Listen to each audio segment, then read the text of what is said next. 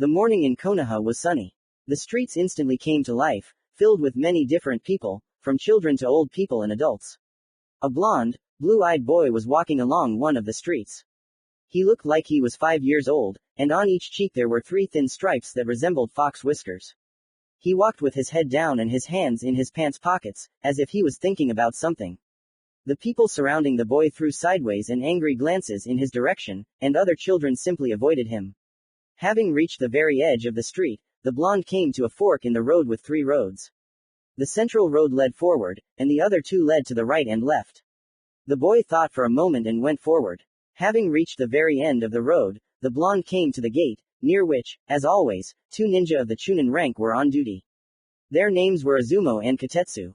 Katetsu always wore a bandage on his nose, and what he hid there was a big mystery to the boy, but the blonde never dared to approach and ask for fear that he would simply be driven away like some kind of mad yard dog. Almost everyone in the village treated the boy like that, and he himself did not know why. After looking towards the gate for a few more minutes, the boy moved towards his old house, which was located a few blocks from the gate. Arriving home, the blonde lay down on the bed without undressing and began to mindlessly stare at the ceiling. Continuing to think about something, the boy did not notice how he fell asleep. The boy had a strange dream, the content of which was as follows. The blonde woke up in some kind of gloomy narrow corridor that went nowhere. In appearance, it looked like a sewer, since there was water on the floor, and many pipes were located above. The boy went straight, after which he turned left into one of the many passages. He walked along the same narrow corridor, after which he came out to a large hall, wide and high, in which there was a giant metal grate. On the grate, in the center, there was something like a seal. The boy approached this grate and began to peer into the darkness behind it. Suddenly, 2 large, scary, inhuman eyes with red irises and vertical pupils appeared. This seriously frightened the blonde and he recoiled from the cage. The creature that was hiding in that darkness stretched a terrible smile to the ears, revealing sharp teeth. It began to gradually approach the boy. The blonde was about to run, but turning around, he saw a strange old man. His skin was pale, his hair was pointed and hung down to his shoulders, had a pale brown color. On his pronounced chin was a long goatee beard, which hung down to the level of his stomach. The old man's eyes were unusual. They were completely purple and had a pattern reminiscent of ripples on water. What was also unusual about his appearance was his completely white kimono, which was decorated with black tomo, a necklace made of tomo, 2 horns protruding from his forehead, and a red circular symbol with 2 wavy patterns in the center of the same forehead. The old man walked up to the boy and said, "Wake up, Naruto." The blonde woke up suddenly. What was that just now? The boy asked himself. Wiping away the sweat, Naruto, that's the boy's name, got out of bed. Looking out the window, the blonde noticed that the sun was already high and apparently it was already noon. How long have I been sleeping? He asked himself again. Suddenly his stomach rumbled. I should go to Ichiraku, I'm hungry. Naruto dug through his pockets and found a coupon for a free meal. Damn, the last one left, but the allowance won't come for 3 days.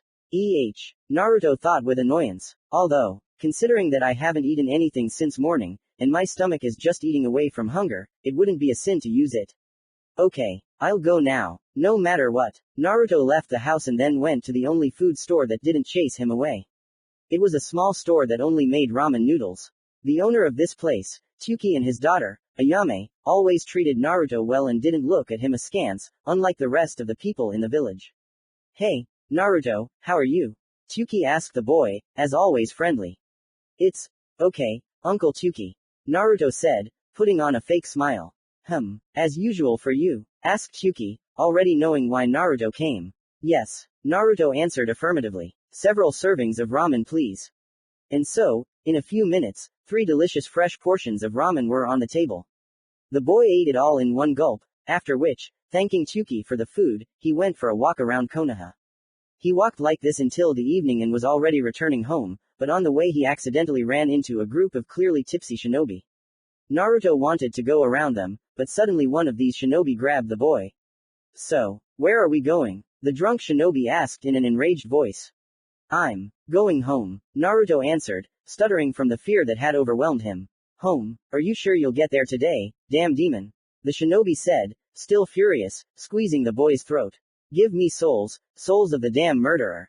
Shouted one of the drunken company. Suddenly, the drunk shinobi lifted Naruto by the throat and casually threw him to the ground. All the shinobi approached the boy and began to trample and kick him. One of the shinobi exclaimed, "This is for my family, you damn murderer. Die, creature. Die, demon fox." Naruto began to lose consciousness. When he completely lost it, he woke up again in the same place where his daytime sleep was interrupted. He woke up right in front of the same cage. Big scary eyes looked out of it again and were filled with hatred. "Naruto," the creature behind the cage said in a terrifying, rough voice. "Who or why you?" Naruto asked, shaking and stuttering in fear. "Are you afraid of me, haha?" The creature asked. "That's right, Naruto, be afraid. Fear me, the nine-tailed demon. You, Nine Tails. But, why you died during the pogrom 5 years ago?" Naruto noted, still stuttering. "No, I was sealed inside you," the fox yelled, showing his red muzzle from the shadows. The boy trembled even more and almost lost consciousness again. "Enough, Kurama," a voice was heard from behind. Naruto turned around and saw the same strange pale old man with a red circular symbol with 2 wavy patterns in the center of his forehead. "Father!" Nine Tails exclaimed in surprise. "Kurama, stop scaring the boy unnecessarily. He's already having a hard time in the real world and you're just adding fuel to the fire." The fox remained silent in response, lowering his head. "That's it," the old man grumbled with a frown, then turned to Naruto. "Forgive my creation, I let it go too far." Naruto remained silent. "You must have many questions. Are you dreaming? Who are we? What is going on here?" The old man noted. "I will answer them all, but only after you are ready for it. Right now, I will help you get out of that unpleasant situation in the real world." Suddenly, Naruto's vision went dark. They were filled with hellish, unbearable pain. Naruto screamed, but after a while he fell silent, after which he finally lost consciousness. The boy woke up again, but his body seemed not to belong to him. The boy no longer felt the blows of his legs, and his arms, as if by someone's will, rose up and then jerked sharply in different directions. Then something happened that surprised Naruto the most. All the shinobi who had been standing and trampling him with their feet flew away in all directions at a decent distance from him. His eyes automatically closed. Naruto woke up in the hospital. He was lying on a bed all bandaged. There were even bandages over his eyes. Naruto stood up and, to attract the attention of the doctors, screamed, "Help! I'm blind." "What's the panic?" A kind female voice was heard. It was the nurse who was standing near Naruto's room at the time. She removed the boy's blindfolds and bandages. "Oh, sorry," Naruto said, scratching the back of his head awkwardly. And you recovered quickly." The nurse noticed and, smiling, patted the boy on the head. "Yesterday you were admitted with serious injuries, and today there is not a single scratch. I think it's time to discharge you." "Who brought me here?" Naruto asked. "Well," the nurse thought, "I don't know his name, but he wore the Uchiha clan crest on his back. He looked about 15 to 16 years old." Okay, thank you." Naruto thanked the nurse. "When can I go?" "You can get dressed right now. Come to me for your discharge." The nurse answered. "By the way, about that man, he asked me to tell you to come to the Hokage's residence at 2 o'clock today." "Why?" Naruto asked. "I don't know. He just asked me to give this to you, and what he had in mind is none of my business." The nurse answered. And your eyes are unusual." Naruto looked questioningly at the nurse, and she silently took the mirror and gave it to the boy in response to his silent question. In the mirror, Naruto noticed that he had the same eyes as the pale old man in his visions. They were the same purple color with patterns resembling ripples on water. The only difference was that each eye had 6 tomo, which together formed 2 small inverted triangles in both eye sockets. Naruto was seriously surprised and scared at the same time. Having put the mirror away, the boy saw that there was no one in the room except him. The nurse had long since left, leaving him in his thoughts. Naruto got out of bed and put the mirror on it. The boy got dressed and left the room. Having walked down the corridor and down the stairs to the first floor, Naruto came to the exit of the hospital, and near the exit was a nurse. Taking the discharge papers from her, Naruto left the building and headed home, just in case putting on the contact lenses he had asked one of the doctors to hide his new unusual eyes, which would attract unnecessary attention, which he was already getting from the locals. Arriving home, the boy took off the lenses and sat down on the floor in the lotus position. He tried to call up that vision with the old man and the fox Kurama again, but nothing worked. He sat like that for several hours, but there was still no vision. Then he sat for several more hours, but there was still no vision. Damn, Naruto muttered to himself, and what am I supposed to do with these eyes now? Suddenly Naruto remembered the nurse's words about a man from the Uchiha clan asking him to come to the Hokage's residence at 2 o'clock today. Naruto assumed that the man might know something about what happened to him. With these thoughts, Naruto looked at his watch. It was already almost 2 o'clock. Naruto stood up and left the house in an instant. He quickly headed towards the residence, putting on his lenses as he went. Arriving at the Hokage's residence, Naruto noticed the man. It was a young man with black eyes and pronounced eyelashes. His hair was black, which was typical for members of the Uchiha clan. It was short and disheveled. The Uchiha himself was dressed entirely in black, and behind his back was a short tanto katana. The young man smiled affably and waved his hand at Naruto. The boy slowly approached the Uchiha. Your name is Naruto, right? The brunette started the dialogue first. Yes, Naruto. Naruto Uzumaki. The blonde answered uncertainly. Don't be afraid of me. I don't bite, said Uchiha, smiling. My name is Shisui and, as you've probably already guessed, I'm from the Uchiha clan. Come with me to a more or less quiet place. Naruto silently followed the Uchiha. Arriving at a small lake on the outskirts of Konoha, Shisui and Naruto finally stopped. So, you probably have questions for me. Yes, Naruto said, taking off his lenses. Do you know what's wrong with my eyes? Yes, Shisui answered affirmatively. You have awakened a very powerful dujutsu, if not the most powerful. So what is this? Don't keep me waiting, Uncle Shisui. Naruto said impatiently. This is the Rinnegan. These eyes were once worn by the first shinobi Rakudo Sennin and few have managed to awaken this dujutsu. Rinnegan. Naruto was surprised. I thought those eyes were a myth. Not anymore, Shisui said affirmatively. Now that you have awakened these eyes, you need someone who can teach you how to control them. Perhaps I can teach you that. But how can you teach me how to use them? I will teach you how to control them, but you must learn to use them yourself. Then where do we start? Naruto asked in anticipation. First you have to learn to control your chakra. You know what chakra is, right? It's like some kind of spiritual energy inside every person. Yes, that's right, said Shisui. By feeding chakra into the eyes, you can activate dojutsu. For example, Shisui activated his Uchiha clan's special dojutsu called the Sharingan. It is a completely red iris with 3 black tomo around the black pupil. You must learn to supply chakra to any point of the body. This will teach you to control the Rinnegan and activate it at any time at your own will. Cool, Naruto exclaimed. Then let's start right now. Why do you think I brought you here? Shisui asked rhetorically. Let's start with the basics. Thus Naruto and Shisui trained until the evening. By the end of the day Naruto had learned to walk on water and climb a tree without hands, using only his legs. You're doing well, Naruto. Shisui praised the boy. You learned to control chakra in one day and now you can supply it to any part of your body. Try deactivating the Rinnegan. Naruto concentrated chakra in his eyes, after which he suddenly stopped supplying it and the dojutsu disappeared, returning the shape of his previous blue eyes. So how is it? Did I succeed? Asked Naruto. Yes. The Rinnegan is completely gone. Uchiha confirmed. Now you just have to learn how to use it. It, like the skills I gave you, will help you more than once in the future. And now, I think it's time for you to go home and... Shisui looked around suspiciously. And, try not to use this dojutsu in front of people. Many will start hunting for your eyes, because their power is truly enormous. As you say, Uncle Shisui. Naruto said, after which, thanking the Uchiha, he ran home. Naruto, you can't even imagine how huge this power is, Shisui said in his thoughts. Naruto came home all tired. Having landed on the bed, he barely took off his clothes, after which he finally went to bed. This time the vision visited him again. The boy woke up again in front of the same cage, in front of the same terrible bloody eyes of the 9 tails. Here we meet again, Naruto. The old man's voice was heard from behind. Naruto stood up and turned around. I think he's ready, father. The fox said in the same rough voice. The old man nodded in response to the 9-tailed fox. It's time for you to know the truth, Naruto. He addressed the blonde. What truth? The boy asked. First, let me introduce myself. My name is Hagoroma Otsutsuki. I am from the ancient divine Otsutsuki clan. In your world, I am known as the Rakudo Sennin. You, the boy said in a shocked tone. That same Rakudo Sennin, the first ninja and the founder of the shinobi world.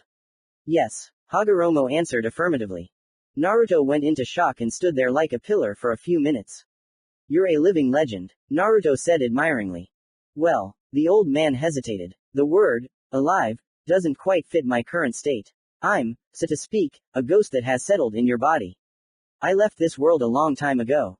Then why are you here? Hagoroma looked at the fox sullenly.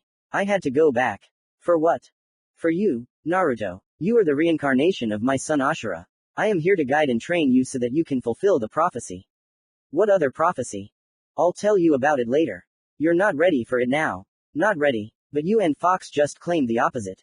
Firstly, the fox's name is Kurama. Secondly, you are ready to hear the truth, but not for what lies ahead.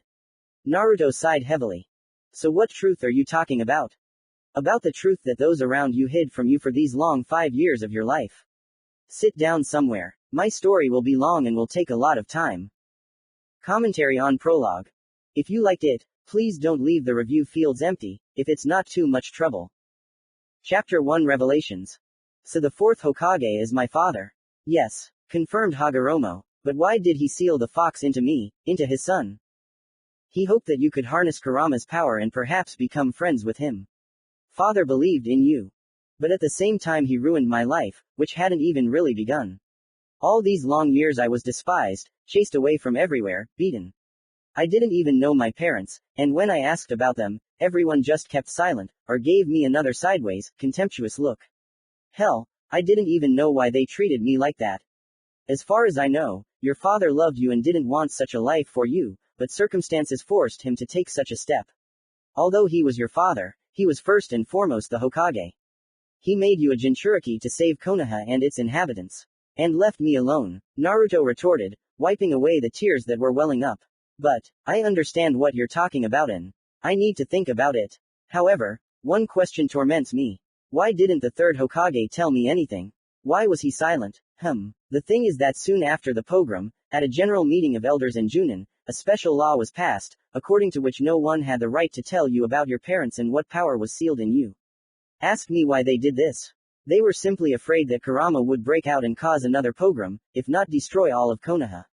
They wanted to isolate you from society. I've just been living in lies and hatred all this time, Naruto said, feeling depressed. I understand how much it hurts you, but it's better if you find out everything now than later. You need to get over it and decide for yourself what you're going to do next. I need to be alone and think everything over, Naruto said. Then I won't keep you here any longer. We'll talk when you're ready. If you want to raise this village to the ground, all you need to do is remove the seal of the fourth. The awakened fox said at the end, smiling maliciously. Naruto's eyes darkened again. The blonde woke up in his bed again. Getting up from it, Naruto went to the window and, concentrating chakra in his legs, climbed up the wall to the roof. It was still very dark outside, as it was only 5 o'clock at night. A cool breeze blew, which enveloped the blonde's entire body and for a moment it even seemed pleasant to him. So he sat for a long time, admiring the view of Konoha at night and thinking about everything the sage of the six paths had said. They all lied to me. The blonde thought to himself. They lied without thinking. They turned my life into hell, winding themselves up that I was that damn fox. As if it was my fault that he caused the devastation. As if it was me who took the lives of their relatives. Maybe I should accept Kurama's offer and destroy this village to the ground. Naruto frowned and his eyes filled with hatred. Suddenly, Naruto's eyes changed. The pupils took a vertical shape like Kurama's, and the irises became bloodshot and red. Suddenly, at that very moment, someone grabbed Naruto by the shoulder. The blonde instinctively grabbed the unknown person's hand and, without knowing how, threw the man over himself and slammed him into the ground, grabbing him by the throat in midair. Who are you? Naruto asked angrily. Hey, kid, calm down. It's me, Shisui, said the Uchiha, trying to free his throat from the blonde's grip. Uncle Shisui, Naruto asked, finally calming down. Why the hell are you sneaking up on people like that? I won't be able to answer you if you strangle me, Shisui said with difficulty, gasping for breath. Naruto loosened his grip and removed his hand from the Uchiha's throat. Sorry, Uncle Shisui, I'm just in a bad mood, Naruto said absent-mindedly. Well, I see. Even your eyes have become like those of an enraged beast, said Shisui, noticing the blonde's changed pupils. What happened and why aren't you sleeping? Naruto walked away from the Uchiha a few meters and turned his back to him. I don't really want to talk about what happened. Why can't I sleep? I just don't want to. Well, you can tell me anything. I'll always listen to you, Shisui said, smiling. Do you know who my parents are? Naruto asked an unexpected question. Shisui hesitated.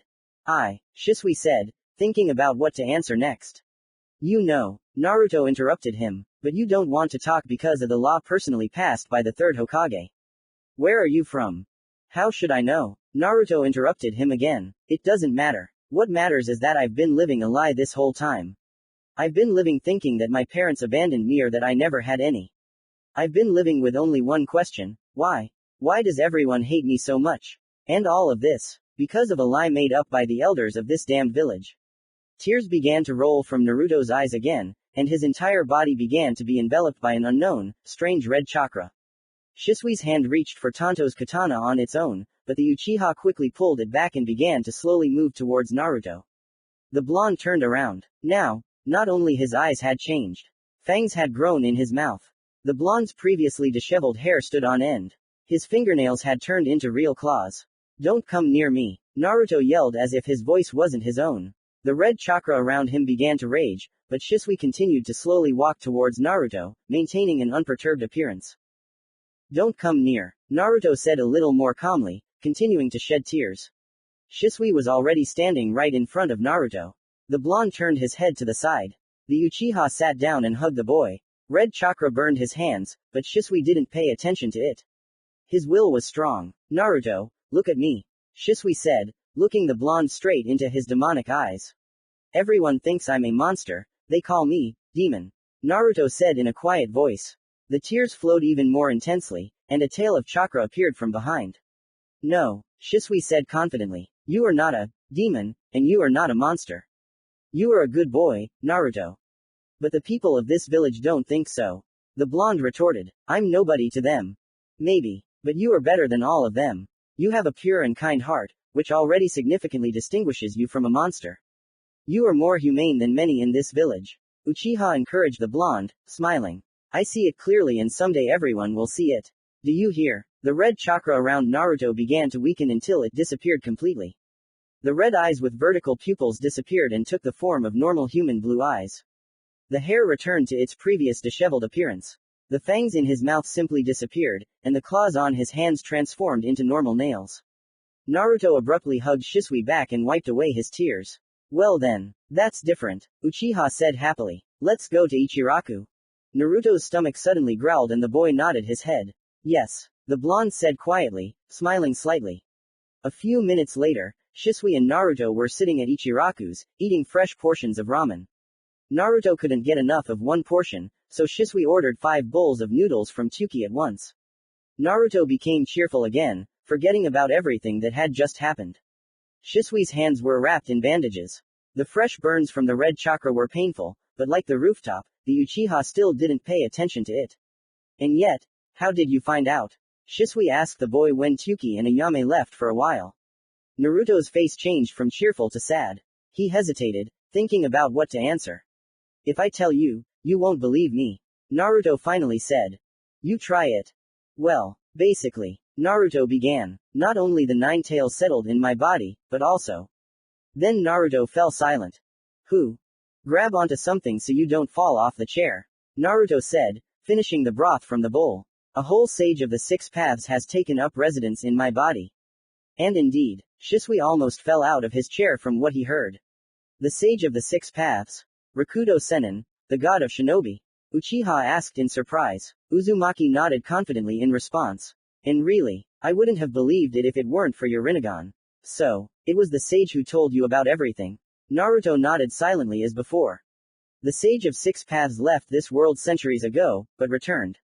Naruto began to explain. Basically, he told me that I was the reincarnation of his son Ashura, which makes me something like a chosen one, for a certain prophecy, about which, alas, the sage told practically nothing, arguing that I was not ready for it yet. Well, he's partly right. You don't really look like the chosen one. Why is that? Naruto asked, indignant. Firstly, you're still too young. Secondly, you haven't mastered your Rinnegan yet to have the right to call yourself the chosen one. And thirdly, your body itself is still too weak. You can't withstand even the weakest blows. Then I will train hard and gain recognition. Yours, the sage of the 6 paths and everyone in this village. Naruto said with confidence in his voice. Shisui smiled and patted the blonde on the head. I have already acknowledged you. Uchiha said confidently. You have a great future ahead of you. You will surprise this village more than once. I know it. Thank you, Uncle Shisui. Naruto said, smiling. Suddenly, Shisui's eyes changed. Not the Sharingan, but the Rinnegan appeared in both of his eye sockets, which surprised the blonde. Shisui began to form seals, after which he shouted, Dispel. Naruto found himself back near Kurama's cage. A few meters away from Naruto, the Sage of Six Paths was floating in the lotus position on some flying spheres that formed a circle beneath him. Naruto looked at Hagoroma questioningly. What was that just now? Naruto asked. I put you in my genjutsu. You saw the illusion, answered the Sage of Six Paths. But, when? I didn't even notice it. Naruto said, not understanding. I did it right after you started convincing yourself that your father had abandoned you and that you were left alone. By trapping you in an illusion I had specially created, I wanted to show you that despite everything, you still have people who are ready to support you. You are not alone at all. But, if it was an illusion, then it turns out. Naruto wanted to say something, but the sage interrupted him. No, what you saw is not a simple illusion. It is also a vision of a possible future. Thus, the events on the roof and in Ichiraku could have happened later, but they will not happen because of my intervention. Plus, someone is watching you from the window right now. Who? And you guess, said the newly awakened Kurama, again stretching out a sly smile, revealing his sharp teeth. Really, Uncle Shisui? Yes, Hagoromo confirmed, but he's not watching you because someone told him to. He promised someone that he'd keep an eye on you. To whom? Uzumaki asked. You'll see for yourself, soon. The sage said mysteriously. Naruto just snorted in response, making a displeased face. So, Naruto Uzumaki, Hagoromo began. I'll repeat my question again. What will you do now that you've learned the whole truth? Naruto thought for a moment. I will not back down from my previous words. I will train and become the strongest shinobi in Konoha. I will achieve recognition and become a worthy son of my father. Naruto said confidently, holding out his palm, curled into a fist. This is my way of shinobi. Hagoromo finally smiled. These are the words I expected from you. The Sage of Six Paths said proudly. Then I, Hagoromo Otsutsuki, Rakudo Sennin, the first shinobi, will help you on your path. I will train you and pass on all my knowledge and experience. Really? Naruto asked in anticipation. It depends only on your desire, Naruto-kun. Do you want this? Hagoromo asked. Yes, Naruto said affirmatively. Then let's begin, Hagoromo said with a barely noticeable smile. Everything seems to be calm. Thought to himself a shinobi in a gray vest, worn over a black t-shirt with short sleeves and a wide collar. On the shinobi's face was a mask similar to the face of a cat. He's asleep and the power of the nine tails, thank God, is not manifesting. The old man did not deceive me after all. He keeps this beast under control. The shinobi took off his mask and showed his face. This shinobi turned out to be Shisui. A memory flashed before his eyes, which was very clearly imprinted in his memory and it is unlikely that he will ever forget it. That evening, Uchiha had just returned from a mission and was heading to the Hokage's residence to report on the mission. Then Shisui saw a crowd of drunks beating up some blonde boy. Shisui recognized him as Naruto, after which he wanted to intervene, but then all the drunk shinobi flew in different directions. One of them flew straight at Shisui, but Uchiha, thanks to his increased speed, managed to step aside using the body flicker technique. The drunk flew past him and crashed into the nearest wall. Shisui ran up to Naruto to check on Naruto's condition. Touching his body, Shisui discovered that several ribs were broken, and his left arm was simply broken. Luckily, the boy was still alive and urgently needed to be taken to the hospital.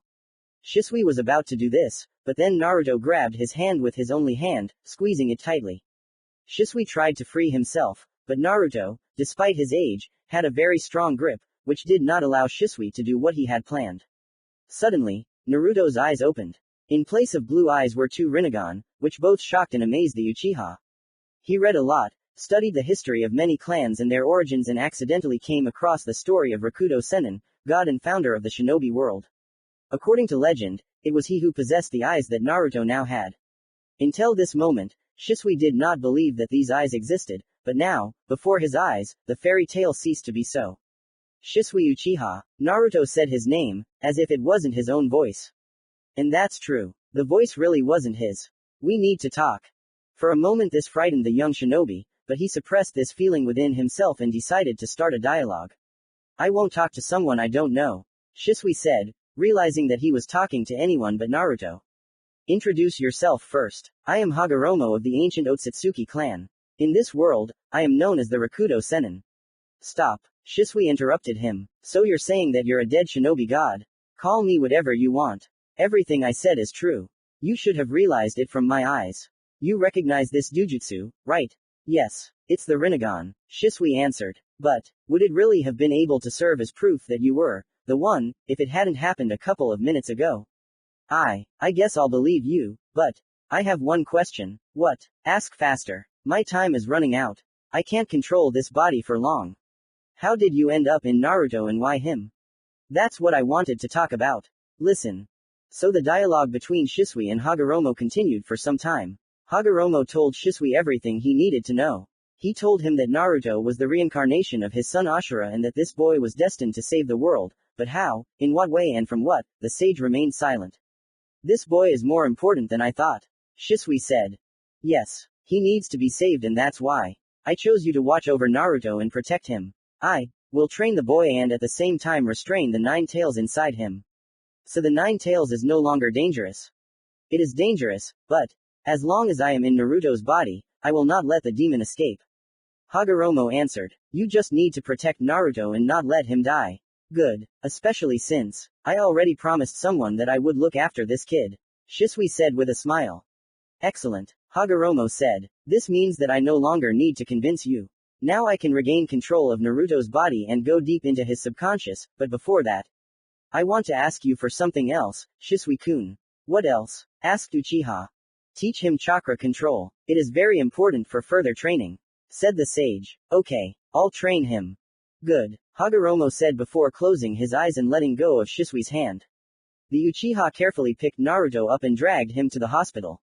Shisui lifted the eyelid of one of his eyes and saw that Tomo had started to appear on the Rinnegan, which surprised the Uchiha even more. How strong is he now? The brunette asked himself then. Now after everything that happened and after getting to know Naruto better, Shisui felt some kind of affection for the boy.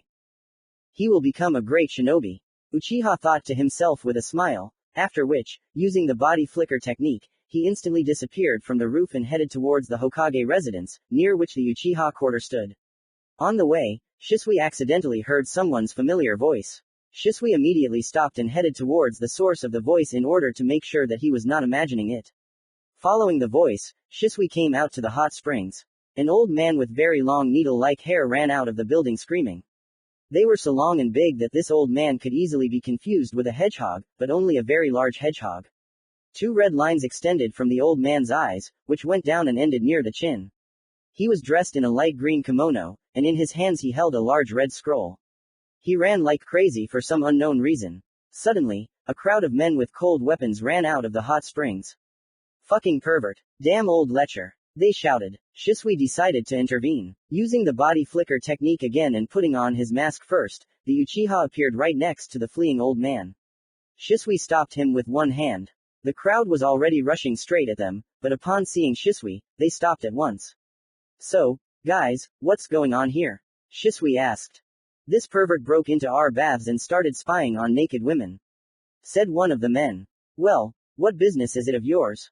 Asked Shisui. A matter of honor, said the same man. What other matter of honor? Shisui grumbled. He grabbed my Izumi by the cans. The same man yelled. Shisui blushed and barely kept himself from laughing out loud at the whole situation. A smile was already forming on his face, but it was not visible under the mask. So, Shisui said, holding back his laughter. Hee hee, anyway, hee hee, people, hee hee, let's go our separate ways. Are you okay? Someone from the crowd asked. Yeah, it's okay. Shisui said, still suppressing his laughter. That old man is under Anbu arrest and won't bother you anymore, hee hee, won't bother you anymore, hee hee. The men finally calmed down and began to put their bladed weapons back into their sheaths. Thank you, sir. I hope you beat the crap out of this pervert, someone from the crowd said again. You don't have to worry, Shisui said, after which he finally gave in to his laughter, since he was no longer able to hold it back. He's laughing at us. Beat them, Azumi's boyfriend yelled, after which the whole crowd pulled out their katanas and swords again and rushed towards the old man and Shisui. The Uchiha, having grabbed the old man and using the body flicker technique, quickly disappeared and appeared right next to the Uchiha clan's quarter. Ha ha ha ha ha ha ha ha. Shisui finally blurted out. The old man started laughing along with him. They were laughing so loudly that they had already woken up half of the entire Uchiha clan. Even the head of this clan, Fugaku Uchiha, woke up along with his wife. Fugaku looked out the window. Seeing these, in his opinion, clowns, Uchiha angrily threw the window open.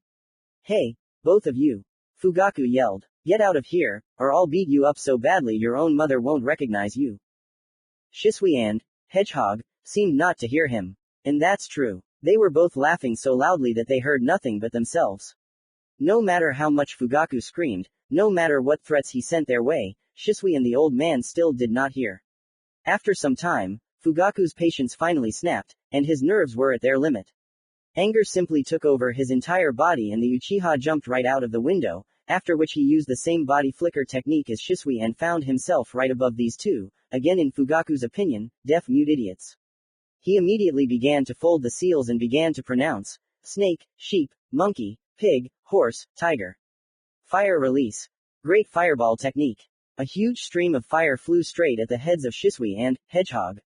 Shisui, who had stopped laughing by this point, once again used the body flicker technique, grabbed the old man and carried him away from the scene of such a deadly and dangerous technique.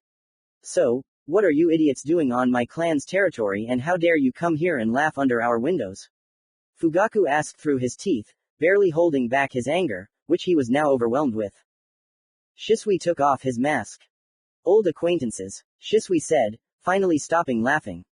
Shisui. Fugaku was surprised. I expected this from any other Anbu, but not from you, a genius and the pride of the clan. Fugaku looked angrily at Shisui and was about to use the great fireball technique on him again, but he held back.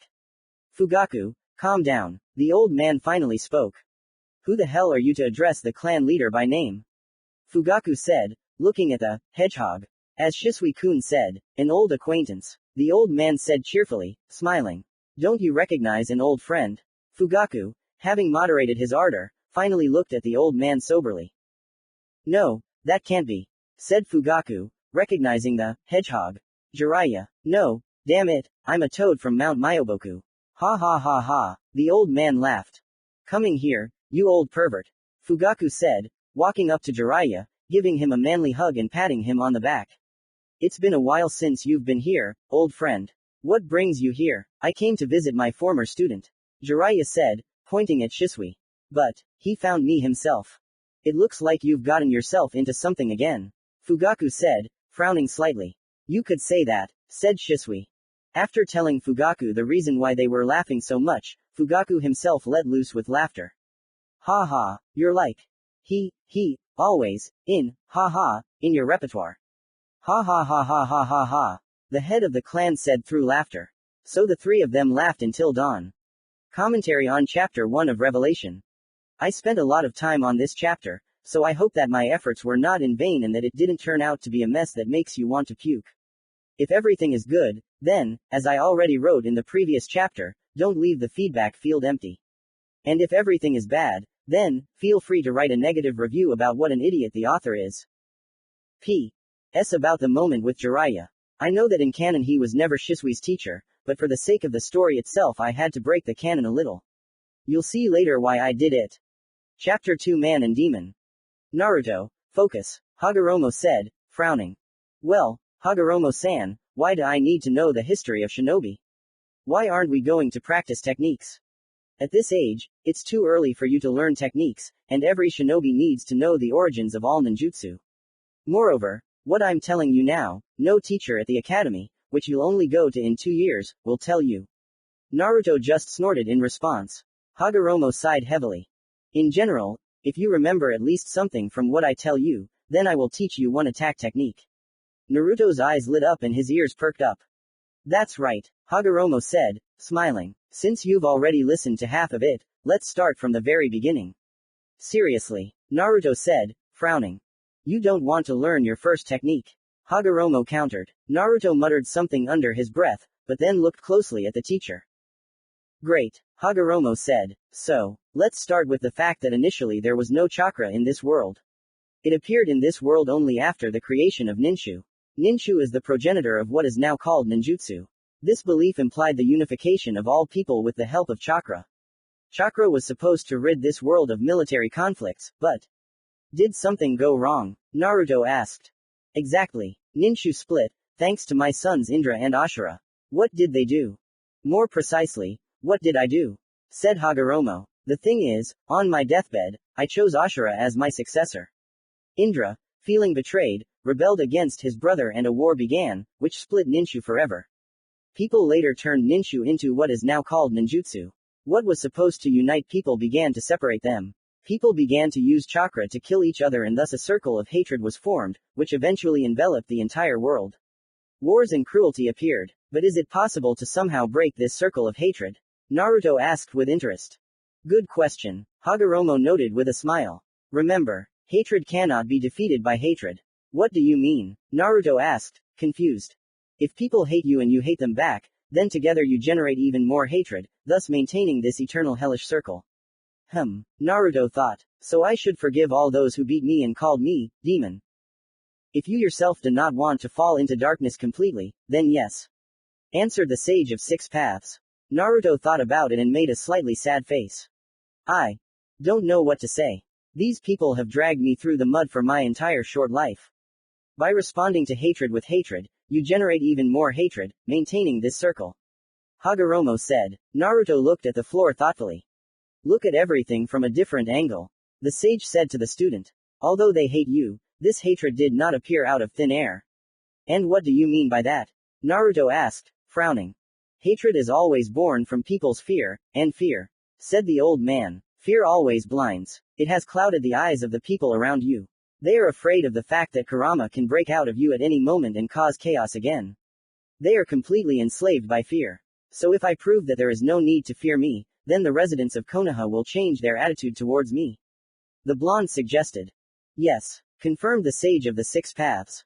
Free them from fear and their hatred will disappear. Now I know exactly what I need to do.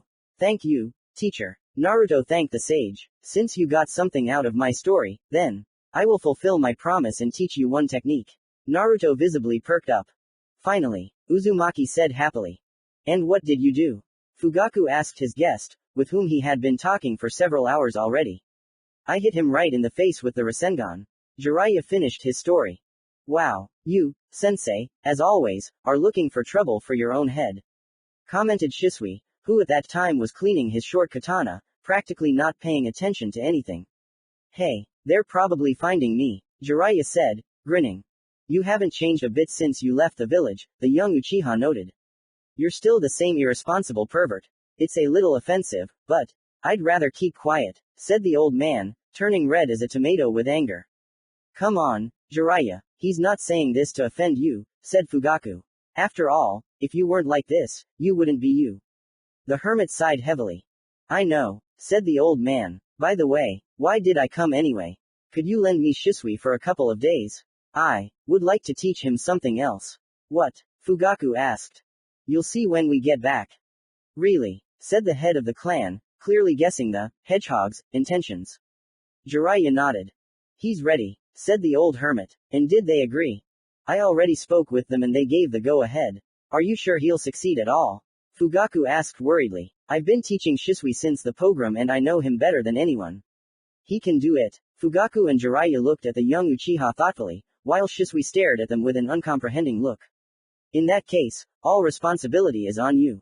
If Shisui comes back as a toad-like freak, then I will personally bury you alive. Fugaku threatened, slamming his fist on the table. Don't worry, Fugaku, I'll return the young genius safe and sound. Jiraiya said confidently with a smile. Well, look, I warned you, Fugaku said at the end. Jiraiya nodded silently. Shisui, the hermit addressed the young Uchiha. Let's go. Shisui heard the entire conversation between the teacher and the clan head, so he followed Jiraiya without asking any questions. Having finally left the Uchiha quarter and reached the gate, Shisui and Jiraiya stopped. So, Jiraiya began the dialogue. I think you heard what the clan leader and I talked about. Yes, you finally decided to take me to Mount Myoboku. Shisui guessed. Exactly. You're already strong enough for this. Ready. Wait, sensei. Shisui interrupted Jiraiya. I need to talk to you about something. About what? Jiraiya asked. Oh Naruto. Shisui replied. Jiraiya's expression changed. His look changed from cheerful to more serious. Tell me about Myoboku. Let's go, said Jiraiya. He began to fold the seals. Dog, pig, bird, monkey, sheep. Summoning technique, said the hermit. The old man bit his finger and drew blood on the ground, after which a circle of hieroglyphs formed, which then instantly disappeared, and in its place appeared a humanoid toad in a black cloak and with purple hair. Her lips were smeared with purple lipstick, and the pupils of her eyes were rectangular. Jiraiya, why did you summon me? Asked the toad. Shima, I want to take this young man to Mount Myoboku. Can you take us there? Asked the hermit. I can, but, does Fukasaku know about this? Did you ask his permission? Yes, Shima, I agreed on everything with him and he agreed. In that case, Shima said, and without finishing she began to form seals. Pig, dog, bird, monkey, sheep. Reverse summoning technique, she said, and all three evaporated in a puff of smoke. Naruto, you are great. I didn't think that you would master this technique so quickly. The satisfied voice of the Sage of Six Paths was heard from the depths of the subconscious. The blonde himself stood in the real world, catching his breath. During training in using his first learned technique, he spent too much chakra and now he needed rest. However, Naruto was not going to rest, as he wanted to bring the use of the technique to perfection. Naruto, you shouldn't exhaust yourself like that. Hagoromo's voice was heard in his head again. I have to get stronger, Naruto said breathlessly. You're only ruining yourself and your body.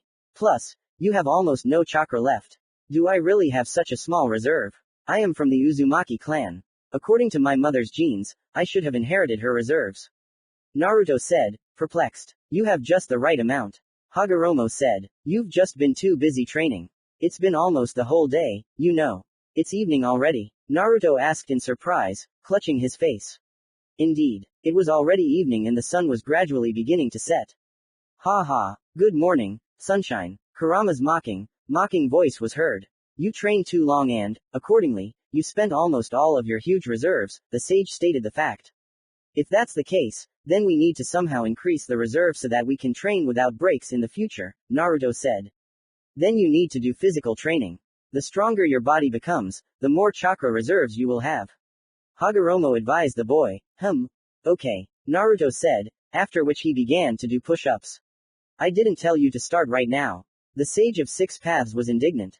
Better now than later. Naruto quoted the sage word for word. Ha, he's as stubborn as his mother. He'll go far, Hagoromo thought to himself, pleased with his student's zeal. I'll try to do at least 100 push-ups, Naruto interrupted his thoughts. Hagoromo smiled deep in his subconscious. Don't try, do it, said Otsutsuki. So Naruto trained until 1 o'clock in the morning. Finally, the blonde was exhausted. You have completely exhausted your chakra.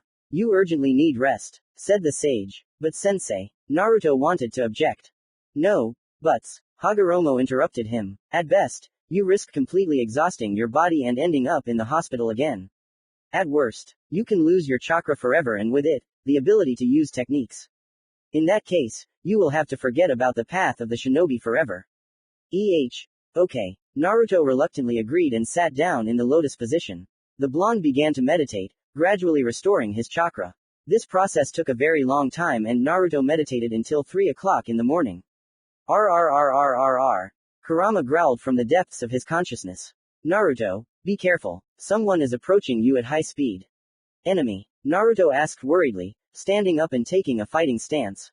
I don't know, Kurama answered. Maybe so. Just in case, get ready. Okay then, Naruto said, taking an old rusty kunai out of his bag. By the way, where's the teacher? Why isn't he saying anything? Father is restoring his chakra. Where did she go? Your chakra became so low that father gave you his for the duration of your training. It's a pity. I could use his advice now. Don't worry, my little fox, your daddy will protect you. Kurama said mockingly, taunting the blonde. Naruto didn't say anything in response, but only snorted. They're getting close, Kurama warned. I know, I can already hear footsteps approaching, Naruto said, preparing his kunai. The boy's heart was beating like crazy at that moment. Come on, come out. I'm all yours. Imagine Naruto's surprise when a pink-haired girl ran out from behind the trees. She looked to be the same age as Naruto. She quickly ran behind the blonde and grabbed the blonde. Help me, she said, trembling with fear. What happened? Who are you? Naruto asked. The pink-haired girl didn't answer, but continued to tremble and pointed towards the forest she had just run out of. Someone else is approaching us. About 5 people. I can feel their anger. Kurama warned again. The fox was right. 5 people ran out of the forest. Naruto recognized them as the same shinobi who had beaten him up the other day. They were, just like then, dead drunk. It's that damn demon, one of the shinobi yelled. That girl is in cahoots with him. Beat them. A crowd of drunk shinobi ran towards Naruto and the pink-haired girl. I'll use this technique and they'll be finished. Naruto thought to himself, already starting to accumulate chakra. No, Naruto, Kurama said, I see what you are going to do and I do not advise you to use this technique now. You have only restored half of your reserves and you will not have enough. Do you have a better plan? Naruto asked, panicking. Yes, Kurama said with a serious tone. Give me control of your body. What? No. Do you want to end up in hospital again? No. Then you have no choice. Give me control. Naruto took a breath and snapped out of his panic. The blonde poured chakra into his eyes and activated his Rinnegan. There is always a way out. Naruto objected. The boy stretched his arms forward. He jerked them in different directions and all the shinobi scattered in all directions.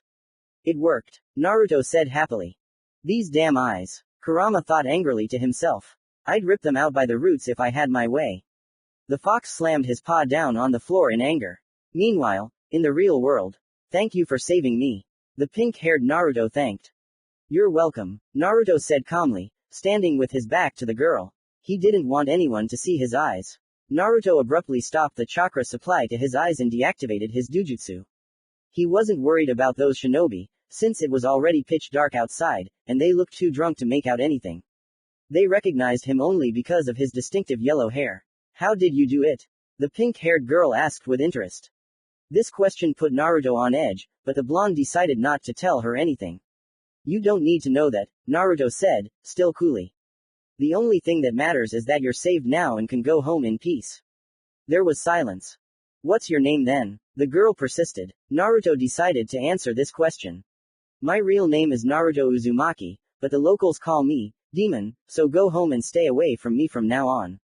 Naruto said coldly and headed towards the village. The pink-haired girl followed him. What do you want? I told you to go home. Naruto asked, turning towards the persistent girl. I'm scared to go alone. Maybe you can walk me, the girl asked with hope in her eyes. Please. Naruto sighed heavily. Okay. Naruto reluctantly agreed. Let's go. Naruto and the pink-haired girl headed towards the village together. By the way, my name is Sakura. The girl introduced herself to the blonde, but he seemed not to pay attention to her. So their further journey passed in complete silence. Here they already approached the village. Naruto wanted to leave Sakura and go home, but the girl stopped him, grabbing his hand. Thank you again, Naruto, she said, already looking away from him. You're welcome, the blonde said, smiling slightly. Naruto tried to leave again, but Sakura held his hand tightly. Wait, she said, why do they call you demon? It doesn't matter. Just stay away from me. The blonde said and pulled his hand out of Sakura's hands, then headed home. Having gone a decent distance from the girl, Naruto heard the fox's laughter inside his mind. What's so funny? Naruto asked, displeased. What was that just now? Is this how you pick her up at 5 years old? Kurama asked a counter question. Naruto blushed a little. No, he said in a serious tone. I just don't need friends now. They'll only distract me from training. You certainly have the right attitude, but in my opinion, you were too rude to that girl. Look who's talking. You destroyed half the village and killed my parents, so shut up. I was under the control of the man in the mask and you know it. I know. Kurama sighed. You won't get recognition by treating people like that. How do you know this? You seem to have become so engrossed in your training that you have forgotten the words of your teacher. By responding to hatred with hatred, you will generate even more hatred. Kurama quoted the words of the sage of the 6 paths. People always treat you the same way as you treat them. If you turn away from people, they will turn away from you. If you reach out to them, they will reach out to you. That's true, Naruto said, stopping and clutching his head. I'm a complete idiot. Not all is lost, Naruto. You just need to find her and apologize. Then I'll apologize right now, Naruto said.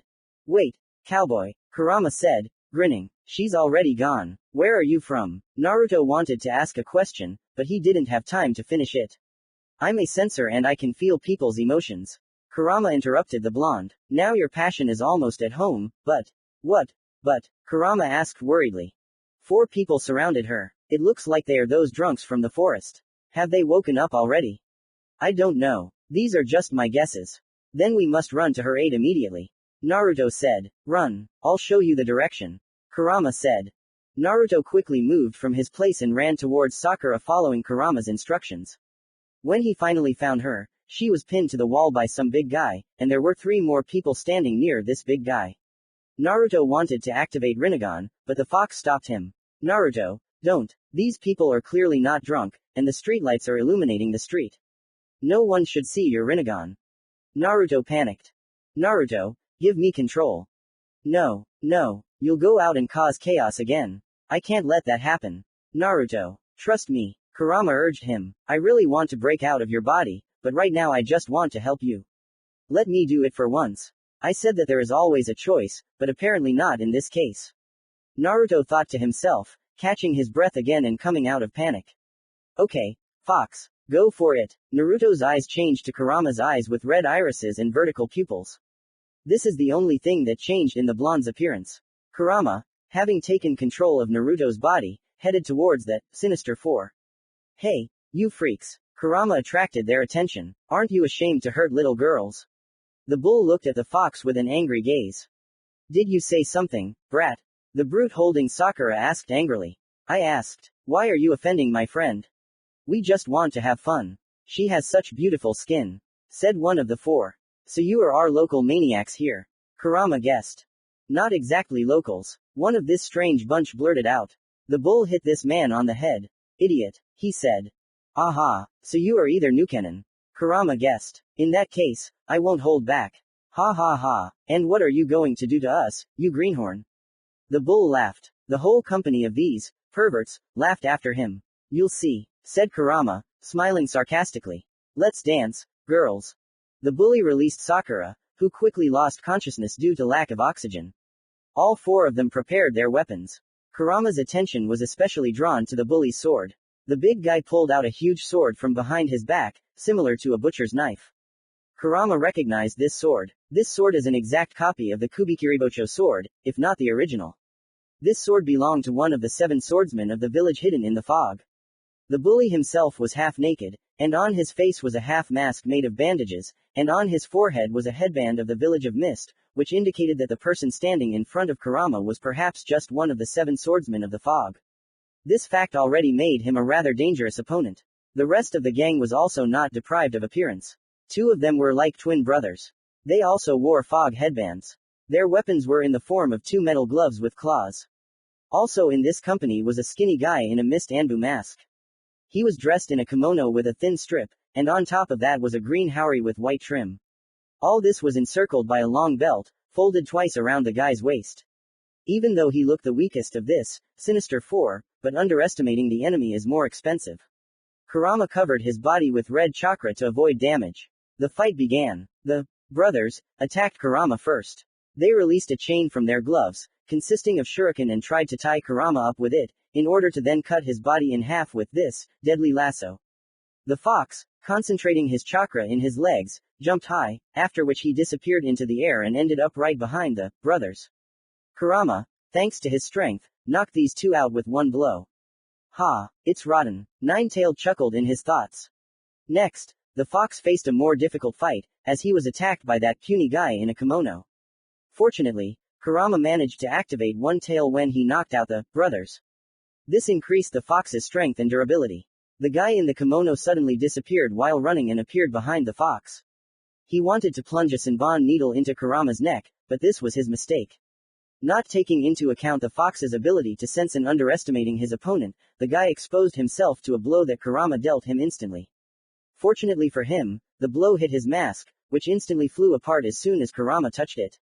The bully from Kubikiribocho wanted to join the fight, but the guy, whose face was clearly more beautiful than the faces of many Konoha girls, motioned for him not to interfere, after which he looked straight into Kurama's demonic eyes. Who are you? Where did such strength come from in a child? Read the expression on the guy's face, who could hardly be called a guy. Kurama only smiled sarcastically in response. The guy began to quickly fold the seals, after which many ice mirrors formed around Kurama, one of which was the reflection of this effeminate warrior. Suddenly, his image appeared in all the mirrors. Thousands of ice and bonds flew at Kurama from all sides. Because of the cover and the second tail that had just formed, these needles did not cause the slightest harm to Kurama. Using his sensory abilities, Kurama instantly found the mirror in which his opponent was hiding. Ignoring the sanbons that flew at him from all sides and dug into his body, Kurama reached the mirror and, putting all his chakra into his fist, smashed it. All the mirrors surrounding the fox broke after the main one. Now his opponent lay defeated on the ground. Kurama began to catch his breath. The fox heard clapping behind him. Kurama turned around and saw that it was the big guy standing there clapping for him, as if giving him applause for a good performance. Well, so small and so strong. The bull praised him. Small but mighty, said Kurama with a sly smile. To tell the truth, I'm impressed. No one before you has managed to escape from Haku's demonic mirrors. Alive, said the Nukenin, emphasizing the last word. Haku, is that your boyfriend's name? Yes, my name. I will introduce myself to such a worthy opponent, is Zabuza Momochi. I am, as you have already guessed, the missing nin of the mist and the former swordsman of the mist. I don't care who you are. You're either going to die or go to prison, where all the renegade shinobi are. Kurama said, taking the needles out of Naruto's body. I would gladly fight you, but I have to go now. I was here on the orders of an influential person. Did they put a reward on this girl? No, she just happened to be there. We wanted to shut her up, but she kept screaming, so I had to knock her out. What kind of order? Ha ha, if you were an ordinary little brat, I would have cut you down with a sword instead of an answer. But you are not an ordinary child and have earned my respect by going through my guise, so I will satisfy your curiosity. We came to kill a shinobi named Shisui Uchiha, but as it turned out, he is not in the village now. Then you beat up my guys and now I can say with confidence that I failed my mission and will no longer receive money for the work. So I was confusing your cards. Kurama said contentedly. Not exactly, but partly so. Now I have to leave Konoha and look for other orders. And I knew from the very beginning that going on this mission was suicide. I heard that Uchiha has a very strong and sophisticated Sharingan and can put someone in Genjutsu. I also heard that he is incredibly fast. His speed is compared to the fourth Raikage and the yellow lightning of Konoha. I would have been able to withstand such an enemy only with the help of Haku, but now he is in no condition to fight. Now you won't be able to fight either. Kurama said, preparing to attack. Wait, kid, let's make a deal. I give you my sword and information about who hired us, and in exchange you will only let me and Haku go. A tempting offer, said Kurama, but where is the guarantee that you and your little brat will never step over the threshold of Konoha again? None, but I'll try not to appear in front of you anymore. If so, then we have an agreement. Give the information, take your pretty boy and get out. Kurama accepted Zabuza's offer. One name, 2 words. Zabuza said, placing Haku on his shoulders. Danzo Shimura. Momochi and Haku disappeared in a puff of smoke and in their place was a note that read, I hope that we will meet again and we will be able to fight, kid. P.S. Sorry for cheating with the sword, but I still need it myself. Our agreement was almost fair. I give you information and will never set foot in Konoha again, and you let us go.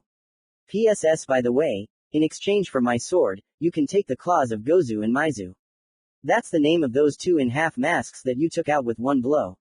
I'm sure they won't be of any use to those gloves now if you decide to finish them off or send them to prison. What a lying bastard, Kurame thought to himself, grinning. Well, hold on, Momochi. Next time I won't let you go so easily. Kurama chuckled again and returned control of his body to the blonde. Commentary on Chapter 2 Man and Demon. Phew, this chapter turned out longer than I expected, but I hope it's worth it. Please don't leave the review field empty, so that I have incentive to write more chapters. I need your support. Chapter 3 Yin and Yang. So, Naruto, do you trust me now? The Nine Tails asked the blonde. Not yet. I'm not ready to trust you completely yet. Naruto answered, examining Sakura for signs of serious injuries. Fortunately, the pink-haired girl didn't have any serious injuries and seemed to be completely healthy. The fox snorted. Then don't bother me anymore. Kurama said calmly, after which he fell asleep and snored so loudly that his snores could be heard even outside the subconscious. Hey. The blonde grinned, then looked at Sakura again. We should somehow wake her up, but first, we should cover up the traces of the recent massacre. Naruto took out 2 small red scrolls and, unrolling them, placed both on the ground in front of Gozu and Maizu, who were lying unconscious in sync. Before doing what he had planned, Naruto, just in case, took off their metal gloves with claws and placed both near the scrolls. Naruto began to make seals. Tiger, rat, dog, pig, bird. Scroll sealing technique, Naruto said, after which the weapon that was lying near the scrolls turned into a puff of white smoke and flew into one of the scrolls, sealing itself in it. Naruto used the same technique on Gozu and Maizu and they both also sealed themselves in the remaining empty scroll. It's good that I managed to talk my old teacher into this technique. It came in handy. Of course, I could have just used my second attack technique that the same teacher taught me and just killed these two. However, they'll be more useful alive than their corpses, thought the blonde. Naruto wrapped both scrolls and hid them in his bag where he took them out earlier, then looked at Sakura. Now we can try to bring her to her senses. Naruto took some cold water from a nearby pond and splashed it right in Sakura's face. This crude method was very effective, as Sakura woke up instantly. However, this method had a dark side. Naruto experienced it himself when Sakura, with fury in her eyes, pounced on him and hit him on the head so hard that now his head will hurt like hell for several weeks. Sakura recognized Naruto, finally waking up completely. No, shit, I'm the ghost of the fourth Hokage. Naruto said. He was lying on the ground with a huge black eye and a small bump on his head. Sakura, confused, helped Naruto up. Sorry, I don't know what came over me. Sakura justified herself. It's nothing, Naruto said, scratching his newly formed bump. To tell the truth, I even deserved it. In the future, I'll know not to anger you, otherwise you'll accidentally kill me next time. Next time, you, as I recall, recently told me that I should stay away from you. Someone set me straight, Naruto said, then quoted Kurama's words. If you push people away, they'll push you away. If you reach out to them, they'll reach out to you. Sakura was a little surprised by these words, and Naruto smiled. By the way, where are those people who attacked me? Sakura asked. I remember that just now I was being held by some big guy in a half mask made of bandages. And there were 3 more standing around him. They almost killed me. I didn't see anyone. Uzumaki lied. You must have dreamed it. No, the pink-haired girl said with confidence. I was standing right here, pressed against this very wall of this very building, near which we are now standing. I could not have dreamed this. Just a coincidence. Naruto continued to lie. It can't be a coincidence. Sakura insisted. Whoever these people are, they clearly didn't just infiltrate this village. We need to tell the Hokage or one of the Anbu about this. Sakura wanted to go without delay, but Naruto grabbed her hand. Don't tell anyone anything, Naruto said in a serious tone. If there are spies in our village, then the top of Kana should know about it. Sakura continued to be stubborn. They are no longer in our village. You haven't seen them. How would you know? Asked Sakura. Naruto was silent, his head lowered somewhere to the floor. You were lying, Sakura noted. You don't know how to do this, Naruto. Right, I guess I need to work on that too. Naruto thought to himself, then answered Sakura. If I tell you the whole truth, you won't believe me. I'm listening, Sakura said coldly. Naruto entered his subconscious. Before his eyes appeared the sleeping fox, who snored so loudly that the walls in the room itself were crumbling and there were light earthquakes, and Sensei Hagoroma, who, as always, was hovering above his spheres and meditating. Naruto decided not to disturb the sage of the 6 paths and decided to wake up the fox. Kurama. Naruto addressed the 9 tails.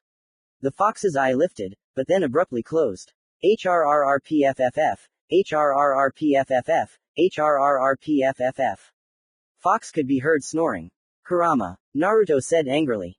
HRRRPFFF, HRRRPFFF, HRRRPFFF, HRRRPFFF, HRRRPFFF, HRRRPFFF. The fox's snores were heard again, intensified with new force. Well, to hell with you. Naruto grumbled, after which he came out of his subconscious. Coming out of his subconscious, Naruto was faced with Sakura's angry gaze. Well, she said, already preparing to hit him again. Naruto sighed heavily. In general, how can I say? Naruto squeezed out of himself, thinking about how to continue telling the story.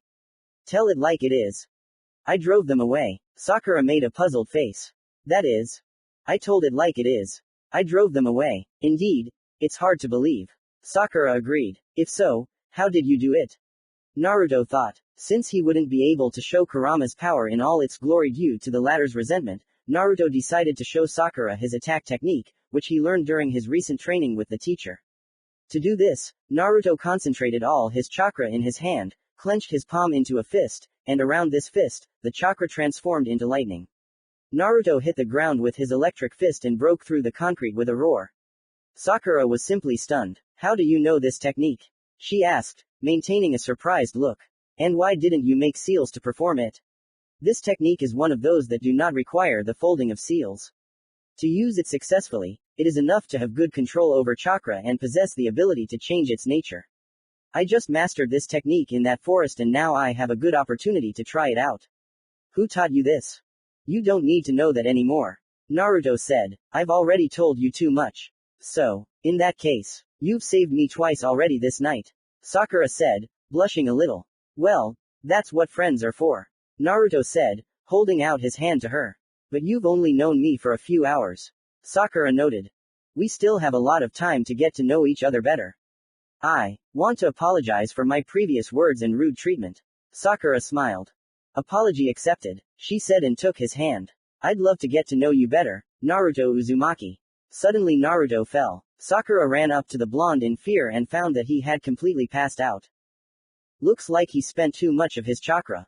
That training in the forest, his battles with the drunken Chunin and those bandits, all of that completely drained him. I'll take him with me. Sakura thought, after which she somehow lifted Naruto and threw his arm over herself, after which she dragged the blonde in a direction known only to her. Shisui-kun, you are making great progress. In one day you have mastered what took Jiraiya himself weeks. The old toad elder Fukasaku praised Shisui. He was as short as Shima, but with very large and thick gray eyebrows. His hairstyle resembled a mohawk and had the same gray shade as his eyebrows. A small gray goatee extended from his chin. Fukasaku himself was dressed in a cloak that covered his entire body and reached the floor, leaving barely visible toad paws. The toad elder held some kind of pole in his left hand, with which he beat Shisui in every possible way during training. The training itself took place in 2 stages. First, Shisui learned to absorb natural energy using special toad oil, which Shisui periodically smeared himself with during the first stage. Thanks to this oil, Shisui almost turned into a toad, but Fukasaku hit Shisui on the back with his staff, knocking out all the natural energy from his body and returning the young Uchiha to a normal human state. And so it continued until Shisui harnessed the power of natural energy. Next was the second stage, in which the Uchiha had to lift a huge toad statue. At first, Shisui tried to lift it with his own chakra, feeding it to his hands and feet, but all he could do was just lift it. Then, using the power of natural energy, Shisui finally managed to lift it with both hands. Now there was the final third stage. Shisui stood covered in bruises and abrasions. These 2 stages were hard for him, but he was not going to retreat now. What is the third stage, Fukasaku-sama? The Uchiha asked. The third stage is more difficult than the previous ones, Fukasaku warned. The thing is, you have to climb one of those peaks and learn to balance. The toad elder picked up one of the large wooden planks. For that, you must use this, Fukasaku said, pointing to the board. I will show you, Shisui-kun, what to do. Watch me carefully. Fukasaku climbed the mountain, placed a board on the very top and began to balance on it, sitting in the lotus position.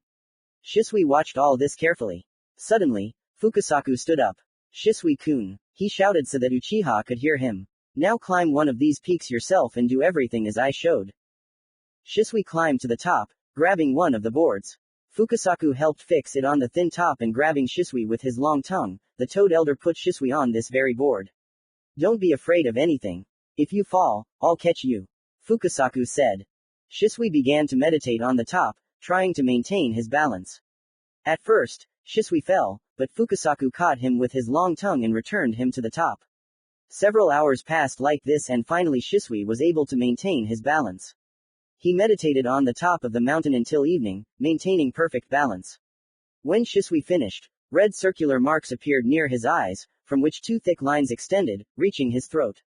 The pupils took the shape of a rectangle. The Uchiha felt great strength in himself and jumped off the mountain, landing on the ground with a crash. At the foot of the mountain, he was met by Fukasaku and Jiraiya, who looked at the young Uchiha with pride. Well, my student, how do you like your new power? Asked the hermit with a smile. I feel like I'm capable of anything now, Uchiha said. Natural chakra allows me to sense the chakra of every inhabitant of this mountain. And apparently, Thanks to it, my strength and combat effectiveness of techniques have increased many times over. These are the benefits of the hermit regime. Fukasaku said. Hermit mode, Shisui asked.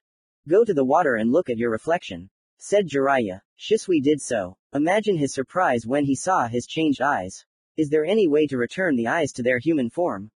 Asked Shisui. When the natural chakra runs out, you will automatically exit the hermit mode and your eyes will return to normal. Fukasaku replied. I think it's time for you to test your new power in battle, Jiraiya said, activating his hermit mode. With great pleasure, Shisui said, smiling sarcastically. First, the teacher and student clashed in taijutsu, where no one was inferior to each other. Then Shisui and Jiraiya jumped a decent distance away from each other and began to fold seals. Sheep, horse, snake, dragon, rat, bull, tiger. Fire release. Dragon flame technique. Jiraiya said, and a huge stream of fire, reinforced with natural energy, burst out of his mouth. Snake, sheep, monkey, pig, horse, tiger. Fire release. Great fireball technique. Shisui said, and a huge fireball burst out of his mouth, which was stronger in volume than Fugaku's, thanks to the same natural energy. The two techniques collided with each other and then dissipated. The teacher and student clashed in taijutsu again, but this time using cold weapons. Jiraiya used a kunai imbued with chakra, and Shisui used his favorite short katana, which he also enhanced with chakra. During the fight, Shisui used the body flicker technique and appeared behind Jiraiya. At that moment, Shisui directed half of his chakra into one of his hands, then released it and concentrated it into a blue rotating sphere. Rasengan, Shisui said and hit his teacher in the back with a blue sphere. Jiraiya flew away from Shisui several meters and fell to the ground. Getting up, Jiraiya wiped the sweat that had come up. Ha! Decided to use my own technique against me. Clever. But, Jiraiya also began to form a blue sphere, strengthening it with natural chakra.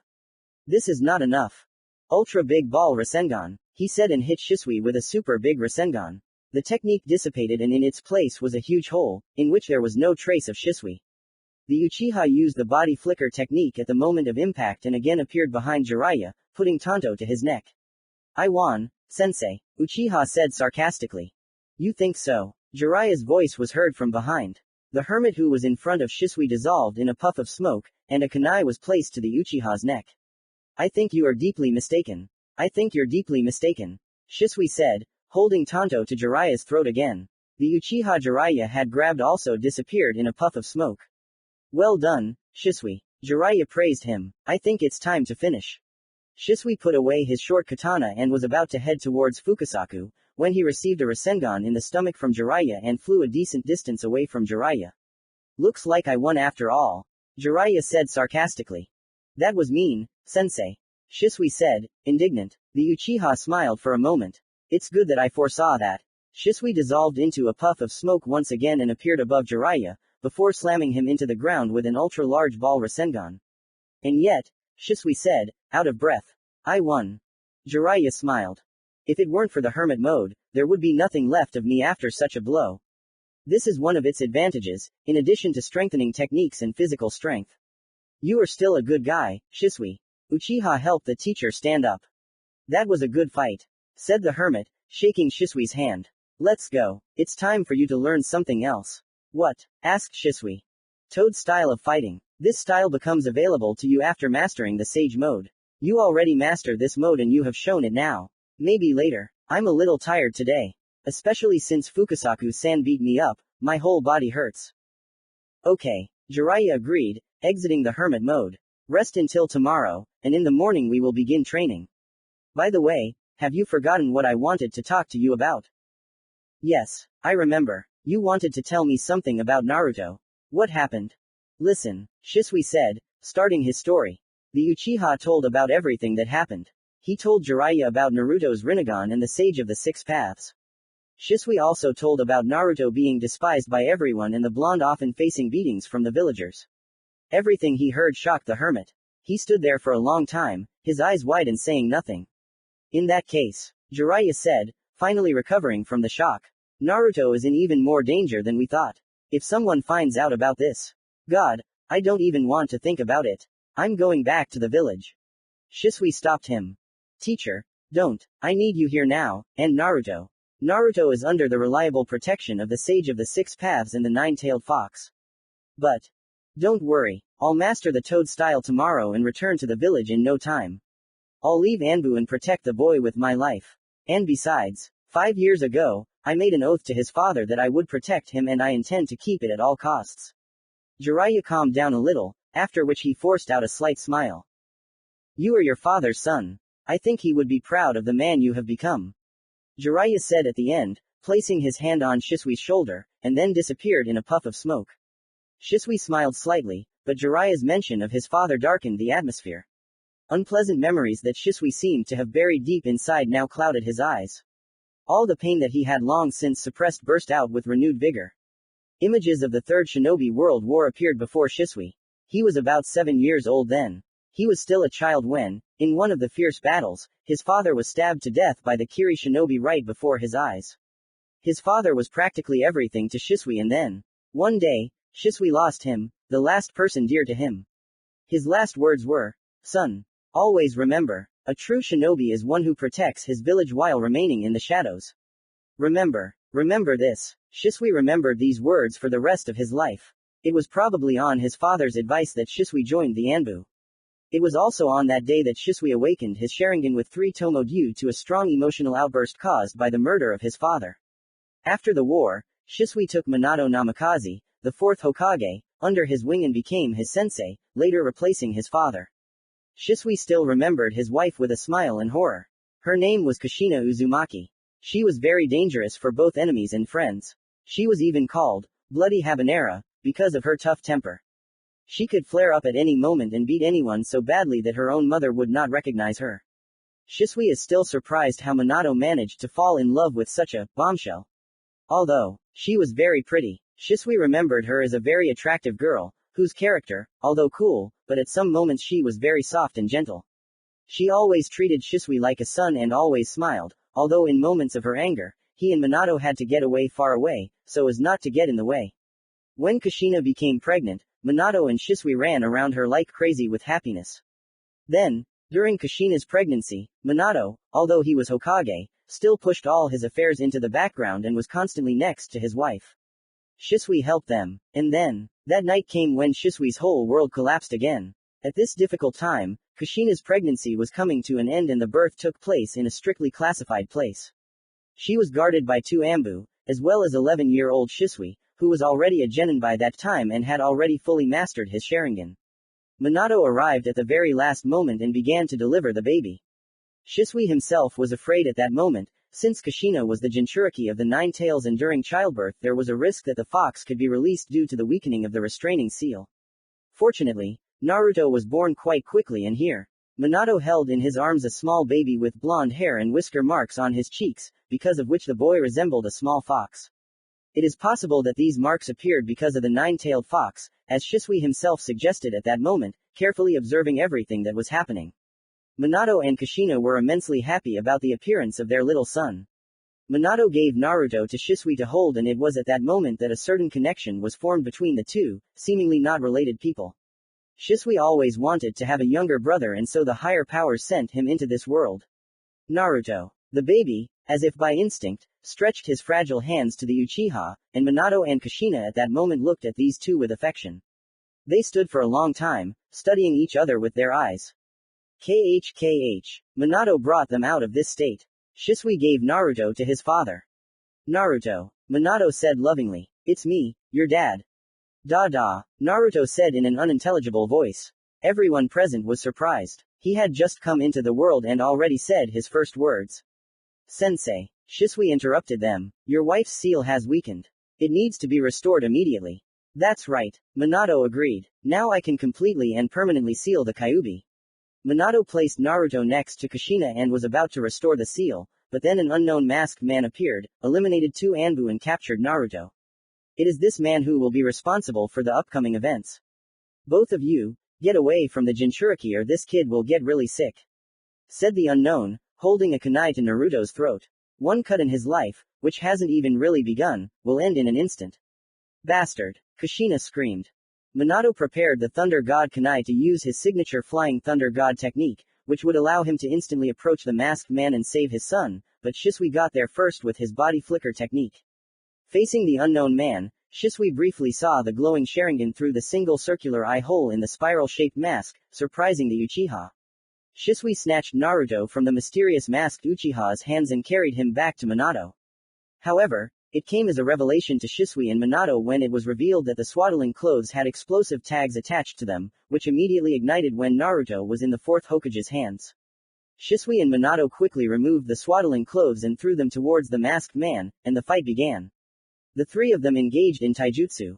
Then, after an hour, they switched to using techniques, where neither was inferior to the other in skill, however.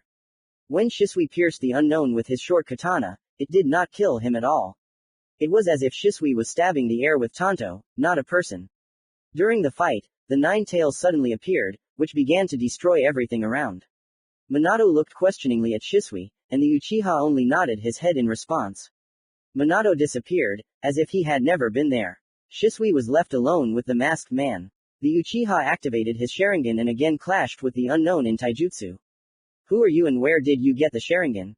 Shisui asked angrily. So you noticed. Commendable, said the unknown, continuing to strike. I will satisfy your curiosity and tell you that we are from the same clan. If you're an Uchiha, then why are you doing this? Why would you attack Konoha, release the nine tails, and attack your own clansmen? You cannot understand my goals. The mysterious Uchiha answered calmly. So that's how it is. In any case, I'll stop you. Well, try it. Both opponents began to form seals. Snake, sheep, monkey, pig, horse, tiger. Fire release. Great fireball technique. They both shouted, and a huge stream of flames enveloped the roofs of the houses they were fighting on. You're pretty strong for a genin. The masked man noted. I could use someone like you. Maybe we can work together. I don't work with traitors. Shisui said, looking at the masked man with hatred. Think about it carefully. Thanks to me, you can become stronger than you are now. I will give you such power that you have never dreamed of. No one will give it to you in this village, and your talents will be wasted. Shisui just looked at him coldly. Apparently that means no. Well, that's a pity. In that case, I'll have to kill you, because you could become a huge threat and hindrance to my path in the future. Suddenly, wooden roots appeared from under the roofs and entangled Shisui. What is this? This is my improved wood element genome. I can control the power of nature. The unknown Uchiha answered. And since you know this now, this is another reason to kill you. Goodbye, kid. The unknown person raised his kunai, preparing to pierce Shisui with it, but suddenly stopped. Although, I'd rather leave you alive so you can experience pain, said the masked man. Look there. The unknown person pointed at the nine tails and Minato fighting it. I will kill your teacher and destroy Konoha in one fell swoop. I will destroy everything that is dear to you. After these words, the masked man turned towards Shisui. You would like it, but you will lose, Shisui said. Let's see, he said, after which a strange Sharingan lit up in the dark slit, the tomo of which folded into one and formed something like a black shuriken in a red iris. Suddenly the man disappeared and in his place Shisui saw his father, who was dying before his eyes over and over again. At these moments, the Uchiha could not move at all. He was completely overcome with fear and pain. After some time, realizing that he was in a genjutsu, Shisui bit his hands until they bled. Severe pain helped him break free from terrible illusions. Coming out of the genjutsu, Shisui did not find the masked man. The roots that had previously held him back and prevented him from moving simply disappeared. Shisui looked around. Half of the village lay in ruins, and in the distance the nine-tailed fox was visible, tied with huge chains. Shisui quickly headed towards it. What he saw on the spot was a huge blow to his already depressed emotional state. Minato and Kushina were pierced through by one of the nine tails' claws. Shisui used the body flicker technique and appeared right next to them. He wanted to help them, but Minato stopped him. Shisui, we can't be helped anymore. I can already feel the life leaving me and Kushina. Namikaze said, I have no way out. I will seal the nine tails into Naruto. If you do this, sensei, you will ruin his life. After such a pogrom, many will want revenge. They will take out their grief on your son. Shisui warned him. I know, Minato said, becoming sad. Better seal it in me. I can contain its power. It's too late, Shisui. I've already prepared the sealing technique. The process has begun, said Minato, whose mouth was already bleeding. However, I can separate the Biju and seal the yin half in you. Naruto will have the light yang fox half. Both of you will restrain the nine tails. Come to me. Shisui, with tears in his eyes, approached his dying sensei. It will hurt a little, but it will go away with time, Minato said, after which a terrible dark red chakra burst out of his chest, which was absorbed into Shisui's body and a restraining seal was formed on his stomach. The same thing happened to Naruto. Now, you are both Jinchuriki. You and Naruto have a long road ahead of you, filled with suffering and pain. Help Naruto get through this. Take care of him like a brother, because from now on, you are one. Promise me, Shisui. I promise, said the boy, wiping away the tears that were welling up. Shisui. Kushina addressed the boy. Bring Naruto to me. I want to tell him something. Shisui fulfilled Kushina's request. Naruto, she said sadly. Don't rush when you eat. Eat a lot and grow strong. Take a bath every day and stay warm. And don't go to bed late. You need a lot of sleep. And make friends. You don't need a lot of friends. A couple you really trust is enough. I had problems with this. Study hard and train hard in different techniques. Remember that everyone has strengths and weaknesses. Don't be too upset if you couldn't do something. Respect your teachers and seniors at the academy. And most importantly, avoid the 3 vices of shinobi. Be careful with your money, put money aside from missions and don't drink alcohol until you come of age. As for women, well, I'm a woman myself and I don't know what to say about this. All you need to know is that this world is built on men and women and one day you will fall in love, but don't fall in love with a bad girl, find someone like me. Beware of Jiraiya sensei, Dadbane. Naruto, you will experience a lot of pain and suffering from now on, don't forget who you are. Find your dream and go for it. Kushina looked at Shisui and touched his cheek with her hand. You were always strong, Shisui. I hope Naruto grows up like you. Kushina said, after which she closed her eyes forever. Minato looked at Shisui and Naruto for a few more minutes, looking at them with pride. I wanted to tell Naruto the same thing, but his talkative mother. Minato said, smiling, then closed his eyes and went after Kushina. Soon the body of the 9 tails itself dissolved. Today, the people who replaced his parents died and this broke the Uchiha. Wiping away his tears, Shisui, with Naruto in his arms, headed towards the half-destroyed Konoha. There he was met by the 3rd Hokage Hiruzen Sarutobi, who soon after the pogrom, offered him to join the Anbu, to which Shisui at that time agreed for several reasons. One being in Anbu, he will be able to start searching for that mysterious Uchiha who was indirectly responsible for Minato and Kushina's death. Shisui was thirsty for retribution at that time. 2. While in Anbu, he would be able, as he then thought, to protect the village from the shadows, following his father's instructions. 3. He was under a lot of pressure from his clan.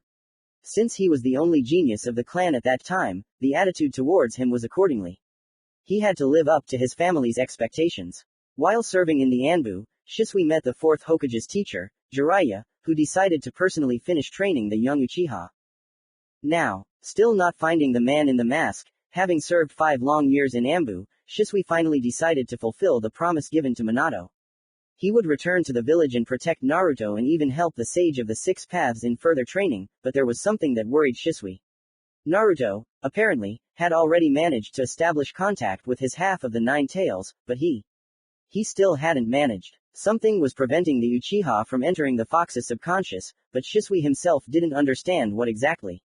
The brunette sat in the lotus position and began to meditate, hoping that this time he would succeed. Naruto woke up in a room unfamiliar to him. These were not the white walls of the hospital that greeted him every time soon after beatings from villagers or drunk shinobi, but a completely ordinary room. Naruto was lying on a completely ordinary comfortable bed, not a hospital bed. The boy was covered with a blanket and there was almost no clothing on him. Naruto got up from the bed. Kurama, teacher. Naruto tried to contact Hagoroma and the 9 tails. Are you here?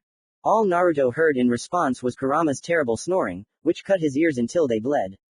The teacher is probably still recovering. How much of his chakra did he give me? Uzumaki thought to himself. And Kurama is probably still offended. I think I was too hard on him. After all, it was he who saved Sakura. I gave him full control at that moment and he could have taken over my body and escaped, but he didn't. However, I'm still not ready to trust him. Suddenly the door to the room opened and a man entered the room, who looked to be about 29 to 30 years old. He had pastel purple hair that stood on end in several large tufts. The hair on his temples went into sideburns and became a kind of mustache. He was dressed in a blue yukata, under which was a green shirt. His pants were burgundy. The man began to carefully study Naruto with his eyes, and the blonde himself got up from the bed. Sorry, he said. I'm leaving now. The man smiled slightly. Where are you going in such a state? He asked with a mocking voice. To your house, Naruto answered coldly. The man shook his head, then chuckled slightly. Ha, you act like you've been captured by the enemy. He said. Lie down. You can't get up now. According to my Sakura, you've used up too much chakra, Naruto-kun. So you are her father. Well, who else? Sakura's father asked rhetorically. By the way, let me introduce myself. My name is Kakashi Haruno. Nice to meet you, Kakashi-san. Naruto said just as coldly, shaking Kakashi's hand. Lie down. You need to rest. But. No buts. Kakashi snapped, after which he said almost the same words that the teacher had said to Naruto earlier in training. If you don't restore your chakra, you risk losing it forever. Naruto, hearing these words, obediently lay back down on the bed. The man covered the blonde with a blanket, then left the room. Naruto closed his eyes and entered his subconscious again, finding himself again at the same cage. Kurama was still sleeping, and the sage was still meditating.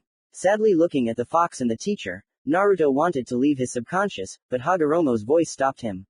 Naruto, and I was waiting for you to look in, said Hagoromo. Uzumaki turned around. Master, have you recovered yet? Naruto asked. Almost, Hagoromo answered. If I were younger now, it would take much less time to restore my chakra.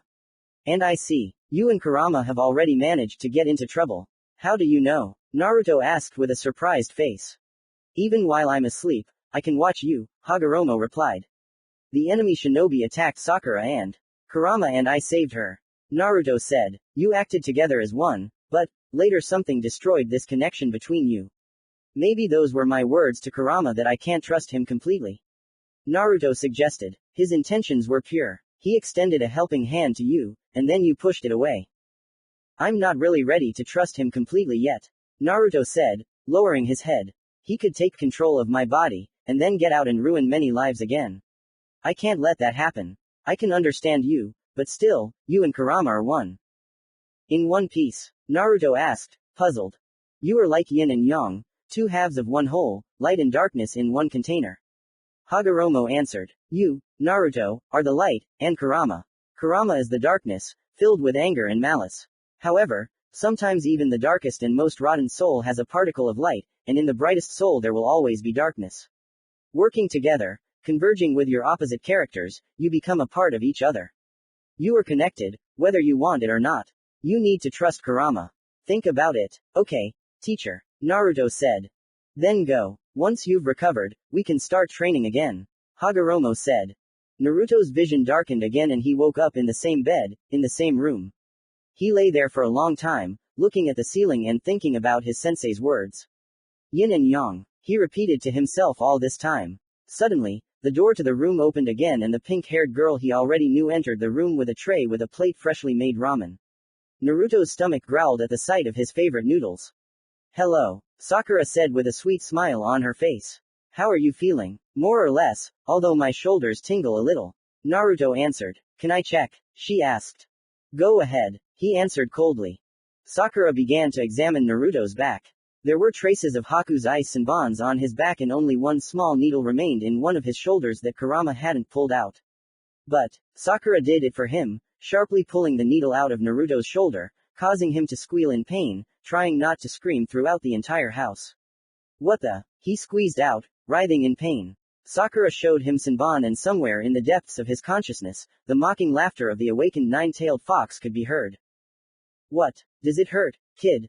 Ha ha ha ha, Kurama mocked. Naruto didn't answer, deciding to never pay attention to such teasing from Kurama again. Sorry, said Sakura. Does it hurt? No, Naruto answered. It hurts like hell. Why did you have to pull it out like that? Couldn't you have been more careful? Sakura flushed and hit Naruto on the head. Idiot, she said angrily. I'm not some kind of surgeon. Yeah, right, I forgot that I shouldn't make you angry, Naruto said, stroking his head to check if a bump had formed. Luckily, Sakura didn't hit him that hard this time. However, Naruto had to be prepared for such attacks from Sakura now if he was going to be friends with her. Sorry and thank you. Everything is fine now. Well, that's good, said Sakura, changing her angry expression to a more cheerful and sweet one. However, now this face seemed even more terrible to Naruto than Kurama's when he first met him.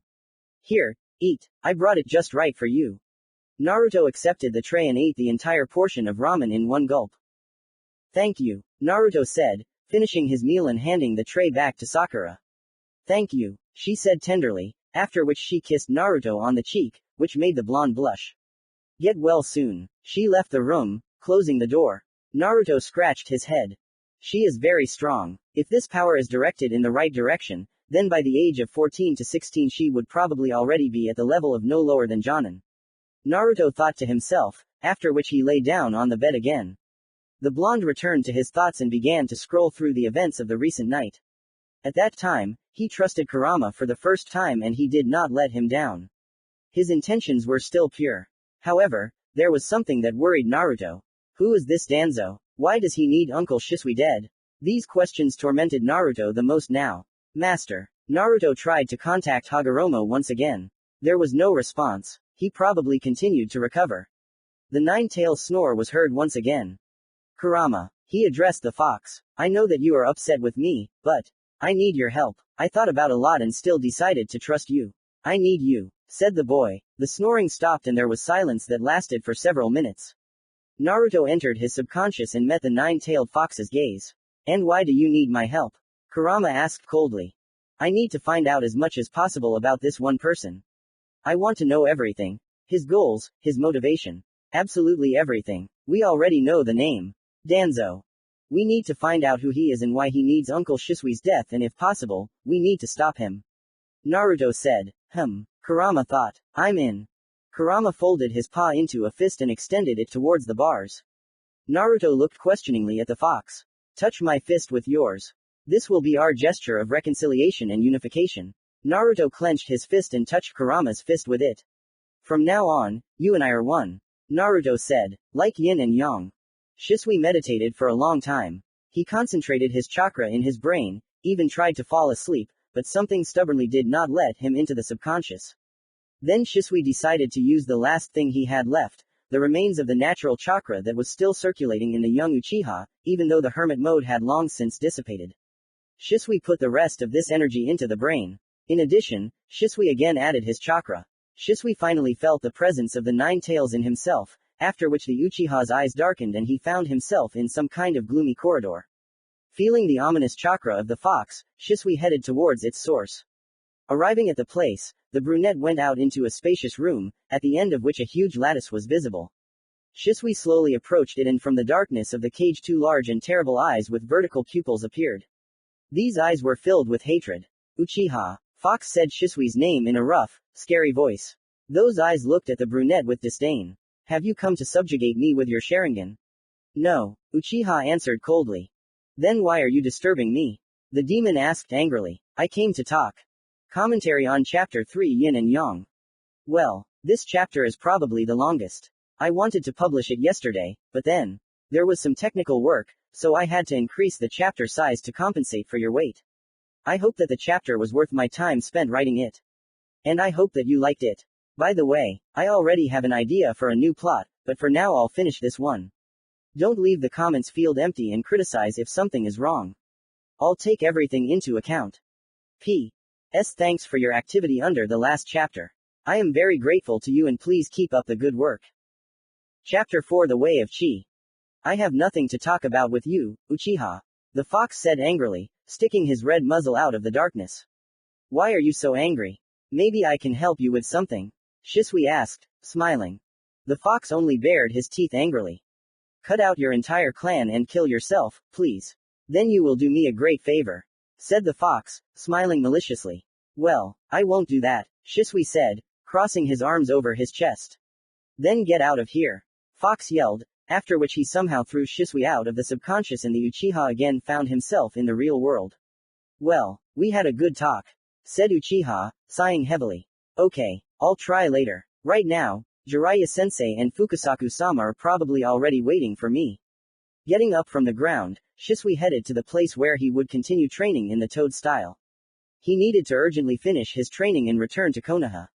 Naruto. Let's do it again, the Sage of Six Paths said to his student. Naruto tried to concentrate his chakra in his hand and then transform it into lightning around his fist, but this time it didn't work. I was able to do it. Naruto said. What happened now? The fact is that this technique requires not only good control of chakra and the ability to change its nature, but also the ability to accumulate natural energy. But I used my chakra. Naruto said. Then it was I who gave you the natural energy I had accumulated and you were able to transform it into lightning. Alas, you will not be able to use this technique on your own. Can I learn to accumulate natural energy? Naruto asked. I can't teach you that, but the toads on Mount Myoboku or the snakes in Raichi Cave can help you with that. However, you can't get to them now. You must first sign a special contract with one of them, and then use the summoning technique to summon one of these creatures. Then the summoned animal will use the reverse summoning technique to take you to your destination. Naruto thought. What seals are needed for the summoning technique? The blonde asked. A snake, a tiger, a dog, a bird. Then you have to bite your finger and rub the blood on the place where you want to summon the contract animal. Hagoroma answered. But you don't have it now. Father. Kurama interrupted Hagoroma, not letting him finish. Naruto at that moment abruptly came out of his subconscious, after which he folded the named seals, bit his finger and drew blood on the floor. Suddenly Naruto disappeared in a puff of smoke, right in front of Sakura, who entered the room. The last thing Naruto saw was her surprised face. The blonde himself found himself in some beautiful and at the same time strange place. There were mountains everywhere, and many huge planets were visible in the night sky. He was surrounded by humanoid creatures with wolf faces. They were dressed in golden armor and held curved katanas in their hands. RRRR. One of them growled. Naruto Uzumaki. We were waiting for you. Naruto made a surprised face. Me? Well, who else? Said the wolf with a bandage over his left eye in a smoky and rough voice, after which he turned to his soldiers. Stop it. This man is not our enemy. All the wolf soldiers put their katanas back in their sheaths and dispersed. Let's go, said the one-eyed wolf and motioned for Naruto to follow him. The blonde followed him. Naruto, said the sage of six paths. I must admit, I am quite surprised. What are you talking about? Naruto asked. I expected you to end up in Raichi Cave or some other place, but of all places, you ended up here. The sage replied. What is this place? Naruto continued asking questions. This is a very ancient place. It existed even before the birth of the universe. The inhabitants here are very strong and wise. Here you will learn not only to accumulate natural energy. What else? You'll see, Hagoroma said, smiling. We have arrived, said the one-eyed wolf. You must go on alone from here. The wolf pointed to a huge gate with wolf heads. The heads resembled the Hokage heads carved into the rocks surrounding Konoha. But this is my first time here. I might get lost, Naruto said. Straight ahead, the wolf said mysteriously. Only straight ahead. The blonde walked through the gate, which then slowly swung open in front of him. Naruto came out onto an unusual-looking bridge that resembled a rainbow. Naruto approached this bridge and looked down. There was only a black void, in which there was nothing but stars. Naruto had some strange feeling. And yet, what is this place? Are we even on Earth? No, the Earth is far from this place. Hagoroma replied. Naruto was overcome with fear and shock at the same time. I'm in space, Naruto asked, hoping that wasn't the case. Exactly, answered the sage. Naruto wanted to run away from panic. But how will I get back now? Don't worry, Naruto, Hagoroma reassured him. You can return at any time using the reverse summoning technique. What kind of seals are needed for this technique? Naruto asked, catching his breath. I'll tell you when you get to the end of this bridge. Hagoroma set the condition. Naruto snorted, then headed across the bridge to a small island with a temple. Having reached it, Naruto, out of curiosity, went into this very temple. A huge hall opened up in front of the blonde, at the end of which sat a huge creature. It sat with its back to Naruto and its huge fluffy fluttering tails were visible. There were about 15 of them. The creature looked into the emptiness of open space. Naruto Uzumaki, it said in a calm voice. I've been waiting for you for so long. Come to me. Naruto, don't be afraid and do as he says, said Hagoroma. Naruto obediently headed towards the creature. It turned around. The creature was a huge wolf. It was almost a complete copy of Kurama. The only differences were the number of tails and the fact that instead of a fox's muzzle it had a wolf's muzzle, covered in red tattoos. The wolf's fur was white. He's also a Biju, Kurama thought to himself in Naruto's subconscious. That definitely can't be. There are only 9 of us. Or 10, if you count the 10 tails that father created us from. I should probably ask the old man a few questions later. Naruto looked at the 15 tails in surprise at this moment. This Biju had quite a calming aura. The wolf raised its paw and motioned for Naruto to come over. Come closer, said Biju, smiling. I don't bite. Naruto came even closer to the wolf. My name is Okami. I am the elder of this ancient place. As I said, I was waiting for you. But, why me? Naruto asked the expected question, finally getting over his emotions. It is the will of the universe. The wolf said mysteriously. Recently she sent me a vision that a child with the eyes of God would come to me. With the eyes of God? Naruto asked again with a puzzled look. A gift from the universe. These eyes were given to you by the spirit sealed within you. Naruto. The sage of the six paths addressed him. It seems he's talking about the Rinnegan. Show them to me, said the wolf. Naruto activated his Rinnegan. It really is you, he said. In that case, you can sign a contract with us wolves for the summoning. Afterwards we will begin the training. Training in what? Naruto asked. You'll see, said the wolf, after which he took out a small white scroll from his mouth. Naruto only snorted in response. Taking the scroll and unrolling it, Naruto hesitated a little. He didn't know how exactly contracts with animals were signed. Naruto. Hagoroma addressed Uzumaki again. In order to sign the contract, you must bite your finger again, make a signature with your blood and leave your mark in the form of a spread palm. Naruto unrolled the scroll and did as his teacher said. Naruto gave the scroll back to Okami, mentally thanking his sensei. Now let's begin, said the wolf. Follow me. Naruto followed Okami and they both left the temple. After that, with one click of the fingers of this Biju, they found themselves in another part of this huge space island right in front of the highest mountain. Right under its foot, purple water flowed from the depths of the mountain, in which powerful chakra could be felt. This water was soaked through with it. Naruto, you were told about natural energy, weren't you? Okami asked. Yes, Naruto answered. What? The thing is, there is energy that is on a completely different level in terms of power than natural energy, answered the wolf. Namely, the energy of the universe. You ask me, how is it so different? Almost nothing, but the difference in power will be enormous. You will become as fast as lightning. All your senses will be so sharpened that you will be able to hear what people who are at a huge distance from you are saying. Also, you will be able to see further than others. You will even be able to read minds. Plus, a catastrophically huge blow force is added to all this. You will be able to break entire mountains with one touch. Naruto's eyes lit up. Are you ready to learn how to absorb the energy of the universe? Asked 15-tailed. Yes, Naruto answered confidently in anticipation.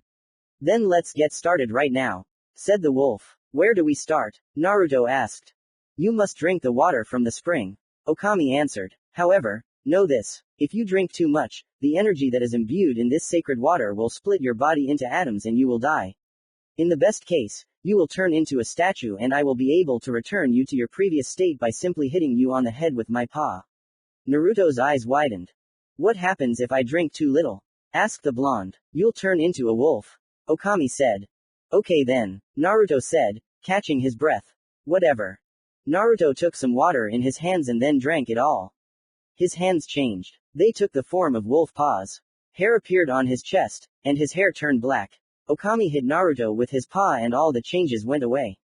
His hands took on a human shape again, the hair on his chest disappeared, and his hair turned yellow again. It hurts, Naruto said, scratching the back of his head.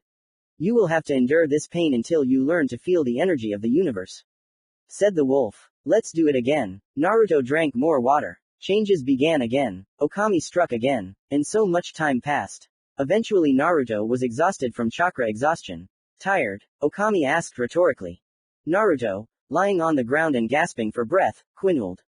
Then rest, said the wolf. We'll continue when you've recovered. The Biju disappeared in a puff of smoke, and Naruto continued to lie on the ground and admire the beautiful view of outer space. Near the island there were many planets and nebulae, which together formed a beautiful picture of the endless universe. Wonderful, huh? Hagoroma asked with a smile. Yes, Naruto answered happily, admiring the stars. I wish Sakura or Uncle Shisui were here. I think they would like it here. Yes, maybe, said the Sage of Six Paths. By the way, I would like to teach you a technique that will help you with your training. What technique? Naruto asked, perking up. Enter the subconscious first, Hagoroma asked. I'll show you how it works. Naruto closed his eyes and appeared next to Kurama's cage. The fox was sleeping in the cage, and next to the cage stood not one sage of the 6 paths, but several at once. Naruto rubbed his eyes. What he saw was clearly not a dream. What is this? Naruto asked, his eyes wide. This is the shadow clone technique. Hagoroma replied. By using this technique, you create exact copies of yourself that carry out all your instructions. It can be said that if you have enough chakra, you can create your own small army. Naruto looked at the teacher in confusion. This is, of course, cool, but how can this technique help me in my training?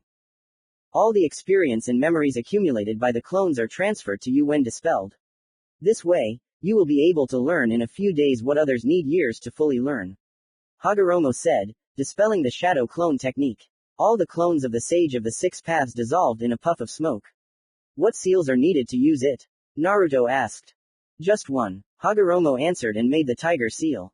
A single clone appeared near him. In order to make a clone, you must release it and transform it into an exact copy of yourself. Okay, I'll try, Naruto said. Don't try, Hagoroma said, shaking his head. Do it. Naruto did everything as Hagoroma showed, but only one clone was produced, which was not in the best condition and looked like a dead fish. Your chakra control is bad. Perhaps we need to work on this. Hagoroma noted. Let's do it again. And so Naruto trained for some time and in the end the blonde managed to slightly shock his sensei. Naruto created not 5 clones, as Hagoroma expected, but almost an entire army of clones of an uncountable number. Hagoroma looked with pride at his student, who at that moment was jubilant with a happy smile. He has great potential. It's not for nothing that he is the chosen one. Hagoroma thought to himself. Naruto, you are great. Such a student. Can be proud. Yeah, he's a good student, but dumb as a brick. Kurama muttered under his breath, continuing to pretend to be asleep. Hagoroma only frowned at his creation, then shook his head. Naruto only smiled and awkwardly scratched the back of his head in response to the teacher's words. Okay, Naruto, it's time for you to go to the real world. That's true, Naruto said, after which he came out of his subconscious and again found himself on the space island, lying on the ground and looking at the planets and stars. Naruto stood up, and the wolf, as if sensing that the blonde was ready to continue, moved to him. The boy created shadow clones and began training with the chakra reservoir. During the training, Okami kept hitting Naruto and his clones with his huge paw. The clones disappeared, and new ones appeared in their place. This is how Naruto trained. He was tired, but he was not going to retreat. This persistence, where did he get it from? The wolf wondered to himself. I have never seen such strong people before. And this is a small child. Naruto went on and on. 2 days passed like this. Naruto finally felt something. Okami-sama, Naruto said to the 15 tails. I feel like I can finally feel her. She's piercing me through and through. Naruto's eyes changed. The whites became completely black, the irises increased in size and became orange. His eyes began to glow in the darkness with a bright light, like the Sharingan. I see it, said the wolf, smiling. Now try to break this boulder. Okami picked up a huge boulder with one of his tails and placed it right in front of Naruto. The boulder was very large and was taller than even the 15 tails itself, which was about 20 meters tall. Hit him, Naruto, Hagoroma said from his subconscious. You can do it. Naruto put all his chakra into his fist and hit the boulder with it. It shattered into pieces and began to fly off in huge chunks of stone in different directions. Here the stones fell completely to the ground. The wolf made a shocked face. Naruto, said the wolf, continuing to maintain a surprised look. You're great. You managed to achieve such results in such a short time. Naruto made a satisfied face. However, now you must go through one more stage, said Okami. You have learned to sense the universal energy and now you must learn to accumulate it. Naruto's eyes lit up even more. I'm ready, he said. Climb that mountain. You must learn to balance on it. Now one of my subordinates will show you what to do, Okami said, after which he called that same one-eyed wolf to him. Master. The wolf addressed the bijou, sitting on one knee and lowering his head. Akeo, climb that mountain and demonstrate to this boy by your example how to accumulate the energy of the universe. Yes, Okami-sama, Akeo said, then looked at Naruto indifferently and deftly climbed to the very top of the mountain. Okami lifted one of the stone slabs with one of his tails and placed it on the very top. Akeo sat on this slab and began to meditate on it, balancing on the thin top. Now try it yourself, Okami said. Don't try, do it. Naruto quoted his sensei Hagoroma. Okami smiled and used his tail to carry Naruto to the top, placing him on a stone slab. Uzumaki immediately fell, but the wolf caught him and placed him back. Naruto fell like that until Hagoroma spoke to him. Naruto. The sage of six paths addressed the blonde. Concentrate. Naruto said, out of breath. I can't. Naruto, just focus. Uzumaki did as the teacher said and finally stayed on the stove. Naruto. Hagoroma continued to support his student. Feel the ground beneath your feet, feel the sky above your head. Energy permeates your entire body from the tips of your toes to your head. You no longer belong to yourself. You are part of something greater. You are a particle of the universe. Naruto felt the universal energy and began to meditate, perfectly balancing on a stone slab. Hagoroma, although it was not visible outside the subconscious, but he was very happy for his student. The wolf Okami looked at Naruto with respect. So Naruto meditated for a few more days, not paying attention to anything. Not to the meteorites, which were making a lot of noise, crashing into the island. Not to the constant snoring of the fox inside him. A few more days later, the same tattoos as Okami appeared on Uzumaki's face. Naruto's eyes also changed. They glowed with a bright white light and illuminated everything around. The blonde, feeling a huge surge of strength, jumped off the mountain and landed on the ground with such a roar that an earthquake began and a huge through hole almost formed. Naruto, what do you feel? Asked the wolf. I feel like I'm capable of anything now. Naruto said, I didn't think you could do it, but you entered avatar mode. Biju explained this moment. Avatar mode? Naruto asked. What is it? Only reincarnated souls can master this mode. By using it, you can not only increase your strength and speed, but also use all the knowledge and abilities of your past lives. This is cool. Naruto was delighted. And how can I use them? Fight me and you will find out everything. Okami said. Suddenly, they both moved outside the island and found themselves in some kind of barrier. It surrounded the blonde and the wolf and did not allow them to fall into zero gravity, forming an improvised arena for the fight. Are you ready, Naruto Uzumaki? Asked the 15 tails. Yes, Naruto said as red tattoos covered his entire body, releasing power of enormous proportions. You're doing great, Shisui. Jiraiya praised his student. Now you're stronger than all the Uchiha put together. Thank you for what you gave me, sensei. Shisui thanked. Now I'm capable of anything. I think it's time for you to return to Konoha now. Fugaku is probably already furious. Said Jiraiya. That's true. Fukasaku, can you summon us to Konoha? Jiraiya asked the Toad Elder. Of course, Jiraiya. Fukasaku agreed and began to form seals. Pig, dog, bird, monkey, sheep. Reverse summoning technique. Fukasaku said, after which all three disappeared in a puff of smoke and found themselves right at the gates of Konoha. Thank you, Fukasaku. The hermit thanked the elder. Fukasaku nodded and disappeared in a puff of smoke. Here we part, my now definitely former student. Said Jiraiya, smiling. Wouldn't you like to stay and meet your godson in person? Shisui asked. Not yet. I'm not ready yet. I won't be able to look him in the eyes. Jiraiya justified himself. Why? Shisui asked seriously. You know yourself. I am his godfather after all. I was supposed to take him in, teach him, raise him, but in the end. I understand, but you can't run away from this forever. Shisui said. Jiraiya thought about it and a poorly concealed sadness appeared on his face. Goodbye, Shisui, Jiraiya said, before also disappearing into a puff of smoke. The Uchiha shook his head.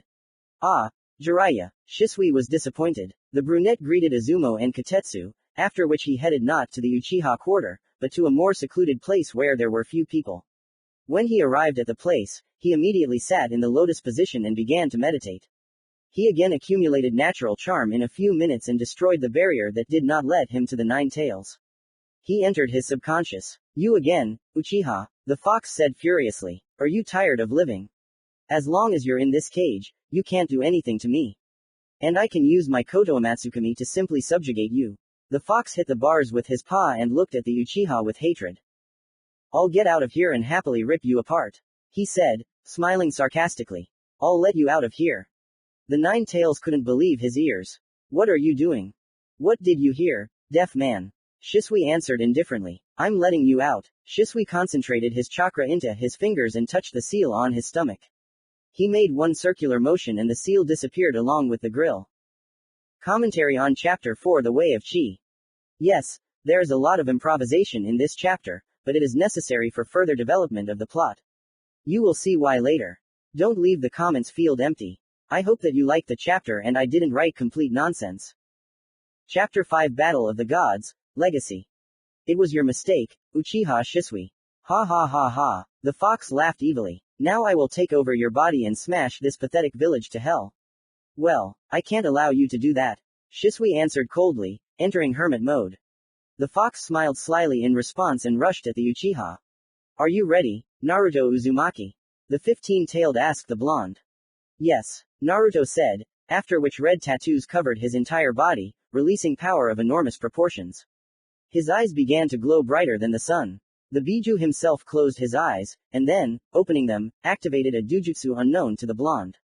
The irises of these eyes began to glow with a green-blue light.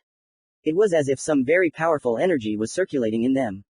A few minutes later, the wolf's entire body was covered in the same color of murderous chakra. It just radiated cosmic power. Sensei, Naruto addressed Hagoroma, overcome with slight fear and surprise. What's wrong with him?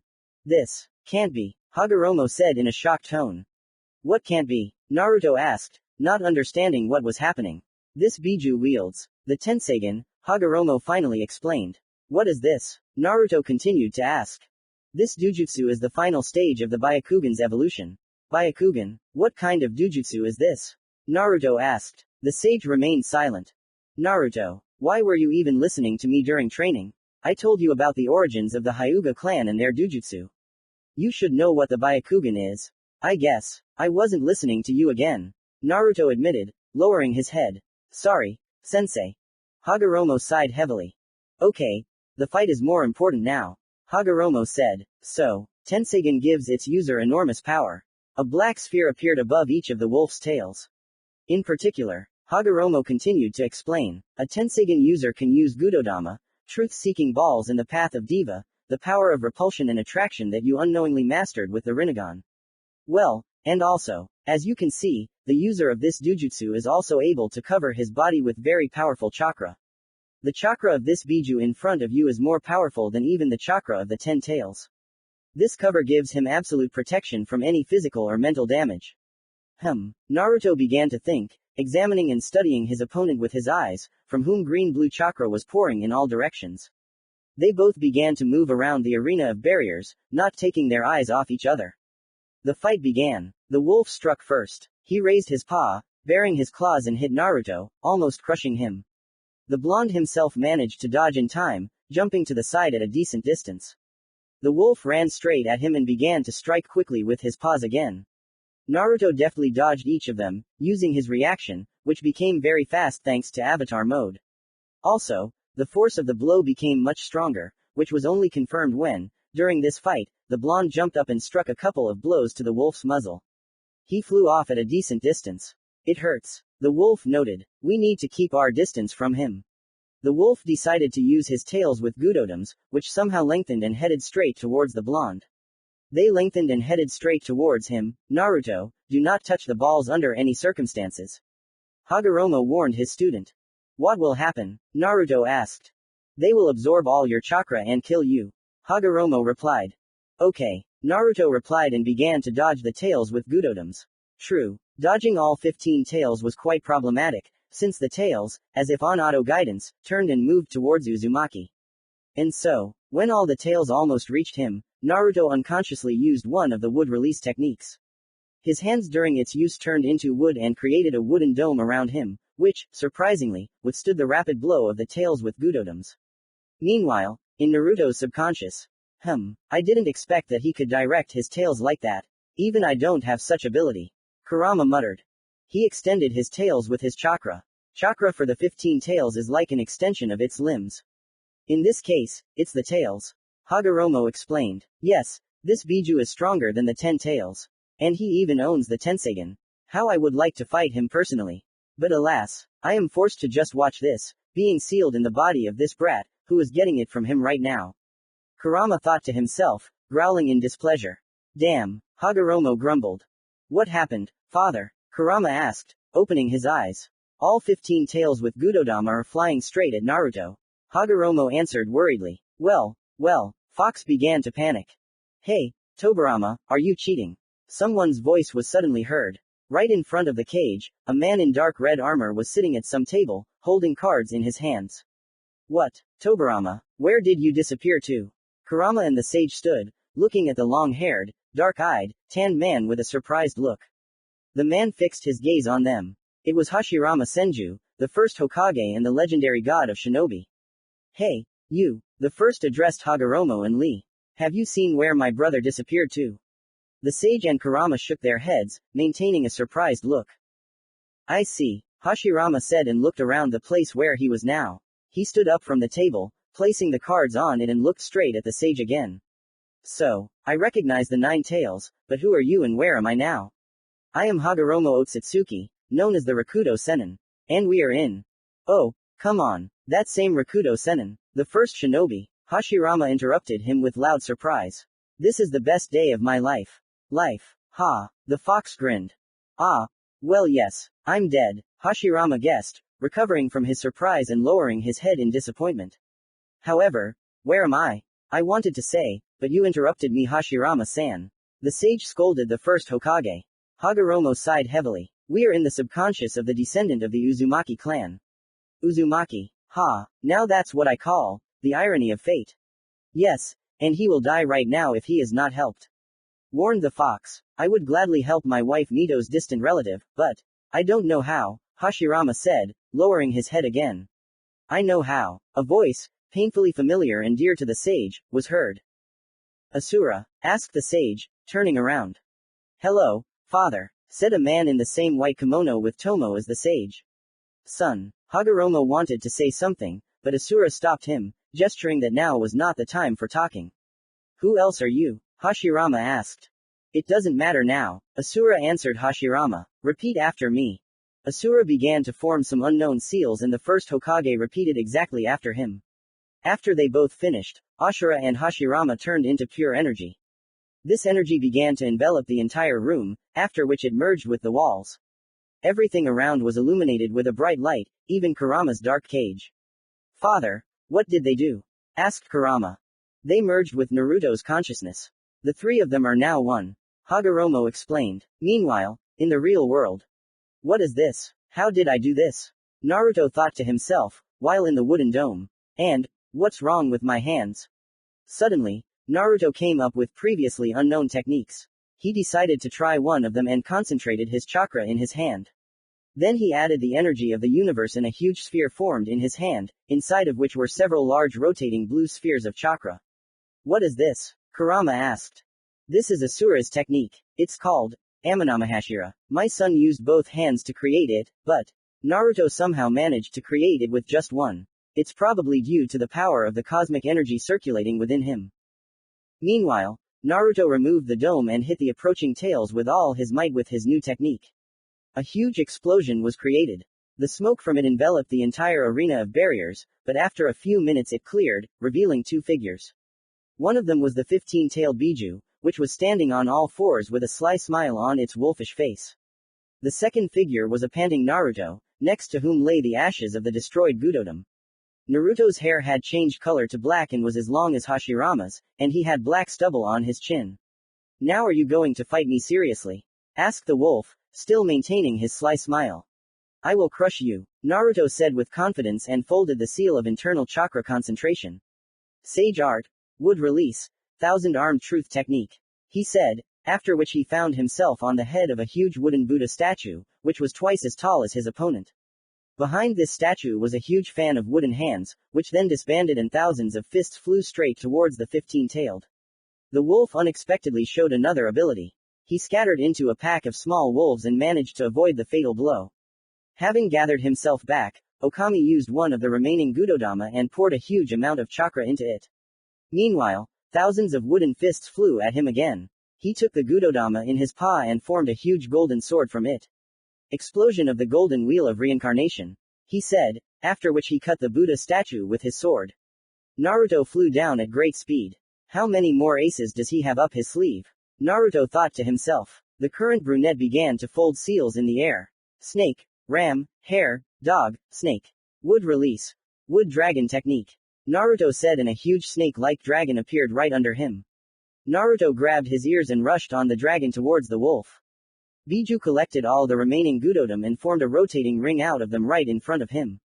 Blast of the silver wheel of reincarnation, Okami said, and a stream of destructive wind rushed from this ring towards Naruto. The blonde began to fold seals for another technique at great speed again. Bull, dog, rat. Wind release. Wall of swift wind. Naruto said, and a huge wall of wind formed right in front of him, which managed to hold back Okami's hurricane technique. Damn, Naruto thought to himself. My cosmic chakra is almost gone, as is my own. It seems that this chakra is somehow mixing with mine and therefore my own energy is leaving along with the cosmic energy. This is one of the shortcomings of my mode. Right now I only have enough chakra for 3 techniques, and then avatar mode will dissipate and that's it. The end. I need to get as close to the Biju as possible immediately. Naruto quickly crawled on the dragon towards the Biju. He crawled so fast that he managed to entangle the wolf with the snake-like body of his wooden dragon. The dragon sank its teeth into Okami's throat and began to suck out his chakra. However, Okami again used his ability to split his body into a pack of small wolves, freeing himself from Naruto's grip. The wolf ran a short distance and again gathered into a single body. Naruto again formed Amanamahashiru in his hand and threw this barrier with rotating spheres right at the wolf, quickly crawling towards him on the wooden dragon.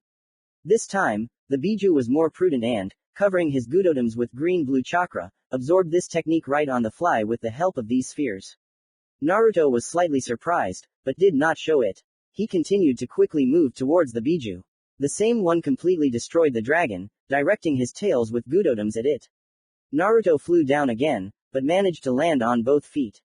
I hope that after using this technique, I will still have chakra left for the final stage of the fight. Naruto thought to himself. He folded the snake hand seal. Wood release. Wood golem technique.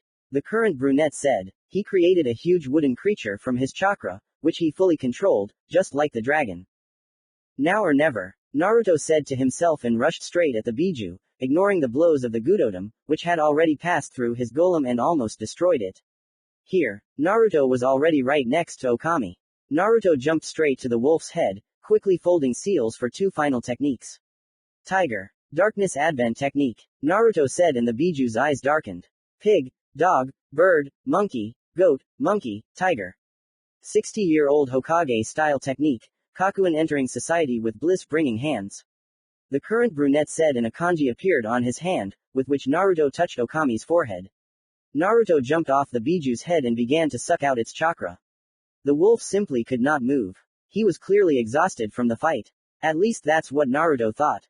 Okami froze, caught in a genjutsu. Now the green-blue chakra cloak had completely disappeared along with the Gudodama.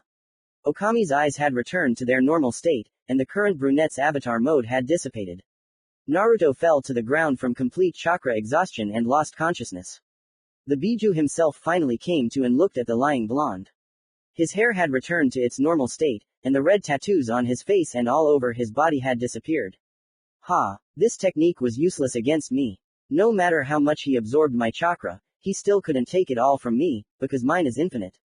Wolf chuckled in his thoughts. However, he was the first one who managed to remove this veil from me. He was a worthy opponent and that's a fact. I'll tell him when he wakes up that he defeated me. The wolf grabbed the unconscious body of the blonde with one of its tails and carried him away from the barrier arena. Meanwhile, in Naruto's mind. Phew, it was a tough fight, but we still won. Hashirama said. I wouldn't say so. Asura objected. Naruto needs to train as much as possible with avatar mode and our techniques. He has absolutely no experience. I disagree. The first Hokage decided to argue. As for me, Uzumaki showed a decent level. Think as you wish. Asura replied. I don't have time to argue with you, Hashirama-san. In a few seconds we'll be back in the pure world, anyway. Then I'll find you there. Hashirama said confidently. You won't be able to. Asura answered coldly, after which he looked at father sadly and began to disappear. Goodbye, father. My brother and I are waiting for you in the pure world. I'll be joining you soon. Hagoroma said with a smile. So I won't say goodbye. Asura nodded, and then disappeared completely. Hashirama followed after him. No, I'll find him. The first Hokage muttered to himself and disappeared as well. That was unusual. How did Naruto manage to summon them? Kurama asked. You saw the tattoos that covered Naruto's body when he was in avatar mode, right? Hagoroma asked in return. Well, yeah, and? Kurama asked, not understanding. These tattoos have the same properties as the hieroglyphs that appear when using the summoning technique. These hieroglyphs seem to summon the souls of past lives from the pure world. Hagoroma explained. Is it clear now? More or less, answered the fox. The entire room was illuminated by the bright chakra of the nine-tailed fox, which was released during the long battle with Shisui Uchiha. Now both opponents stood opposite each other, preparing for the final push. Shisui was very exhausted from the long fight with the Biju and his natural chakra was almost gone. One more technique in the hermit mode will dissipate completely. Let's go back a few hours. After a short conversation, the fox rushed at Shisui without thinking. He made swift strikes with his long clawed paws, but Shisui dodged them, moving faster than lightning. Shisui moved so fast that the fox did not notice how the Uchiha created a clone, and he hid in the darkness of the fox's former cell. The nine tails struck Shisui's clone and it dissipated. The fox smiled maliciously, thinking that he had finally killed his jailer, but he himself did not notice how he was already slammed into the ground by the ultra-big ball rasengan created by Shisui when he jumped from the ceiling right on the nine tails. Shisui landed on the ground, after which he formed hand seals and released a great fireball at the fox. Although these techniques were powerful, the nine tails recovered very quickly and managed to get up. He poured his chakra into his paw, then swung it and created a huge tornado, which rushed towards Shisui. However, the extreme speed of the young shinobi helped him avoid the attack. Then Kurama created several more tornadoes, which then filled the entire room. However, the Uchiha continued to dodge them, using his speed. So their fight continued for several more hours. Each of these two was not inferior to the other. And now, they are standing in front of each other, tired and exhausted. Both have very little chakra left. Shisui had already activated his special Mangekyo Sharingan, preparing to use Koto Amatsukami on the nine tails. However, someone's hand suddenly grabbed Shisui by the shoulder. The fourth fox was surprised. Shisui turned around. Right in front of him stood his once dead sensei. Hello, Shisui. You've grown so much, Minato noted. Teacher. Uchiha was also surprised. But, how? How did I end up here? Minato guessed. You see, when I sealed the nine tails into you and Naruto, I left a piece of my chakra in both of you so that I could help you defeat the fox later. You're at your limit, and that's why I'm here. Put your hand on mine. Shisui did as Minato said. Now, concentrate Rasengan in her. I don't have much chakra. I only have enough for Koto Amatsukami. Shisui said. Shisui, trust me, Minato said. Uchiha nodded and directed the rest of his in nature's chakra into his palm, after which he released it and began to concentrate the Rasengan in it. When the blue sphere formed, it suddenly began to grow. After some time, the Rasengan grew to such a size that the size of the current Rasengan surpassed the size of the ultra-large ball. Now in Shisui's hand there was simply a Rasengan ball of titanic size. In appearance, it seemed very heavy, but in fact, it was as light as a feather. Shisui looked at Minato in surprise. He only smiled in response. Now it's all in your hands, Minato said, and then disappeared. Shisui shed a small tear, but nevertheless, he suppressed all feelings in himself, concentrating on the fight. The Uchiha, putting the last of his chakra into his legs, with the Rasengan at the ready, headed towards the nine tails. The fox stood up and created another wave of tornadoes in order to stop the Uchiha. However, Shisui simply jumped over this barrier, concentrating natural energy in his legs. Thus, Shisui ended up right above the fox's head and hit the fox with all his might with the Rasengan of the teacher and student, as Shisui called this joint technique, once again slamming him into the ground. The fox lost consciousness, and Shisui deactivated the Mogikyo Sharingan, abandoning the idea of the Koto Amatsukami. The hermit mode dissipated, and Shisui lost consciousness from complete exhaustion. Naruto woke up in some room. It was furnished with brand new furniture. It felt like no one had ever set foot here. The blonde was wearing only his underwear again, and his bag with scrolls and weapons was lying next to the bed. Looking at it, Naruto remembered his captives. He still didn't know exactly what to do with them. Naruto got up from the bed and noticed a large box next to his feet, which had a seal and an inscription. Your clothes were badly damaged during the fight with the master, so we made you new ones. They will last you a very long time, if not your entire life. Your new clothes are made of a material that does not tear and will change its size as your body grows. Sincerely, Akeo, the one-eyed devil. P.S. You will still have to wash these clothes. Naruto grinned, then tore off the seal and opened the box. There was a black jacket with a large Uzumaki clan symbol on the back and red stripes on the sleeves from the shoulders to the wrists. There was also a checkered t-shirt and black sweatpants with the same red stripes on the sides. Naruto put on all this clothing, put a bag on his belt and left the room. Naruto went out into the corridor, which, as it turned out, was bustling with life. Many people and wolves were walking along these corridors. Some were chatting about something nice, someone was running headlong, carrying unwashed laundry in their hands, and someone was just standing. Naruto went to study the area in which he found himself. Many here looked at Naruto with respect, which was unusual for the blonde, since he mostly had to deal with looks of hatred and fear. Naruto went further down the corridor and accidentally bumped into Akeo, who at that moment was just heading to the blonde's room. Naruto Uzumaki, you're already awake. One Eye coldly remarked. Yes, Naruto said, studying Akeo with his eyes. Let's go. The master is waiting for you. The wolf answered in the same cold tone. Naruto followed Akeo without a word. As they walked, Naruto wanted to talk to this cold warrior for a bit. Are you always like this? Naruto asked. What? Such? Akeo asked in return, cold and silent. Naruto explained. In most cases, yes. Akeo answered indifferently. Even with friends. I have no friends. The wolf snapped. Family? No. They all left me, answered the one-eyed devil. Abandoned. But, why? They are all UVB.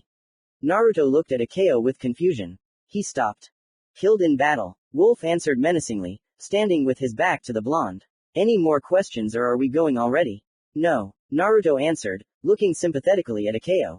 I shouldn't have asked. I must have touched a nerve. And my parents are also UVB. Naruto lowered his head and they walked the rest of the way in silence. Now they had already reached a huge hall, at the end of which sat the 15-tailed, once again contemplating the beauty of outer space. Okami pricked up his ears, guessing the presence of strangers in his abode. Akeo. Biju addressed the one-eyed. Leave us. The wolf bowed to the master, after which he instantly disappeared, as if he had never been there. Naruto. Come to me, Okami said. Naruto slowly walked towards him. Now he was standing right next to the Biju. Naruto, you were a worthy opponent. And, you managed to defeat me. I think you're ready now. Ready for what? Naruto asked. Suddenly, a katana appeared in Okami's paws, with bandages completely covering the handle. This is one of the two Masamune blades. It was created from star material and is virtually indestructible. This blade once belonged to Ashina Uzumaki, your distant ancestor and the last head of the once great clan. Before his death, he gave this blade to me, asking me to pass it on to the successor of Rakuto and the true heir of the Uzumaki clan. To you, Naruto, Okami explained and handed Naruto this katana. But, why me? Naruto asked, confused. There was a prophecy. One day, Rakuto's successor will come to the Great Wolf and master the Avatar mode. Years later, he will revive the once great Uzumaki clan from the ashes and revolutionize the shinobi world. The recent battle proved that you are the one I've been waiting for. Naruto thought over everything he heard in his head.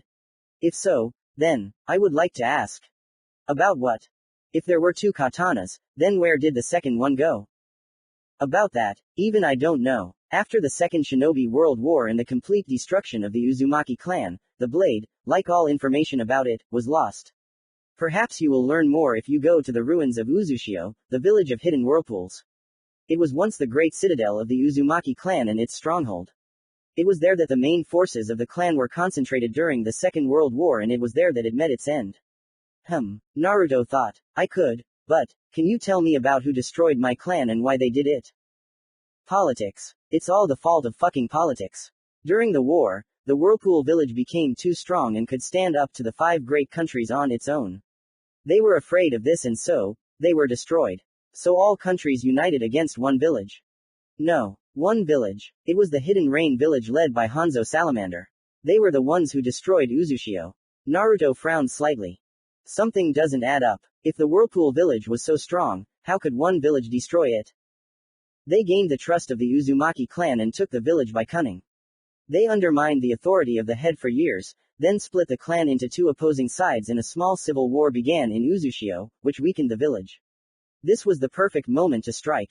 As a result, Uzushio was destroyed by the combined efforts of the Uzumaki clan and the Hidden Rain village.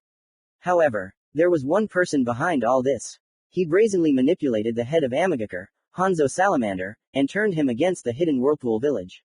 And who was this man? Naruto asked. You already know his name. 2 words, 1 name. Okami answered. Danzo Shimura, Naruto said with hatred in his voice. That's another reason why I have to stop him. Naruto secured the katana to his back using chakra. If you're going to fight Danzo, you should learn one more thing. What? Naruto asked, looking closely at Okami. Wolf Taijutsu. It's a special fighting style that requires a certain amount of training, which you already have. Follow me. Okami and Naruto found themselves back near the chakra pond. Before you start learning, absorb some cosmic energy. We will need it later. Naruto sat down in the lotus position and began to draw in the cosmic chakra. When he finished, his eyes glowed not a bright white, but a dull purple. Excellent. Now we can begin, Okami said and called Akeo. Sir, what do I owe you? Asked One Eye, kneeling. Teach Naruto our fighting style. Okami asked. Your will is like air to me, said the wolf and looked at Naruto with an appraising glance.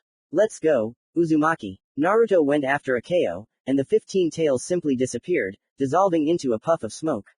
Strange, the teacher didn't say a word after the fight with Okami. Naruto thought to himself. Hey, Kurama, Sensei Hagoroma, are you here? I'm here, Kurama replied. And Sensei? Asked Naruto. He's here and not here at the same time. The 9-tailed fox answered somewhat uncertainly. In what sense? Well, how can I explain it?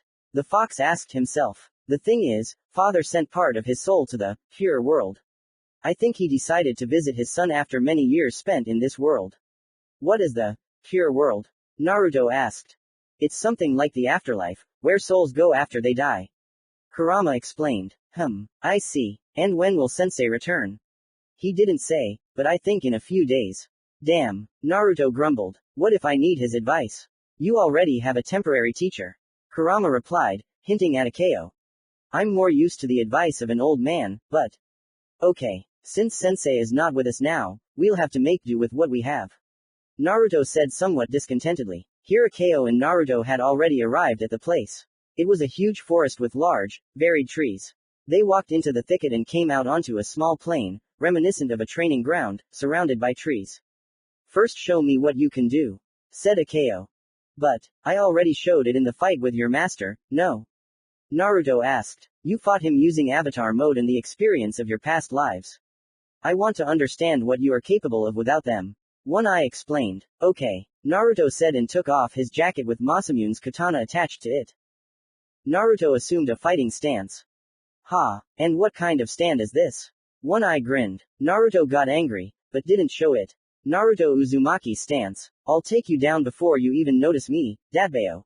Naruto bluffed. You won't even touch me, said the wolf with a sly smile. Attack. Naruto tried to strike, but missed. Ha, and that's all you can do? One-Eyed continued to mock. A disgrace, not a successor to Rakuto.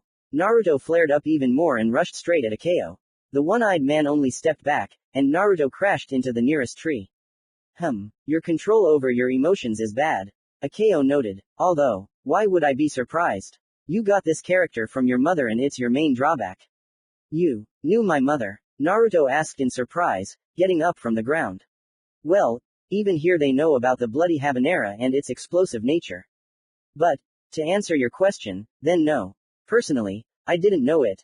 Akeo answered. Okay, enough talk. Now you have to do 100 push-ups and 200 kicks on a tree. We'll work on your physical fitness, and then we'll move on to wolf taijutsu. Naruto sighed heavily. Nobody said it would be easy. Naruto said to himself.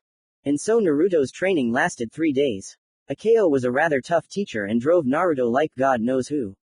Naruto often had the feeling that Akeo did not know at all who people were and that they did not have endless energy and they got tired. However, after 3 days of training, Naruto's reaction and speed increased and he could more or less fight back the one-eyed devil. Naruto even managed to hit him on the gray muzzle and only after that did the training in mastering wolf taijutsu begin. Well done, Naruto. You're making great progress and I think it's time to teach you the wolf style. Finally, Dadbeo, Naruto rejoiced. First, I'll show you with my own example. Akeo said and summoned one of his wolf soldiers. Both opponents bowed to each other and went in different directions. Then, they both ran at each other with lightning speed. Their movements were so fast that Naruto could hardly follow them. At the end, Akeo touched his opponent's chest with his fingertips, after which he simply passed out. Did you see what I did to him? Akeo asked. You touched his chest and knocked him out. This is wolf taijutsu. You see, it is based on the Hyuga clan's technique called gentle fist, but our version is more advanced. If to use the gentle fist you need to have the Byakugan and see all the chakra points, then to use the wolf style you don't need to have anything like that. You only need good chakra control and knowledge of where the chakra foci are. The effect of this technique is as follows. You concentrate a certain amount of cosmic chakra in the fingertips of your palm and touch the opponent's chest, where the chakra foci are. Then the cosmic energy moves away from the foci and temporarily blocks all chakra channels. Understood. More or less. Naruto answered. Excellent. Now try it yourself. Fight me, said Akeo. Don't try. Do it. Naruto once again quoted his teacher Hagoroma and pounced on Akeo. The blonde and Akeo clashed in taijutsu. Each of them was not inferior to the other in skill. You parry my attacks well. Akeo noted, continuing to strike. I had a good teacher. Naruto said and, parrying another attack, concentrated the cosmic chakra in his fingertips and struck Akeo's chakra hearth. However, he just stood there. He stood there, looking at Naruto with a surprised look. I didn't think you could do it like that right away, he said and fell to the ground. After a while, Akeo finally woke up. Naruto was lying next to him and contemplating the stars and planets.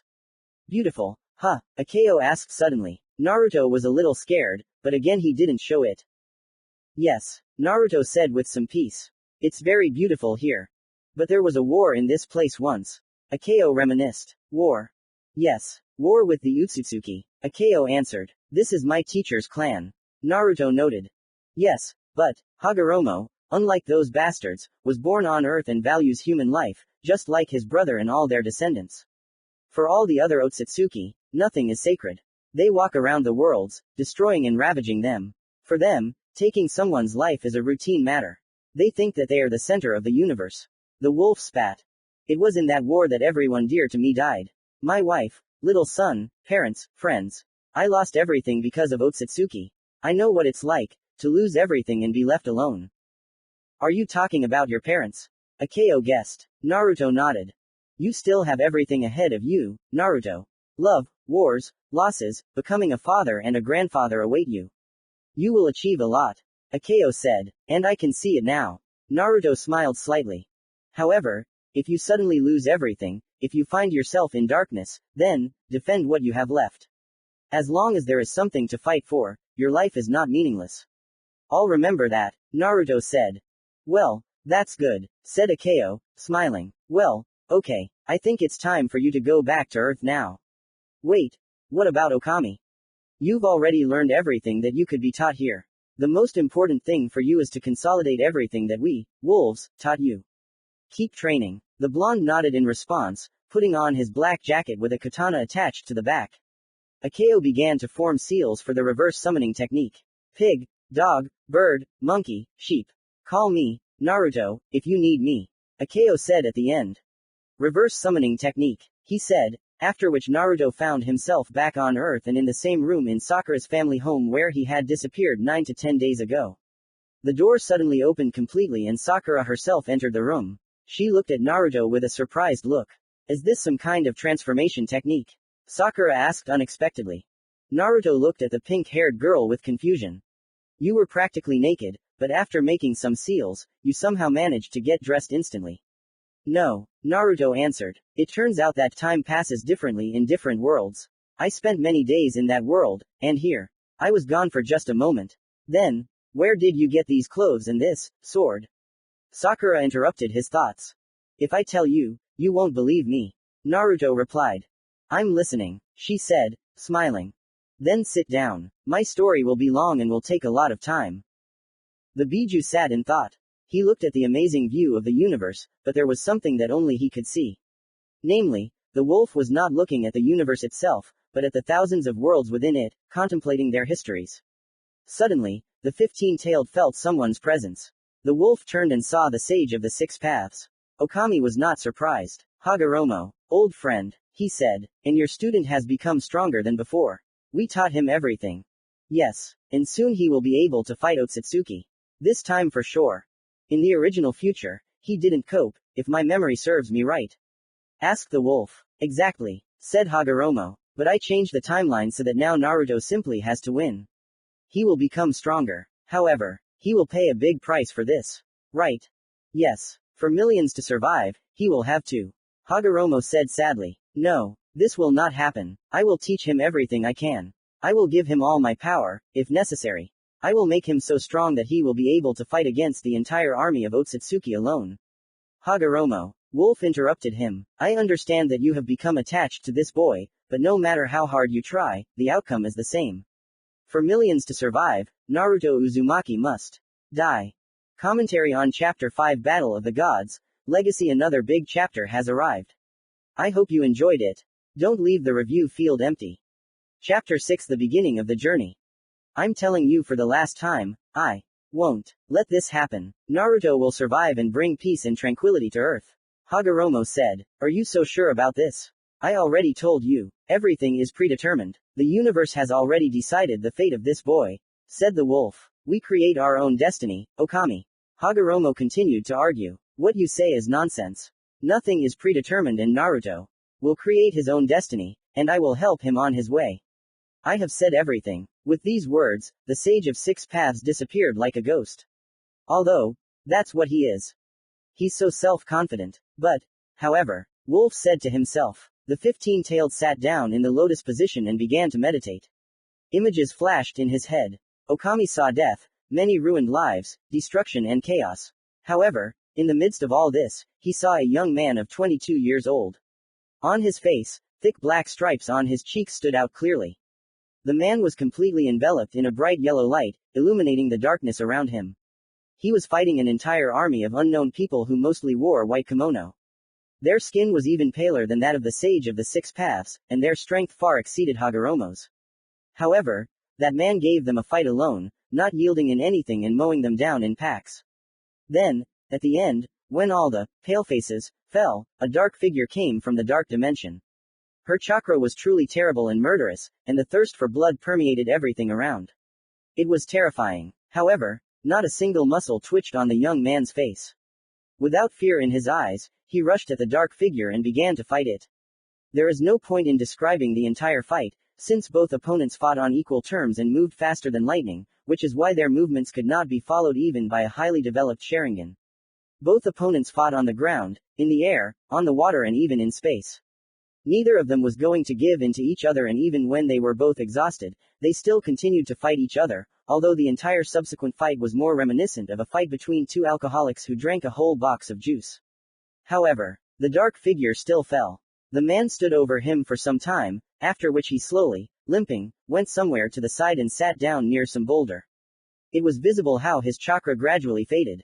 However, suddenly, the entire area was surrounded by pink petals, one of which fell right on the man's chest. A raven landed on his head, and his entire body was covered in yellow chakra again. In the sky, the clouds formed two eyes similar to the Rinnegan. At this point, the vision ended.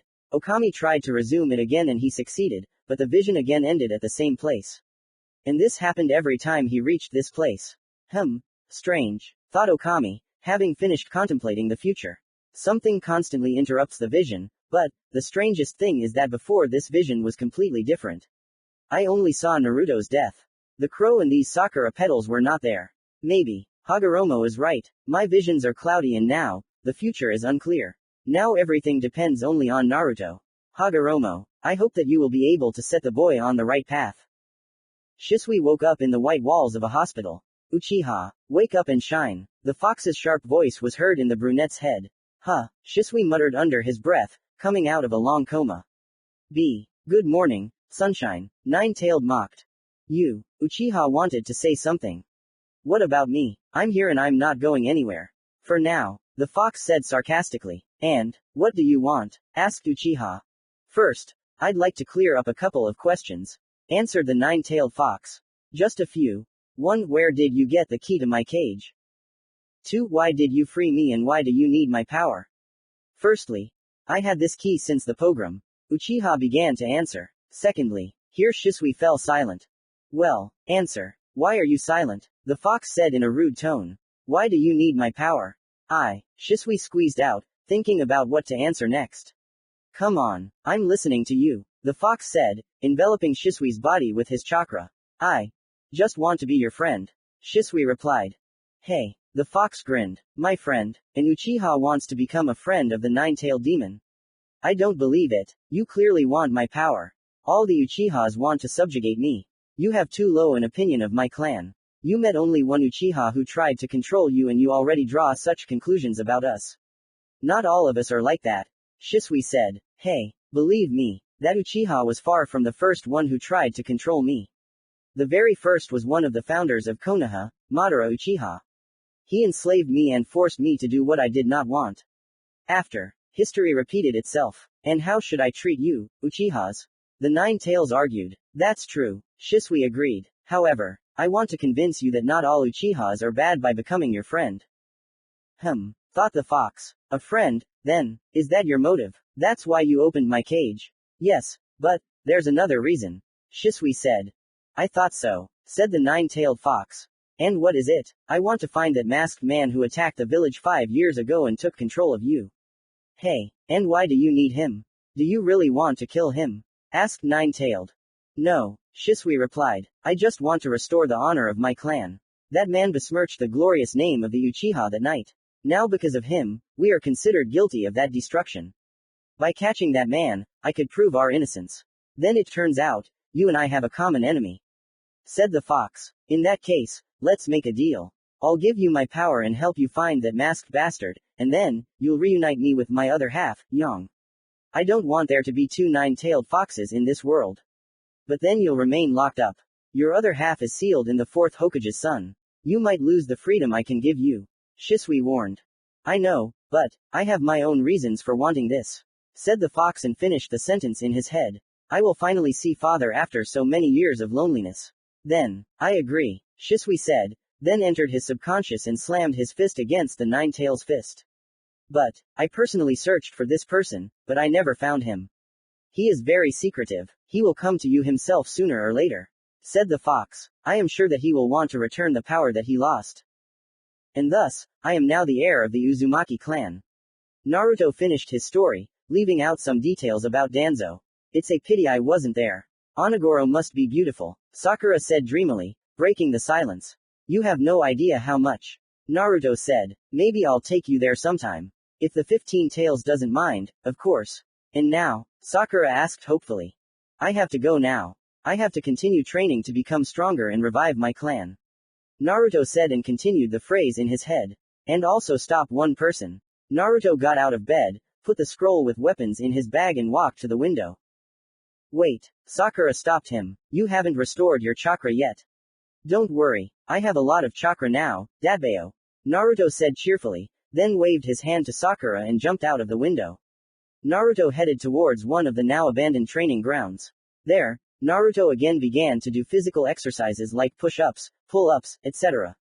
After several hours of training, Naruto tried to use Senrai no Sente, the sage's lightning drilling hand technique. He accumulated some cosmic chakra and concentrated it in his fist, trying to transform it into lightning, which he successfully did. However, the lightning was purple and its power significantly exceeded the original. Naruto realized this when he hit a tree with his technique. Instead of the expected through hole, the tree simply crumbled to dust. And after using this technique, Naruto was left with wounds and burns on his hand. Kurama had to spend some of his chakra to heal them. Then Uzumaki continued to do regular physical exercises and practice his regular taijutsu, as well as the wolf style, which consisted not only of one technique that allowed him to temporarily block all of the enemy's chakra channels in one blow, but also included super fast unpredictable blows. Naruto trained this particular style using shadow clones. During all of this, Uzumaki was disappointed that his clones themselves disappeared too quickly, as soon as he touched them or gave them a light flick. Therefore, the blonde began to think about how to improve the shadow clone technique and create clones that would not disappear with one blow.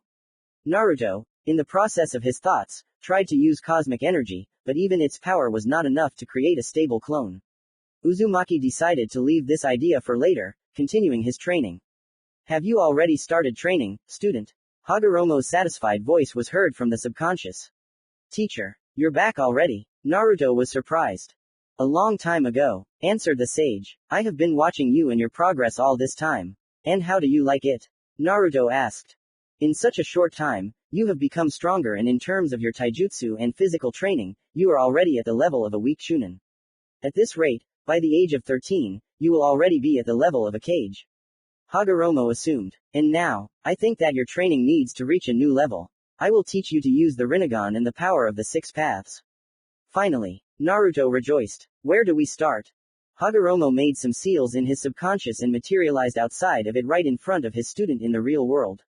Naruto almost laughed because Hagoromo was as tall as him. This was due to the fact that the Sage of 6 Paths separated a part of his soul and by making seals was able to materialize it in the real world. Thus, Hagoromo was both in Naruto's subconscious and in the real world. First, I'll tell you about the Rinnegan itself and what it gives you.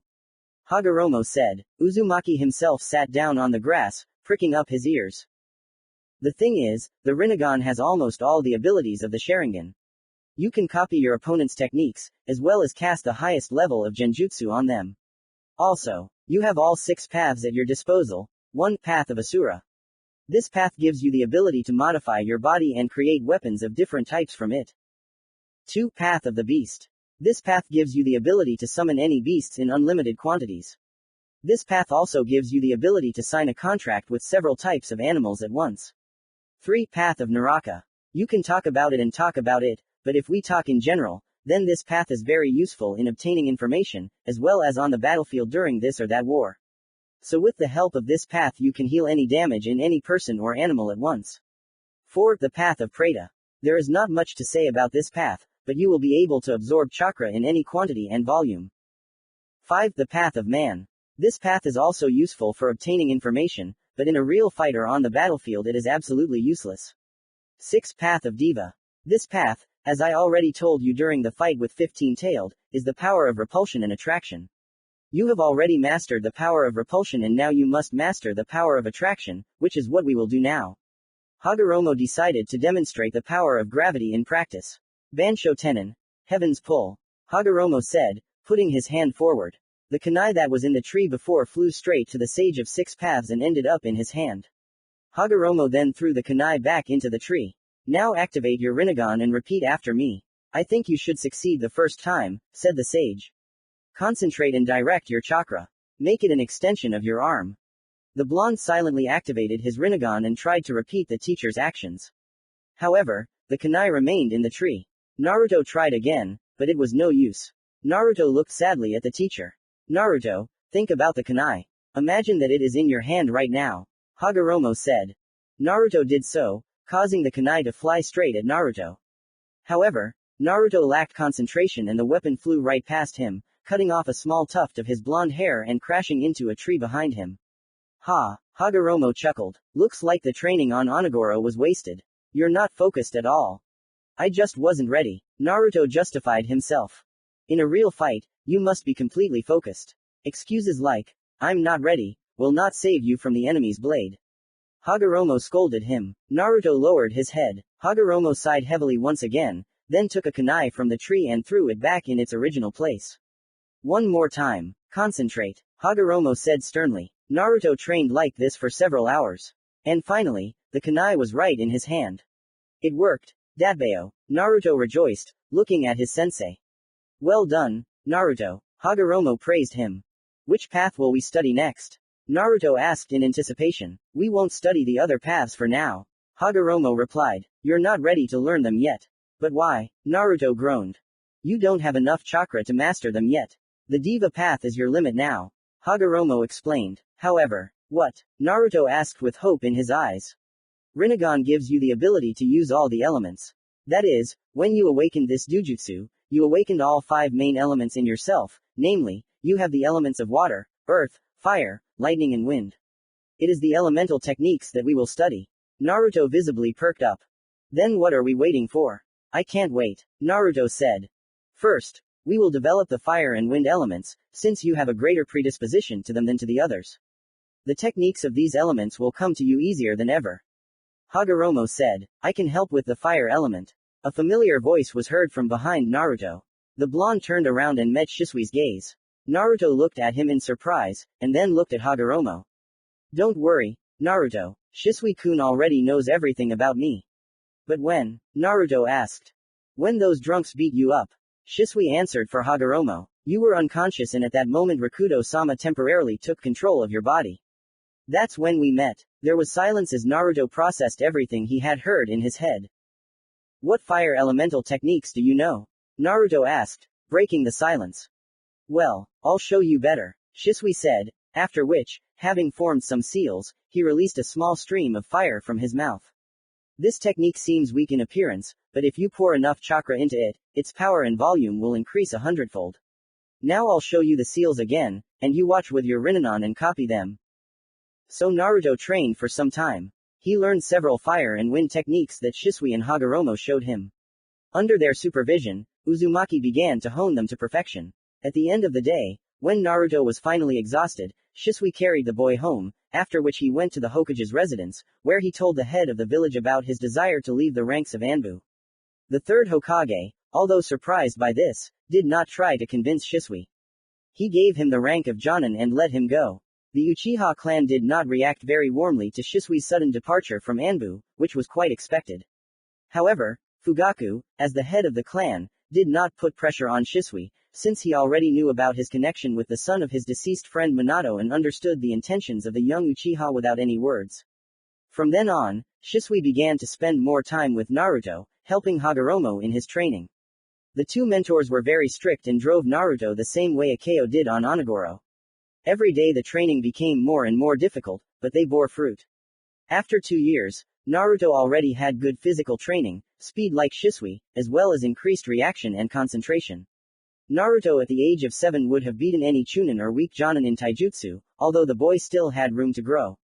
As for Gozu and Maizu, Naruto gave Shisui a scroll with them, and he had already given this scroll to the Hokage. Then there was a brutal interrogation, where Morino Ibiki, known for his sophisticated interrogation methods, participated.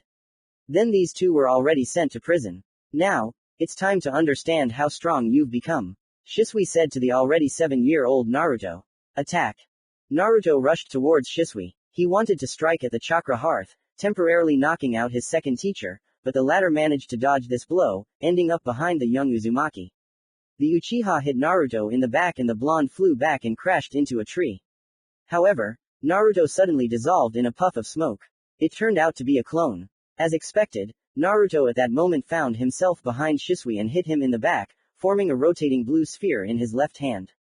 It was the rasengan. What did it cost Uzumaki to learn this damn technique? Naruto could not copy it with the Rinnegan, so the blonde had to study it on his own, undergoing training in 3 stages. 1. The first stage, spinning. The user learns to spin their chakra in multiple directions at once. To help with this stage, the trainee is given a small balloon filled with water to record their progress by swirling the water in it. This stage is completed once the user manages to rip the balloon with chakra. It is important that the trainee knows which direction the body naturally spins chakra in this stage. Naruto completed this stage in a single day, but the difficulties were only just beginning. 2. The second stage, power. The user must increase the volume and density of the chakra they put in. To help with this stage, the user is given an empty rubber ball. There is no water in it to break the outer shell, and the rubber is denser than a balloon. This stage was especially difficult for Naruto. No matter how hard he tried, he could not blow up this damn rubber ball. Only thanks to Shisui's hints did Naruto manage to pass this stage. 3. The third stage, containment. The user must combine the first 2 stages to create one solid sphere. In this regard, the user is given a small balloon to help visualize the intended shape. If the balloon bursts or moves in any way, the technique cannot yet be considered mastered. This stage was much more difficult than the other 2. Naruto, trying to create a solid sphere, could not properly direct the chakra. It was for this reason that Naruto used a shadow clone, which helped direct and concentrate the chakra. This is how the boy finally managed to master the rasengan, albeit in this way. Let's return to the present. Naruto formed a rasengan in his hand and hit Shisui on the back, but he used the substitution technique and Naruto hit the log with the sphere, which was in the Uchiha's place. The brunette himself again found himself behind Naruto, but the blonde reacted in time and struck Shisui in the solar plexus, which the Uchiha, however, managed to block. Then came another blow to the chest, but Shisui intercepted Naruto's palm and tried to counterattack, striking with his free hand. Naruto blocked this blow, after which the fight began in earnest. Both opponents began to move at lightning speed, striking each other with swift and fast blows. At one point, Naruto jumped up and struck with his foot. then followed with a punch, and Naruto turned around and completed his series of attacks with a kick to the head. However, to Shisui's surprise, he managed to block all of this. Then they continued to fight, and their speed was already off the charts. At one point, they both found themselves in the air and, hitting their forearms, pushed off each other and flew a decent distance. Then both began to fold seals, which led to two fireballs colliding with each other and burning half of the abandoned training ground. From that moment on, both opponents switched to using techniques. Wind release. Air storm. Naruto said, and a huge stream of fast-killing wind flew at Shisui. The Uchiha dodged, then took out strange kunai and scattered them all over the area. Shisui seemed to teleport to them. Naruto quickly began to fold the seals. Rat, rabbit, dog. Wind release. Vacuum bullet technique. Naruto said, and small clots of wind in the form of wind senbon flew all over the field. However, one of these three-bladed kunai flew right next to Naruto, and Shisui instantly appeared behind Naruto, catching the weapon in the air. Not bad, student, Shisui said, holding a kunai to Naruto's throat. However, that's not enough to defeat me. Hey, Naruto grinned, then dissolved in a puff of smoke. It turned out to be another clone. At that moment, Naruto was again behind Shisui and hit him with such force that the Uchiha flew into the air. Naruto then created several clones that jumped into the air and hit the Uchiha on the back several more times. After that, Naruto himself flew into the air and completed his combo with a kick to Shisui's stomach. The brunette quickly flew down at great speed and crashed into the ground, creating a small hole. Not bad, Naruto. Not bad at all, Shisui said, coughing up blood. However, if I had used my Sharingan in battle, you wouldn't have laid a finger on me. So you gave in, Naruto guessed, helping Shisui up. Yeah, Shisui confirmed with a smile. By the way, what kind of technique was that? Naruto asked. This is your father's technique. It is called Flying Thunder God technique. Using this technique, the user can teleport to the desired location in an instant. It is very useful for long-distance travel. Paths that an ordinary person would need several months or even a year to overcome, you can overcome in a few seconds. However, in order to use this technique, you need to put a special seal in the place where you want to move. I put this very seal on my three-bladed kunai. By the way, it was thanks to this technique that your father was nicknamed Konoha's Yellow Lightning. It was largely thanks to this technique that your father was able to put an end to the Third Shinobi World War. Shisui explained. Father's technique, Naruto said in his thoughts, then turned to Shisui. Will you teach it to me? Maybe, but a little later. Shisui answered. I must admit, I haven't mastered it myself yet. And besides, today is the opening day of the Ninja Academy. You should go there. But why? Naruto was indignant. You and Hagoroma sensei have already told me the entire academy program and put it into my head. Yes, you already know everything for years to come, but you shouldn't stand out yet. It's for your own good. If anyone finds out about your true abilities, the elders won't leave you alone. Especially Danzo. Hearing this name, Naruto's expression changed. His pupils became vertical for a moment. I understand, Naruto said, lowering his head. But there will be a lot of good guys there. I think it will be useful for you to make a couple of friends there. Shisui encouraged the blonde. I already have one friend and she's enough for me. Naruto said. Well, as you wish, said Shisui. However, you must go to the academy. Fine, Naruto said coldly. However, can I at least leave the clones during classes? I don't want to listen to something I already know a second time. It will be useful for you. The knowledge we receive can sometimes simply disappear. Repetition is the mother of learning. Shisui said, after which he patted Naruto on the head. Okay, good luck to you. Shisui disappeared in a puff of smoke, and Naruto, disappointed in life, with a sour fox face, headed home, from where he went to the opening of the academy, taking some scrolls and books. On the way there, Naruto muttered something under his breath, indignantly. He would rather spend his time training, and not fruitlessly sitting at a desk. Naruto, you have the wrong attitude towards everything. Sensei's voice was heard from deep within the subconscious. What are you talking about, Sensei? Naruto asked. You look for the negatives in everything, but there are also some positives to be found in the current situation. Ha, for example, Naruto asked mockingly. For example, you will be able to socialize and learn to understand people by learning to communicate with them. This will help you in the future. Hagoroma explained. And then, the academy is something that every shinobi must go through. Consider this the beginning of your path as a ninja. The beginning of the path.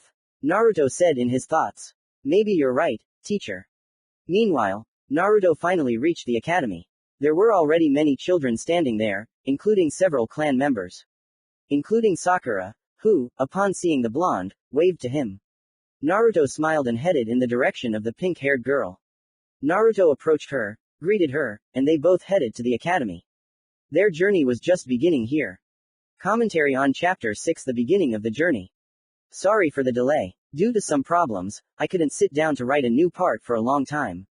This part is transitional and therefore it will be more interesting further. And now, I hope that my efforts were not in vain. Don't leave the feedback field empty. I will accept any criticism. Chapter 7: An Unexpected Acquaintance. The first day at the academy was going as expected, calmly. The lesson began with the teacher introducing the class. Each student talked about themselves, what they like and dislike, as well as their dreams. Naruto said the following. My name is Naruto Uzumaki. I really like ramen, and what I don't like is ramen without noodles. But seriously, there are many things I like and very few things I don't like. My goal is to surpass the 4th Hokage and become the strongest shinobi in this village and beyond, a dream.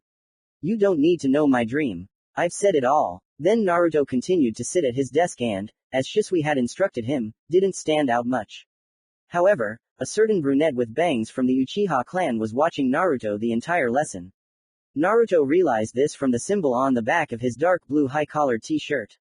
He kept looking at him and then at the teacher, who had been giving some boring speech for several hours after their general introduction. Why is this guy staring at me like that? Naruto thought to himself. Did I enter avatar mode unconsciously? No. In that case, everyone would have paid attention to me. Or maybe he's that one of those. Although, that's also unlikely. In any case, I interested him in something. The teacher had already finished his speech, after which the lesson began in earnest. The man with the bangs finally tore his gaze away from Naruto and focused his attention on the teacher, only occasionally looking towards the blonde. Naruto was simply sleeping with his neighbor Shikamaru from the Nara clan, not listening to the teacher's chatter, however. Suddenly the conversation turned to Uzushio. Naruto woke up at this point and pricked up his ears. Sensei began talking about the Uzumaki clan and their mastery of sealing techniques. Although Naruto already knew all of this, he still listened attentively. He was interested in knowing everything that concerned Uzushio. Naruto especially wanted to hear this information from the teacher. Does anyone have any questions? Sensei finally asked, finishing his lecture. Naruto raised his hand. Yes, I'm listening to you, said the teacher. Do you know anything about Masamune's blades? The young Uzumaki asked. An interesting question, said the teacher. Not much is known about these blades, but there are legends that these blades were forged from the iron of the first star. This material is so strong that the blades themselves never needed sharpening, as they always remained sharp. There are rumors that these blades were worn by the last head of the Uzumaki clan. His name was Ashina Uzumaki. Old records say that on his deathbed, Ashina hid both blades. The same records say that only the true heir of the Uzumaki clan will be able to find them and revive the once great clan.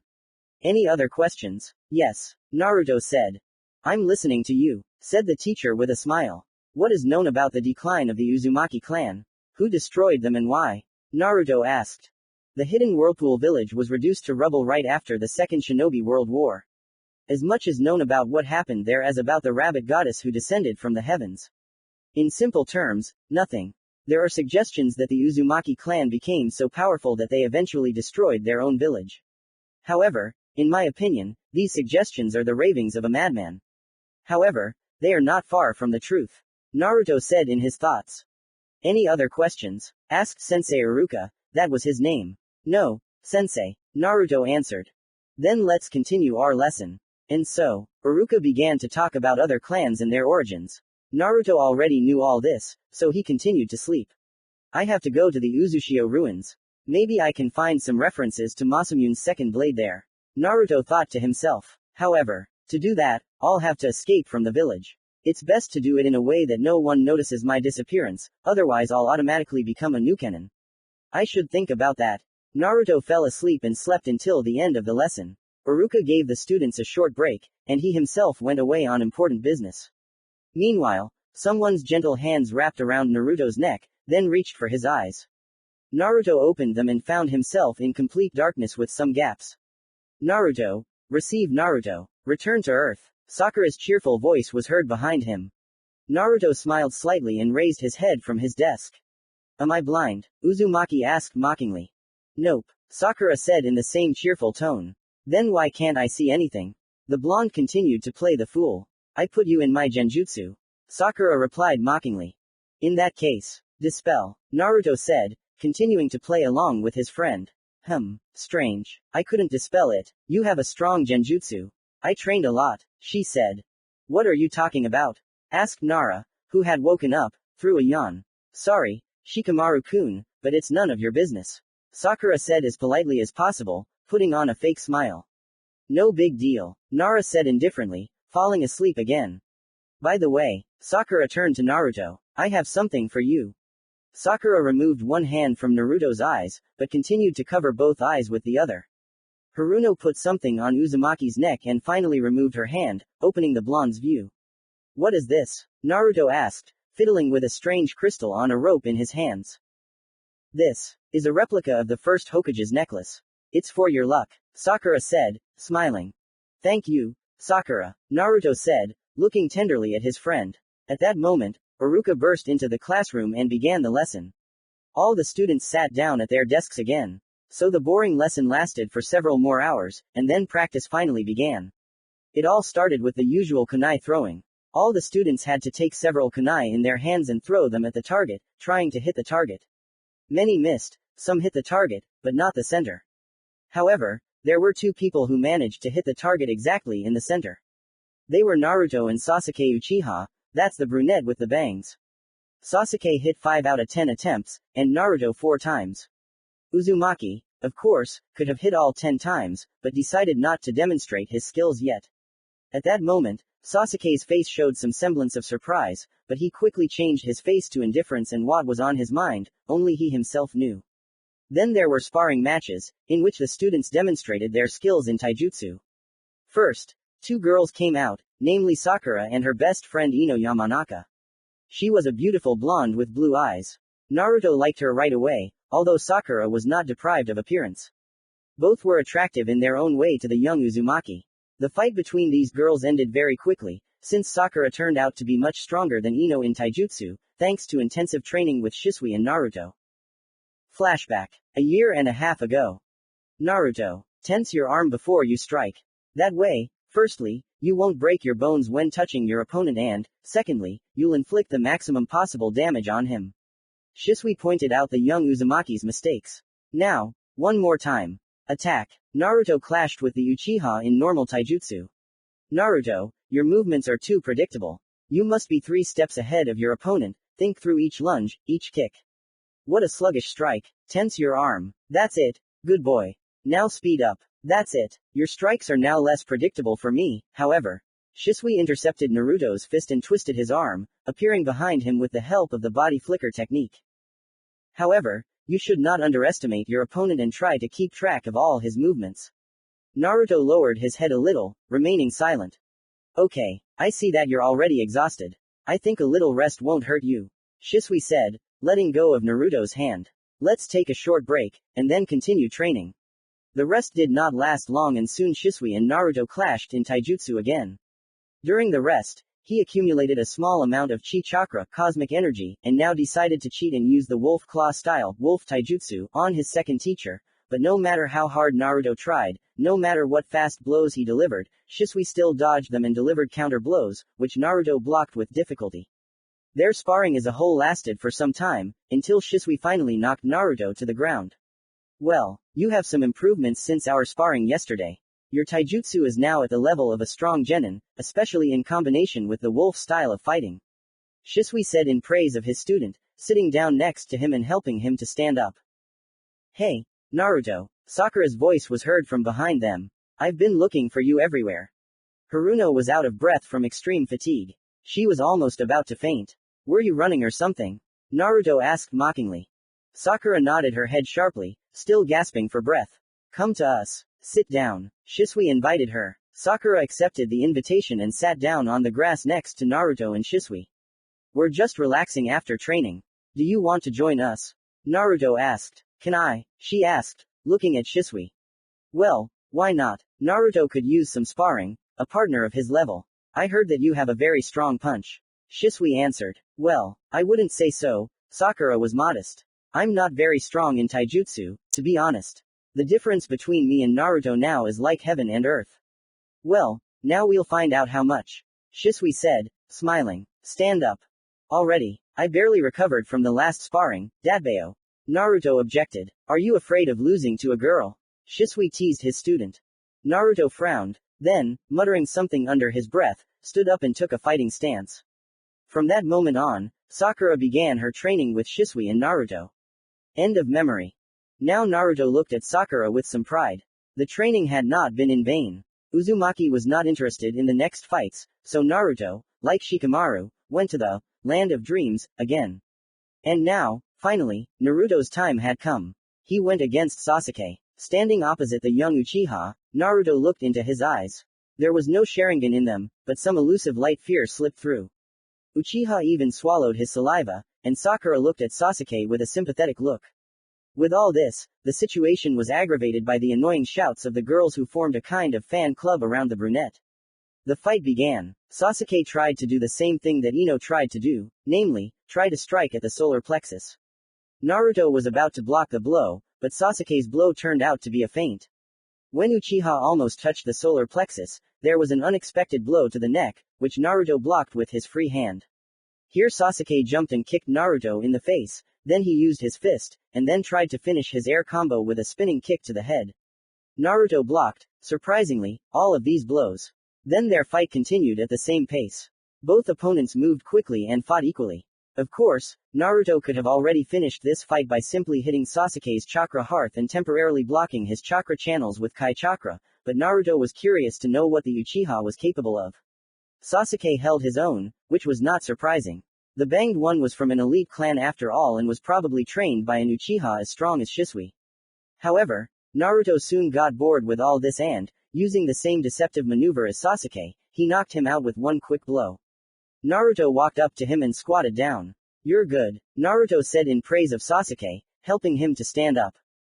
You too, Sasuke said, finally smiling. Both opponents made a sign of reconciliation, after which they went their separate ways. From that moment on, Sasuke's fan club split forever. Now a good half of the girls in the entire class will be running after Naruto. After the fight with Sasuke, Uzumaki went to look for Sakura among the crowd of students, but Sakura found him herself. She grabbed him and hung on his neck. Naruto, you're great, she praised him. You too, Naruto praised her back. Our training with Uncle Shisui has borne fruit. And in my opinion, the amulet has started to work. Sakura said cheerfully. Well, maybe, I won't rule it out. Naruto agreed, smiling. Then the fights continued and Naruto had to watch them, because when he was trying to sleep, Sakura hit him on the head with such force that she almost broke his skull. Because of this, Naruto did not want to sleep anymore, but fortunately for him, the remaining fights passed very quickly. Then there was another boring lesson, which flew by in an instant. After the lesson, Naruto walked Sakura home, after which he went to an abandoned training ground in order to continue his training. Imagine his surprise when he found Sasuke at the same training ground. Naruto usually trained here with Shisui and did not expect to see anyone else here. The young Uchiha was practicing his strikes on a tree. Then he took a kunai and drew a few circles on it, after which he walked away and threw the weapon at this improvised target, hitting exactly the center. Naruto, Sasuke said, standing with his back to Uzumaki. I was waiting for you. And for what? Naruto asked. I want a rematch. Fight me, but only this time at full strength. Sasuke answered. Hey, Naruto chuckled. Are you sure you want this? Yes, the brunette answered coldly, after which he threw a kunai at Naruto. Uzumaki, thanks to the reaction developed over 2 years, deflected his body to the right in time. Sasuke rushed towards Naruto, after which he disappeared and appeared behind Uzumaki, holding a kunai to his neck. Show me your true power, said Uchiha. Ha, Naruto squeezed out in response, after which he disappeared in a cloud of smoke. It turned out to be a clone. Naruto appeared behind Sasuke and hit him in the back with such force that he flew back several meters and crashed into the nearest tree at great speed. Naruto had previously filled his fist with Kai chakra, which allowed him to make such a powerful attack. Meanwhile, Uzumaki ran up to the Uchiha and began to eliminate the consequences of his blow. First, Naruto used the mystical palm technique in order to heal Sasuke's wounds left by the sharp bark of the tree. Then, After examining the Uchiha's body, Naruto discovered several serious fractures on his arms, legs and ribs. Naruto poured his Kai chakra into Sasuke's chakra channels and, after doing some manipulations, managed to return the brunette's limbs and ribs to their original state from the inside, completely healing them. This method of treatment is effectively used on Onigoro. It was there that he was taught this method of treatment. And he was taught by none other than Akeo. He taught Naruto to direct and manipulate Kai chakra, turning it into a healing elixir, as well as a deadly poison that devours chakra to the limit. Thus, Naruto can both heal with this energy and easily kill a person from the inside, simply by sucking out all the chakra from him.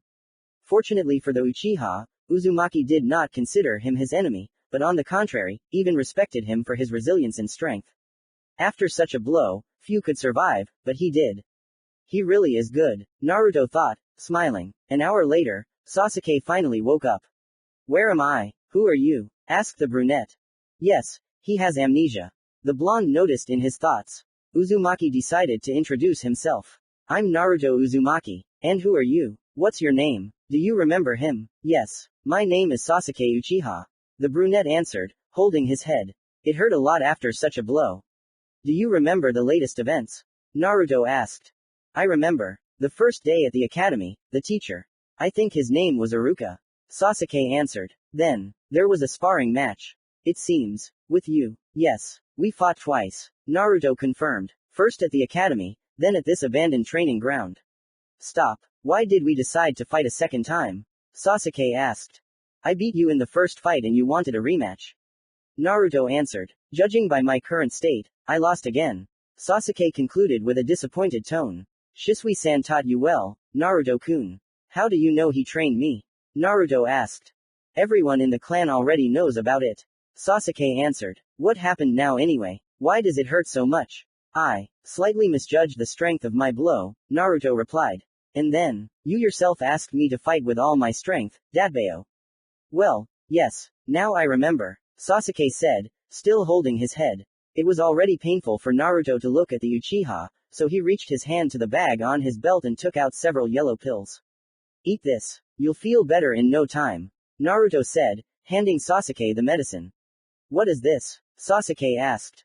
Don't ask. Just take them, Naruto said, forcibly shoving the pills into Sasuke's hand. It's weird, but okay. Sasuke said and swallowed the medicine. Naruto's glory turned out to be true. The pain in Uchiha's head passed and he finally felt better. So how is it? Naruto asked. Sasuke just nodded in response. Tell me. Uchiha started the dialogue. When we threw the kunai, you missed the remaining times on purpose, didn't you? Naruto remained silent. I thought so, Sasuke said, smiling. Then let's compete in throwing kunai, since our sparring didn't work out. I'll definitely beat you here. It's okay to dream, Dadbeo. Naruto said with a sly smile. Sasuke drew a couple more targets on other trees and threw kunai into the center of each one in turn. Now you, Sasuke said, pulling out the kunai from their targets. Watch and learn, Naruto said, then took 3 kunai in each hand. What? Sasuke thought to himself. Does he really want to do this? Naruto jumped into the air and somersaulted, turning his body with his head towards the ground. Naruto threw 4 kunai in different directions, then threw the remaining 2, which collided in midair with the already thrown kunai, which instantly flew into the targets and hit the centers of all the targets at the same time. This is impossible. Am I now trapped in a genjutsu? Sasuke thought to himself, amazed by what he saw. Naruto landed on the ground and looked at Sasuke's surprised face. What? Sasuke squeezed out, still in shock. Believe me, Naruto said, to reach this level, I had to exhaust myself with grueling training. I'm not a genius like Uncle Shisui or my father, so this training was very difficult for me. Who is your father? Sasuke asked, finally recovering from his shock. You won't believe me if I tell you. Naruto replied. Tell me. I'm interested. Sasuke insisted. Minato Namikaze, the yellow lightning of Konoha and, concurrently, the 4th Hokage. Naruto answered. And I kept thinking. Who do you remind me of? Sasuke said. You and the 4th are very similar, so I can't help but believe your words. You are a worthy son of your father. You are a worthy Uchiha. Naruto said, smiling. Maybe, but, my own father clearly doesn't think so, Sasuke said, hanging his head sadly. Why? Naruto asked. He pays almost no attention to me. Sasuke began to tell his sad story. He pays more attention to my older brother Itachi. Sometimes I get the feeling that I simply do not exist for him. Sasuke, listen to me. Just because your father doesn't pay attention to you doesn't mean he doesn't love you. Naruto said. How do you know that? Sasuke asked coldly. Fugaku himself told me about you and Itachi. You are both dear to him, although he does not show it openly. The blonde answered. You talked to him? Sasuke was surprised. It happened. Naruto answered. A lot has happened to me over the past 2 years, and meeting the head of the Uchiha clan himself is no exception. And what did he say about me? Sasuke asked impatiently. A lot of things, but it's not that important now. The only thing that matters is that father loves you and Itachi equally. You are both his sons, no matter what anyone says. Naruto answered, gathering the kunai. Sasuke withdrew into himself for a while, digesting everything he had heard. Naruto, taking advantage of the moment, was about to leave, but... Naruto, wait. Sasuke stopped him. Naruto turned towards him. Maybe. We should train. That's why you came in the first place. Am I right? That's true. Naruto said, smiling. Let's go. Naruto and Sasuke started doing physical exercises. They both did pull-ups, push-ups and practiced their taijutsu. After all these procedures, they had a small sparring match, where Naruto fought in regular taijutsu, without using kai chakra. Of course, Sasuke lost again, but the fight did not end there. Naruto pointed out all the mistakes of the young Uchiha, after which they both continued sparring. They trained like this until the evening, until Sasuke finally came to his senses. Damn, Sasuke grumbled and missed Naruto's punch, which hit him right in the face. What happened? Uzumaki asked, stopping the sparring. The sun has almost set, and I promised my mother that I would be back before sunset. Sasuke answered, being in a state of panic. Ha, well, she won't kill you. Naruto said, grinning. She can. Sasuke said. Okay. Then run home. Naruto said. Sasuke was about to quickly leave, but he stopped and turned towards Uzumaki.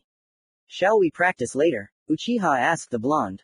Why not? Every day, here after the academy. Naruto answered. I'm always here. Then see you tomorrow. Sasuke said, and with these words he instantly disappeared. Naruto continued training and fell asleep under one of the trees. Shisui found him in the morning and, shaking his head a little, carried Naruto home and carefully put his student to bed. Ah, Naruto, you're exhausting yourself too much. Shisui said to himself, shaking his head. After looking at the sleeping Naruto for a while, Shisui finally left. Meanwhile, in the blonde's subconscious. Hey, fluffy rug, wake up. Naruto woke up Kurama. Kurama only snorted in response. The sage was sitting nearby in the lotus position at the time and was almost impossible to wake up. That was why Naruto was now trying to wake up the fox. Wake up, damn you. Naruto yelled and pulled the fox by one of his tails. Ah, Kurama screamed in pain. Damn boy, I'll kill you. No need to sleep all day, Dadbeo. Naruto yelled back. Naruto's entire face was red as a tomato from the anger that was filling him. Kurama sighed heavily. What do you want from me? Kurama asked, sounding somewhat exhausted. I need your chakra to create a stable clone, Naruto replied. Why do you need this? Asked the fox. It's time for you and me to visit the cradle of my clan, the village of hidden whirlpools. Commentary on Chapter 7, An Unexpected Acquaintance. Well, I finally finished this chapter. I hope you enjoyed it. The next chapter will be about the Uzumaki clan and its origins, so stay tuned in. Don't leave the review field empty. Chapter 8, Kin Blades. Part 1. Inch knowledge is our everything. There was fog everywhere. It was thick and it was hard to see. A small boat was moving towards the forgotten ruins, cutting through the fog. There were only 2 people on board. A short, red-haired man whose face was hidden by a mask with a red whirlpool sign on his forehead, and the boatman himself. The boatman himself looked quite ordinary. He was an old man with a long gray beard, a bald head, and a scar above his right eye. He was dressed in an ordinary short black kimono and gray pants. On his feet were wooden sandals. The man in the mask looked like some kind of Nukenin. He was dressed in a black jacket, over which was worn a disheveled old black cloak with a hood. His pants were sports pants, and on his feet were the same wooden sandals. On his belt was a katana, the handle of which was completely wrapped in bandages. At this time the fog is very thick. You can't see anything, the boat owner explained, and it's dangerous in these waters. Dangerous? What? Asked the masked man. Well, so, the men said that some kind of creature had settled in this lake and wouldn't let anyone near the ruins. They say that it's over 1,000 years old and its size is truly gigantic. Maybe it's Biju, red-haired suggested. It's possible. The boatman agreed. Anything is possible. Well, if it's Biju, then it will be easy to come to an agreement with him, said the masked man. Ha, agree. With Biju. Don't make me laugh. The boat owner laughed. Biju are not stupid creatures, as is commonly believed. They are like people, because they can talk, think and feel, argued the red-haired. We people think that we know everything about them, while in fact we know nothing about them. We imprisoned them in cages, deprived them of freedom, without even asking their opinion. We call them demons, monsters, and we ourselves are no different from animals. We are worse than animals. We are true monsters. These words made the boatman fall silent. He didn't know what to answer. This guy said these words with such conviction that you yourself involuntarily begin to agree. In the same silence they sailed forward for several more hours, until red-haired began to dart his head from side to side. Something wrong, Master Shinobi? The boatman asked. I sense a huge accumulation of chakra right below us. The red-haired one replied. Stop the boat. Is this really Biju? Asked the boat owner. Stop the boat. The red-haired man repeated sternly, ignoring the boatman's question. The latter, muttering something under his breath, did as the masked man said. Suddenly, waves rose on the lake and the boat began to rock from side to side so that both passengers almost fell off it and fell into the water. Fortunately, they both stayed in the boat. Suddenly, 3 gray tails with spikes rose from the water with splashes. Then the back appeared, and then the entire huge carcass of the 3-tailed Biju. In appearance, it looked like a turtle. Its left eye was closed. The right eye in its appearance resembled a red rinnegan with a yellow pupil. The belly of this Biju was completely red, and its shell and all its armor were gray. The 3-tailed Biju stared intently at its possible enemies. It especially paid attention to the red-haired man in the mask. On this mask he saw a red drawing of the whirlpool, and his red hair clearly indicated that he was a member of the Uzumaki clan, but until the end Biju was not sure of this. Kurama, the masked man, who turned out to be Naruto, addressed the 9 tails inside himself. I think it will be easier for you to come to an agreement with your brother than for me. Will you help? You still ask, said Kurama. Let's trade. Kurama took control of Naruto's body and removed his mask. The red hair that had previously covered the Uzumaki's head was revealed to be a simple wig, under which short, tousled blonde hair was hidden. Kurama stood with his back to the boatman and did not show Naruto's face with its devilish red eyes. Isobu is my brother, Kurama said in his usual smoky and rough voice, stretching out a smile. Who are you? Why did you call me brother? 3-tailed asked. What, brother, don't you recognize these eyes? Kurama asked a counter question. It looks like you've gone completely blind from constantly being in the water. Isobu looked into Kurama's eyes and recognized him as the 9 tails, but he still couldn't be 100% sure. Ha ha, you don't even feel my chakra. Kurama continued to mock his brother. You've become completely decrepit. You've become just like our father on his deathbed. Kurama, is that you? Asked Biju, finally guessing the identity of his interlocutor. No, FANFICTION. I'm the ghost of the first Hokage.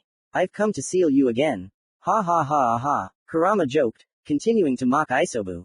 Of course it's me, Kurama, you overgrown turtle. So you took over your Jinchuriki's body and escaped from Konoha? Isobu suggested. Yes and no, answered Kurama. I did not capture the body of my Jinchuriki in order to escape from there, but rather the opposite, my Jinchuriki himself escaped from that garbage dump. Now we are moving in the direction of the ruins of Uzushio. Could you let us through for old time's sake? I could. 3-tailed replied. However, it depends on what you need there. You see, Kurama began to explain. This guy is the heir of the Uzumaki clan and the successor of our father.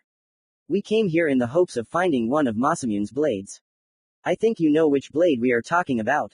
Perhaps, Isobu said. However, where is the proof that your Jinchuriki is the chosen one? Kurama thought. Have you stopped feeling chakra at all? No, Isobu tried to justify himself. Feel the chakra and you will understand that I am telling the truth. Kurama interrupted his brother. There was silence. I can feel your chakra, the chakra of that kid, that scared old man and... said Isobu. This can't be. This chakra, father. Yes, Isobu, Kurama confirmed. Father is here, with me, inside my Jinchuriki. He returned to our world to help this boy fulfill the prophecy and save this damned world, where people are used to drowning their sorrows in a bottle of juice, mocking the weak and inciting wars. This boy is the reincarnation of Ashura and the successor of the Sage of the Six Paths. He is the one we have been waiting for so long. It's hard to believe, but, said the shocked Biju, I will let you through. With these words, Isobu slowly sank into the water and disappeared. Kurama returned control to Naruto. The way is clear, the fox said to the blonde. The shore is now just a stone's throw away. Then let's go, Naruto said, putting on his mask with a red wig. Naruto turned towards the owner of the boat, but he was lying in a half-passed out state and was now useless. He probably lost consciousness from fear. Naruto guessed to himself. Well, I'll have to row further myself. With these words, Naruto took the oars and, putting all his strength and magic into his hands, quickly steered the boat towards the shore. Having finally reached a lonely island, Naruto went ashore and headed towards the ruins of Uzushio, leaving the boatman his payment in the form of several Ryu coins for helping him across. Having finally reached the place, Naruto came out to a half-ruined gate with the sign of the whirlpool. Finally, I got here, Naruto said to himself. It's time to look at the legacy of the ancestors. Naruto passed through the gate and finally found himself in Uzushio itself. What he saw was depressing. There was destruction and ashes everywhere. Once entire houses had collapsed and were completely destroyed. Naruto looked at all this with some sadness. The once great stronghold of his clan was completely destroyed. I swear on the bones of my ancestors that this place will rise from the ashes. Naruto promised himself in his thoughts. Young Uzumaki, having passed another block, came out to a huge building with a large sign of the whirlpool. Although it was battered by time, it was almost intact. Perhaps this was the only well-preserved building in the entire village. Apparently, the residence of the head of the village was once located here, as Naruto himself assumed. In order to confirm his guess, Naruto entered this building. Indeed, the building inside was very similar to someone's residence. Ahead between two stairs stood an empty secretary's desk. Naruto rummaged through it and found several important half-burnt and dusty documents, as well as some kind of bunch of keys. Naruto took them and went up to the second floor of the ancient residence. There he went out into a corridor in which there were several doors that were not locked. Naruto examined these offices, but did not find anything interesting here. Naruto decided to find the office of the head of the village and went up to the very top floor. Fortunately, he did not have to look for the office for long, since it was the only one on the top floor. However, the head's office was locked. Naruto stood there for a long time, trying to find the key. When another key didn't work, Naruto got tired of it all and, pouring Kai chakra into his fist and transforming it into lightning, tried to knock down the door, but nothing came of it. Naruto, touching the door with his fist, immediately pulled it back. Trying to knock down this door, Naruto activated a protective mechanism that covered the door in flames and burned Uzumaki's hand. Plus, Naruto, looking a little closer, discovered several strong seals on this door. Well, yes, my clan specialized in seals very well, Naruto said. That is, the keys that I have in my hands are simply useless in this situation. Even if I pick the right key, the seals placed will still not let me pass. Beauty, what should I do now? Naruto, try to find a local library, Kurama suggested. Why? Naruto asked. There's a chance you'll find useful information about the seals on that door. Kurama explained. I seem to recall that the Uzumaki kept all the important information about their techniques in a secret compartment located in their great library. And how do you know this? Naruto asked. I often visited this village when I was sealed in Mido Uzumaki, the wife of the first Hokage. I know every corner here, Kurama answered. Then lead the way, Naruto said. Uzumaki, following Kurama's lead, reached the library, which was located right in the residence. What a surprise it was for Naruto when he entered it. It was a large hall, in which there were at least 1,000, if not more, books. It's amazing, Naruto said. How come they haven't stolen it yet? What do you think? Isobu hasn't even let anyone near this village since the Second Shinobi World War. Kurama explained. Naruto walked up to one of the shelves and started to sort through the books. That's weird, Naruto said. What exactly? Kurama asked. Uncle Shisui said that during the First World War, the first Hokage sealed all the tailed beasts and distributed them to different villages as a sign that Konoha wanted peace. If that was the case, then what is this Biju doing here? The first Hokage did seal all the tailed beasts, however. Kurama began to explain. There weren't enough Biju for all the villages, so Hashirama decided to cheat. He divided Isobu into two halves, yin and yang. He gave the yang half to the hidden mist village, and the yin half went to the hidden whirlpool village. Thus, We have 2-3 tails. One guards the ruins of Uzushio, the other is sealed in the body of the current Mizukage of Kurigakure on Sato. Why is this 3-tailed without a Jinchuriki? Naruto asked. The Uzumaki clan gave him freedom. They allowed Isobu to live in the lake that surrounded Uzushio, and in exchange, he had to protect the village and keep outsiders out. Even now, when the Uzumaki clan no longer exists, he continues his mission as a guardian. Then why did the village fall if it was protected by an entire Biju? Naruto asked. How did the Hidden Rain village get through him? You see, we Biju are very vulnerable to high-level genjutsu. That's what helped Hanzo's army get through Isobu. They somehow drugged my brother and immobilized him. Kurama explained. After the destruction of the village, they even tried to seal him, but the Omegakure shinobi were unable to do so and retreated. And what stopped them from sealing him? Naruto continued asking questions. Konoha got in the way. Kurama replied. The hidden leaf was supposed to come to help protect Uzushio, but they couldn't get there in time. They arrived when Uzushio was already in ruins and burning. Isobu was the only thing they managed to save from the clutches of Hanzo Salamander and his minions. Now it's all clear to me. Naruto said. I swear that this Danzo, whoever he is, will pay me for everything he's done. Naruto took out the last book, but he didn't find anything useful in it either. So where is this secret department of yours? Asked the blonde. To the left, then go straight for a few meters, then to the left again and so on straight to the end. There will be a large cabinet with scrolls. It is the biggest one here. You won't miss it. After you approach it, pull one of the scrolls and the door to the desired room will open. Answered Kurama. Thank you, said Uzumaki, smiling and heading along the path that the fox showed him, passing many cabinets and shelves with scrolls and books. Naruto reached that very cabinet.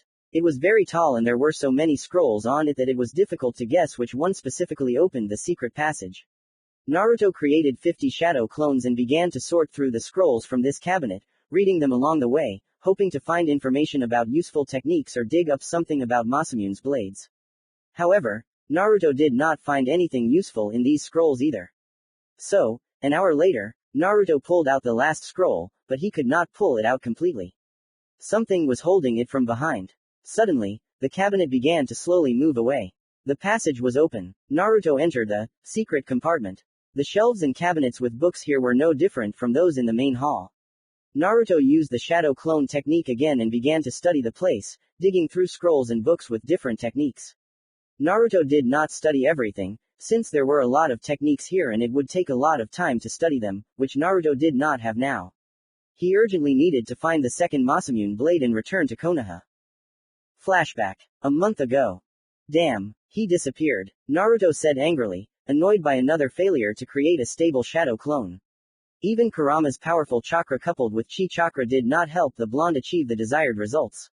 In desperation, Naruto folded the seals, bit his finger and used the summoning technique. From the smoke appeared the pumped-up back of a healthy humanoid wolf. It was Akeo. He was half naked and this time he was not wearing golden armor. The wolf turned to Naruto and looked at him questioningly. Naruto, why did you summon me? Akeo asked.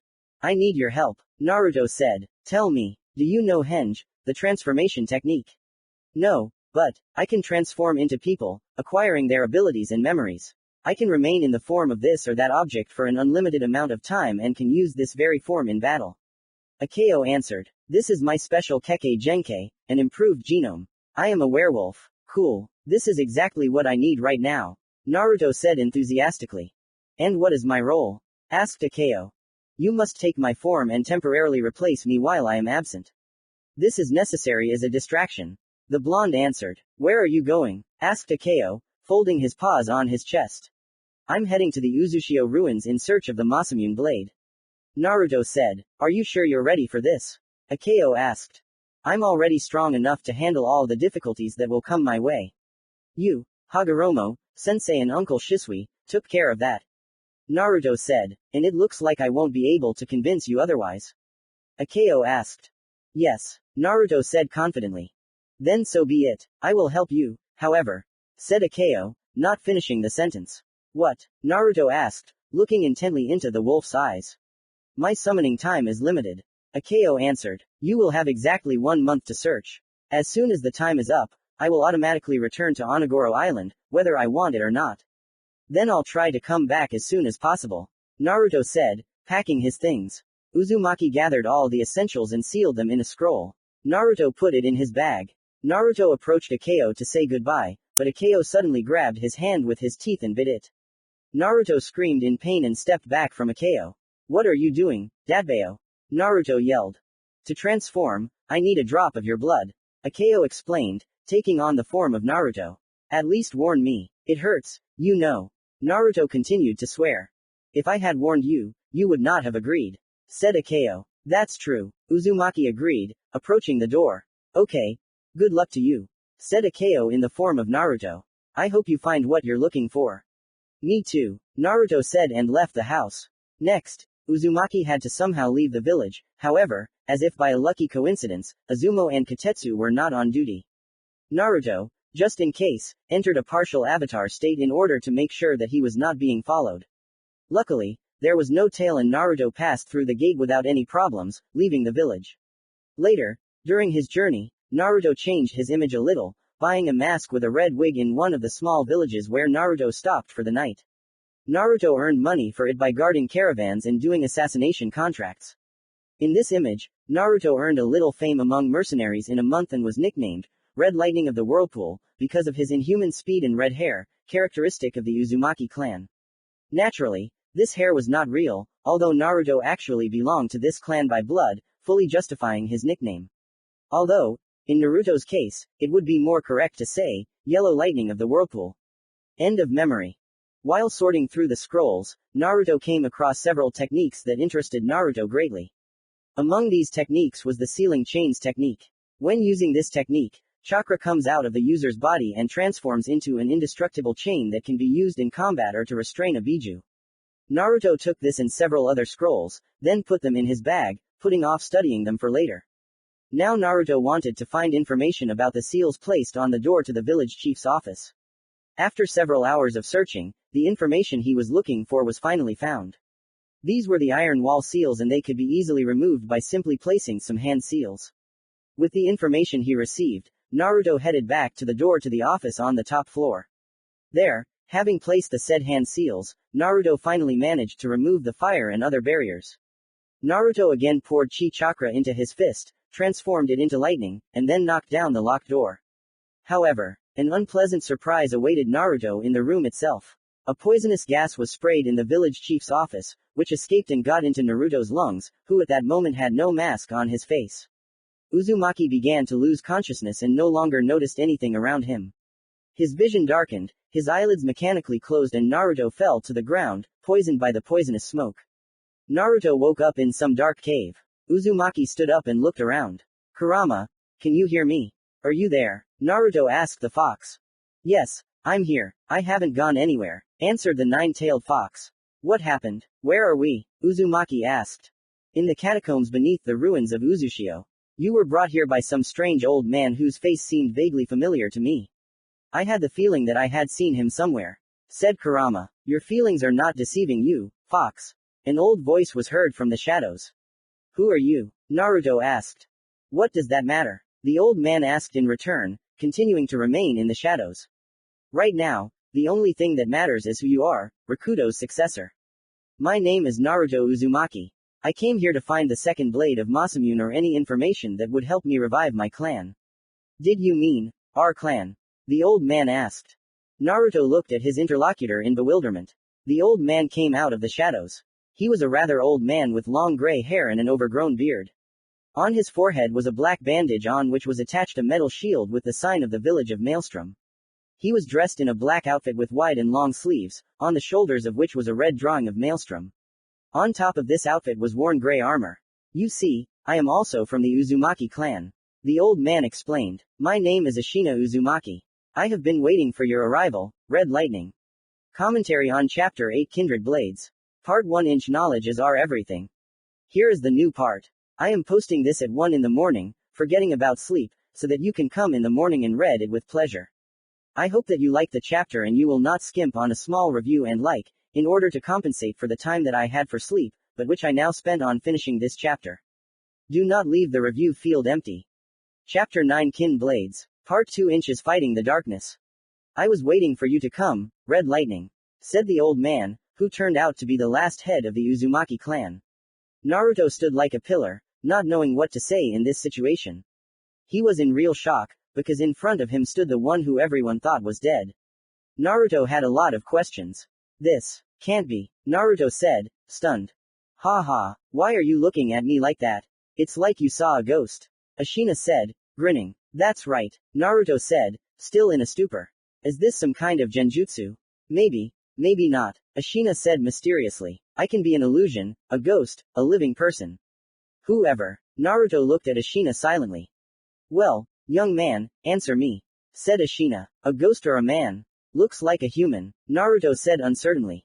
That's exactly it, Ashina said sharply. I'm a living person, not an illusion. But, how? Asked the younger Uzumaki. You. Dead, Ashina interrupted Naruto. Yes, Naruto said. The history books say that you died during the pogrom in Uzushio. History textbooks. Ha, the news of my death is just lies. I managed to survive and hide in these catacombs. Really, some repairs would not hurt here. Will you help? Asked Ashina. Me? Naruto asked in surprise. Well, who else? You're young. You have a lot of strength. So you'll help me, an old man. Ha ha ha ha, Ashina said, laughing. Come with me. Naruto, finally coming out of his mild shock, followed Ashina. These walls are as old as the world itself. Chakra was here before it spread throughout the world, making these caves a powerful place of power. That's why my brother and I built the hidden whirlpool village over them. Our job was to protect this place. And, why are you telling me all this? Naruto asked, confused. You are Rakudo's successor. You are the one destined to revive the Uzumaki clan and save this world from itself. You should know how important this place is to our clan and what kind of legacy it holds. Ashina explained. Naruto lowered his head thoughtfully in response. We've arrived, Ashina said. The two Uzumakis came out into a large hall, which was illuminated by a great many lit torches. The walls were decorated with inscriptions in an unknown language. Your test will begin here, Ashina said unexpectedly. What test? Naruto asked, turning to the old man. However, he was no longer there. What the? Suddenly the floor collapsed under Naruto. He fell into some dark narrow room, the walls of which instantly reacted to the visitor and began to rapidly narrow, revealing sharp spikes. Uzumaki reacted instantly and, pouring chakra into his legs, made a high jump and jumped out of the trap. Naruto again found himself in the hall with the writings, but all the torches instantly went out.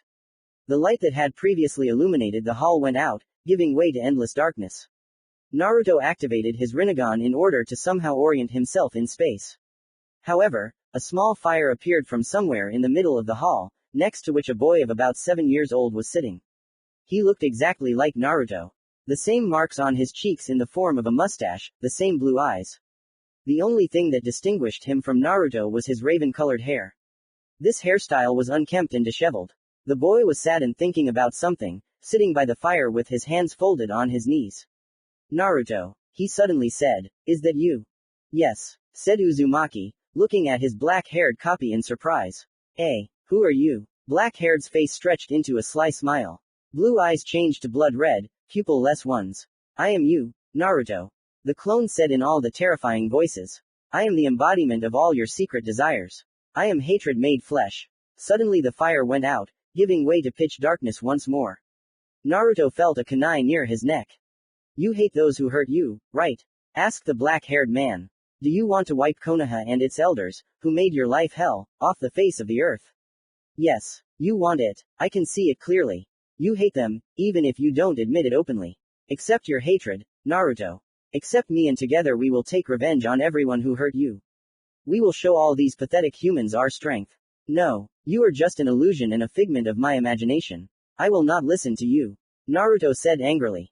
You're only deceiving yourself, Naruto, and I'll prove it to you.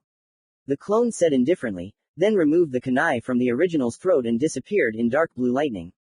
Uzumaki's eyes darkened. He fell unconscious. Naruto. Kurama shouted. Naruto, can you hear me? Huh, Naruto said absent-mindedly. Yeah, I hear you, Ku. Great, I thought I'd lost you. Nine-Tailed said happily. What the hell happened to you? The old man took me into some hall, and then there was darkness, Naruto said, leaving out the details about the meeting with his dark half. What other old man? Asked Kurama. Ashina Uzumaki, Naruto said, not understanding. Dead Uzukage. Oh yeah, a ghost came to you in your sleep. Ha ha. Kurama said, grinning. You saw him yourself. We talked to him face to face. Naruto convinced Kurama. There was nothing. You and I opened the door to the village chief's office and you passed out right away. Said Kurama. So it was all a dream? Naruto asked. Possibly. Said Kurama. The gas you were poisoned with could have caused something like that. Naruto stood up, brushed himself off and adjusted his old black cloak, which he wore over his black sports jacket. Uzumaki approached the door again and carefully opened it. There was nothing dangerous in the office anymore. The blonde entered this small room and was surprised when he saw that the whole Masamune blade was lying on the Uzukage's desk. Naruto slowly walked towards the desk. When Uzumaki was right next to him, his hand in a black half-glove with a metal shield automatically reached for the weapon, but the blonde quickly pulled it back. Naruto hesitated. No, it can't be that simple. The blonde thought to himself, clearly suspecting something was wrong. What are you waiting for, Naruto? Take it. This blade is yours now. Said Kurama. No, Ku. Something is clearly wrong here. Naruto said. Take it, Naruto. You deserve it. Someone's voice was heard from behind.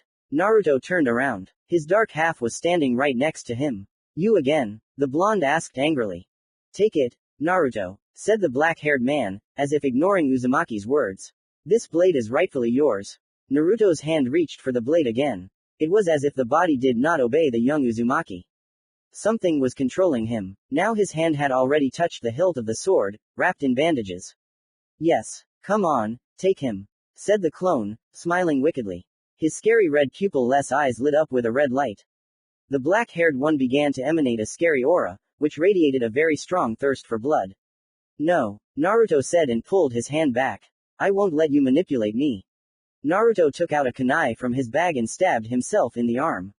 A huge pain befell Naruto in his dark half. The clone writhed in pain, holding his bloody arm. You are a part of me, which means you can feel the same pain as me.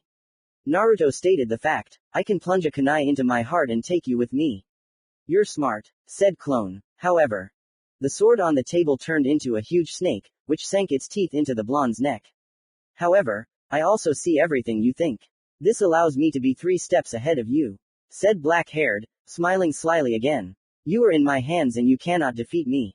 Naruto's vision darkened again and he fell unconscious again. He woke up in some mountainous area. Are you here? Naruto asked absent-mindedly, as if waking up from a long sleep. He can't hear you, Naruto. The dark half's gloating voice was heard.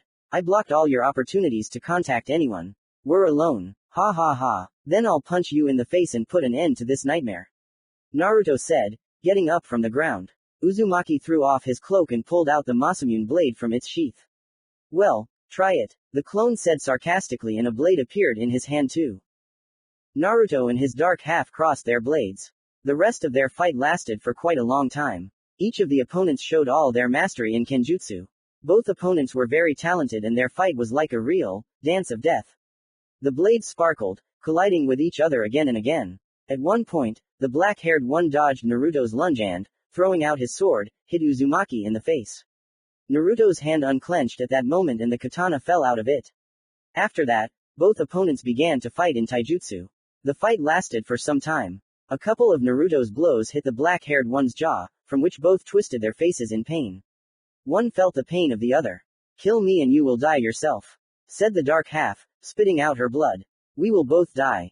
Naruto didn't respond and activated his Rinnegan. Ha, so you decided to fight at full strength? Then I will too, said the black-haired man and also activated the yellow Rinnegan. Both opponents flew into the air and clashed in taijutsu again. This time their blows were much stronger than before. At one point, they both used the diva path on each other and flew off in different directions at great speed for several kilometers. A few seconds later, they stood in front of each other again, but now they were making seals. Fire release. Fireball technique. Naruto shouted and a huge stream of fire burst out of his mouth. Wind release. Wind wall, said the black-haired man, and a huge wall of wind appeared in front of him, blocking Naruto's fireball. Uzumaki covered his body with bright red lightning and rushed towards his dark half at great speed. He also covered his body in dark blue lightning, and then engaged Naruto at super light speed. The rest of the battle took place throughout the mountainous terrain. Both opponents moved at such a speed that even Shisui, if he were there, would not have been able to follow their movements even with his sophisticated mangekyo, Sharingan. All that could be seen were two lightning bolts that collided and repelled each other at great speed. In the end, both opponents finally ran out of steam and stopped the fight near some large cliff. I have the same abilities as you, said black-haired, catching his breath. We are equal and neither of us will win this fight.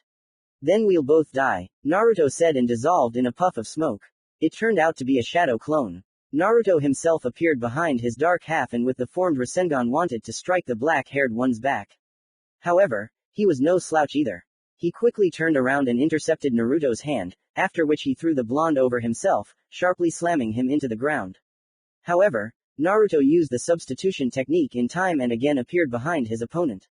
Naruto poured some Kai chakra into his hand and hit his dark half on the back with great force.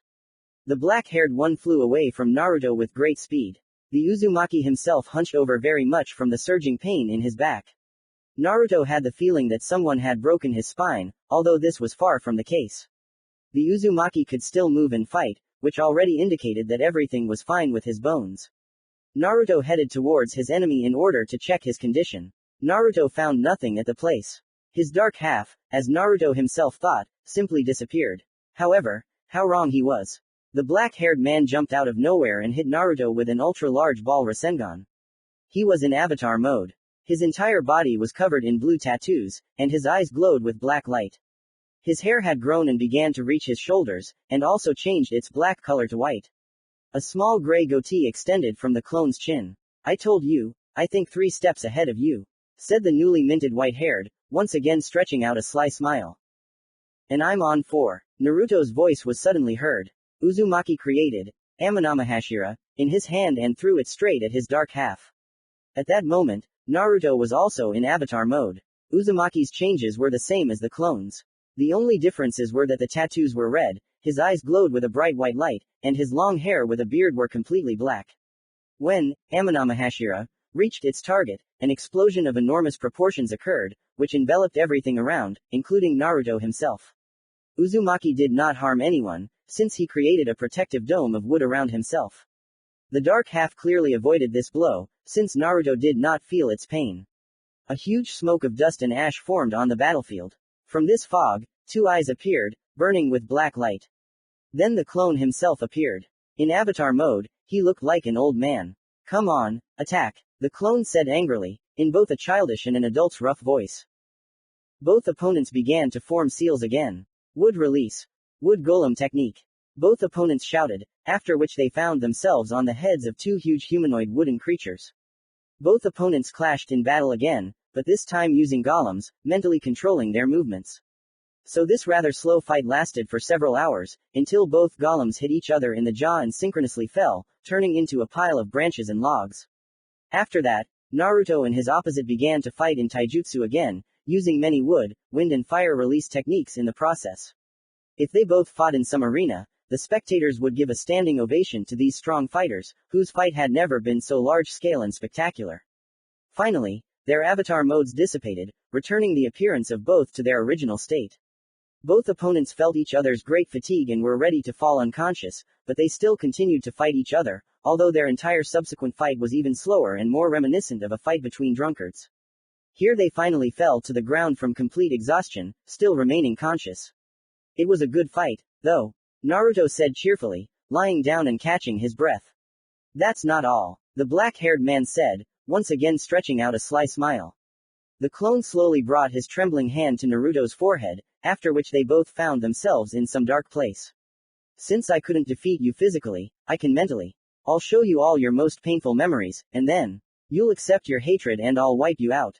I'll take over your body and wipe Konoha off the face of the earth. The clone said maliciously. The black-haired one grabbed Uzumaki's head with his hands. Look, Naruto, know this pain again, the clone said with fury. Flashback. 2 years ago, October 10th. The sun was rising over the horizon. Morning was coming. A little boy of about 5 years old was walking along the streets of Konoha, his head down once again. It was Naruto. There were people around Uzumaki, who were whispering about something and looking at the boy with hatred, which the blonde himself could not help but notice. He did not understand why everyone in the village was constantly looking at him with such a look. Naruto, Moving away from his thoughts, went into the first grocery store he came across. There, all the buyers and sellers gave Naruto the same look as the people on the street. Naruto took some products and approached a free seller in order to buy them. The seller rudely snatched the basket of products from the blonde's hands and began to punch them in by price tags to calculate the final amount. -10 Ryu, the seller said angrily, looking at the blonde with hatred. Naruto roughly handed the money to the shop assistant. He snatched it with the same rudeness and abruptly threw the basket of groceries out into the street. Choke on it, demon, the seller said with hatred. Naruto looked at the seller with confusion. Why are you looking at me like that, little fox? Here's your food. It's lying on the ground. Take it before it gets stolen and get out of here. The cashier said angrily. Why? Naruto asked through tears. Where did you get such hatred towards me? Why do you treat me like this? I'm just like you. I'm an ordinary person. I'm a child like everyone else. I said. Get lost. The seller flared up. Naruto, wiping away his tears, went outside. He didn't say anything more to the shop assistant, so as not to aggravate the situation. Uzumaki picked up his small basket of groceries, and then headed to his home. On the way, he almost cried. Why, he asked himself. What did I do to them? When Naruto finally found himself near his half-ruined house, a familiar yard dog named Aki, which means, ray of light, ran up to Uzumaki. This dog really was the only ray of light for Naruto in this impenetrable darkness of loneliness and pain. Uzumaki fed his four-legged friend some fresh sausage and went into his apartment. It was dirty and dusty here as always. Water was still dripping from the ceiling from the recent rain. The roof of the house was so old that it had some cracks that did not protect from the rain. There was a mess everywhere, which was already Naruto's own fault, since he was simply too lazy to clean up. Having put the food on the old table, Naruto lay down on the bed fully clothed and began to think about the meaning of his life again. Who am I? Why does everyone call me a demon? Where does all this hatred come from in these people? Uzumaki asked himself. Unfortunately, there were more questions than answers. Uzumaki fell asleep under the weight of his thoughts. After a while, the blonde woke up again from Aki's very loud barking. Naruto jumped up sharply and looked out the window. It was already evening outside. There, near Aki, stood several drunk shunins who surrounded the poor dog, who was angrily barking at them. One of these drunks grabbed the dog and ran a kunai across its neck, but this did not kill the dog. Hey, you, let go of Aki, Uzumaki yelled. The drunk looked at Uzumaki.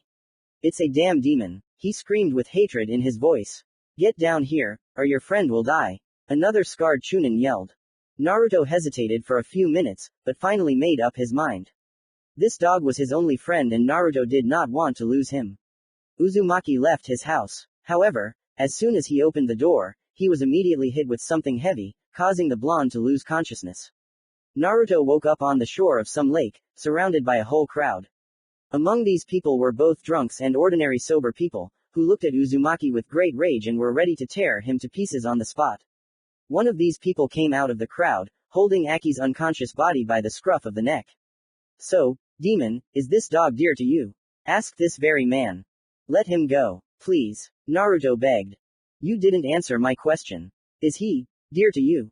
The man asked again. Yes, Naruto said. Yes, let him go. Beat me, kill me, but don't touch him. He has nothing to do with it. Oh no. Anyone who decided to befriend you, be it a human or a common mud like this one, deserves to die. Said the man, smiling slyly. Having lost everything, you will know my pain. The pain I felt when you killed my entire family. With these wild words, the man took a kunai from one of the drunk shunin and stabbed Aki right in front of the blonde's eyes. Uzumaki's whole world turned upside down at that moment. The last ray of light in this darkness simply disappeared before his eyes. Naruto froze in severe shock and could not utter a word. After that, the whole crowd began to beat and trample Uzumaki. However, Naruto did not pay attention to this. He was already dead not physically, but mentally. Uzumaki mechanically closed his eyes, thinking about his imminent death. Naruto really wanted this now. He wanted to die and finally end his suffering. Naruto woke up in the hospital. Uzumaki was in deep shock and could no longer utter a word. His soul was dead. End of memory. They took everything from you, turned your life into hell. Accept your hatred and we will sweep away Konoha and all its inhabitants. We will take revenge. The clone tempted the young Uzumaki. Naruto himself again experienced the pain that he experienced every day. It was truly unbearable and broke Naruto himself very much. Hatred for everything clouded his eyes at the sight of his most painful memories of their past. Yeah, black-haired said with pleasure. I can feel you breaking. Don't resist, Naruto. Let this hatred take over you. Naruto was gradually breaking down, giving in to his anger. And then, Naruto fell to his knees. His eyes began to glow red, and his pupils began to gradually disappear. His hair began to turn black. The clone looked at Naruto with a sense of triumph, however. The Uzumaki's next actions destroyed this atmosphere. I won't allow it, Naruto said. What? The clone asked, not understanding. I won't let anger and hatred decide who I'll be, Naruto said and raised his head sharply. His pupils returned to normal and his hair turned blonde again. I won't become you. How? Black-haired asked in surprise. I'll show you, Naruto said. Uzumaki touched his dark half's forehead. All of Naruto's happiest memories flashed before his eyes. Here was 5-year-old Uzumaki sitting in Ichiraku and pouring out his soul to the only people in Konoha who treated him like family. Here was Ayame comforting him, and Tsuki advising Uzumaki to eat away his sorrows, giving him an extra portion on the house. Here was Naruto meeting Hagoroma. He learned about his parents and vowed to live up to their legacy. The next memory was of Onigoro in the battle with the 15 tails. Then came the memory of the first day at the Shinobi Academy. Here was Sakura joking about genjutsu and giving Uzumaki some kind of amulet for good luck. Then there was the battle with Sasuke and further sparring with him. Then, there was a long and difficult journey to Uzushio, filled with many dangers and adventures. Finally, the memories ended. Naruto removed his hand from his opponent's forehead. Why? Asked clone. What? Why? Uzumaki asked, confused. Why do you never give up? Where do you get such will and such desire to live?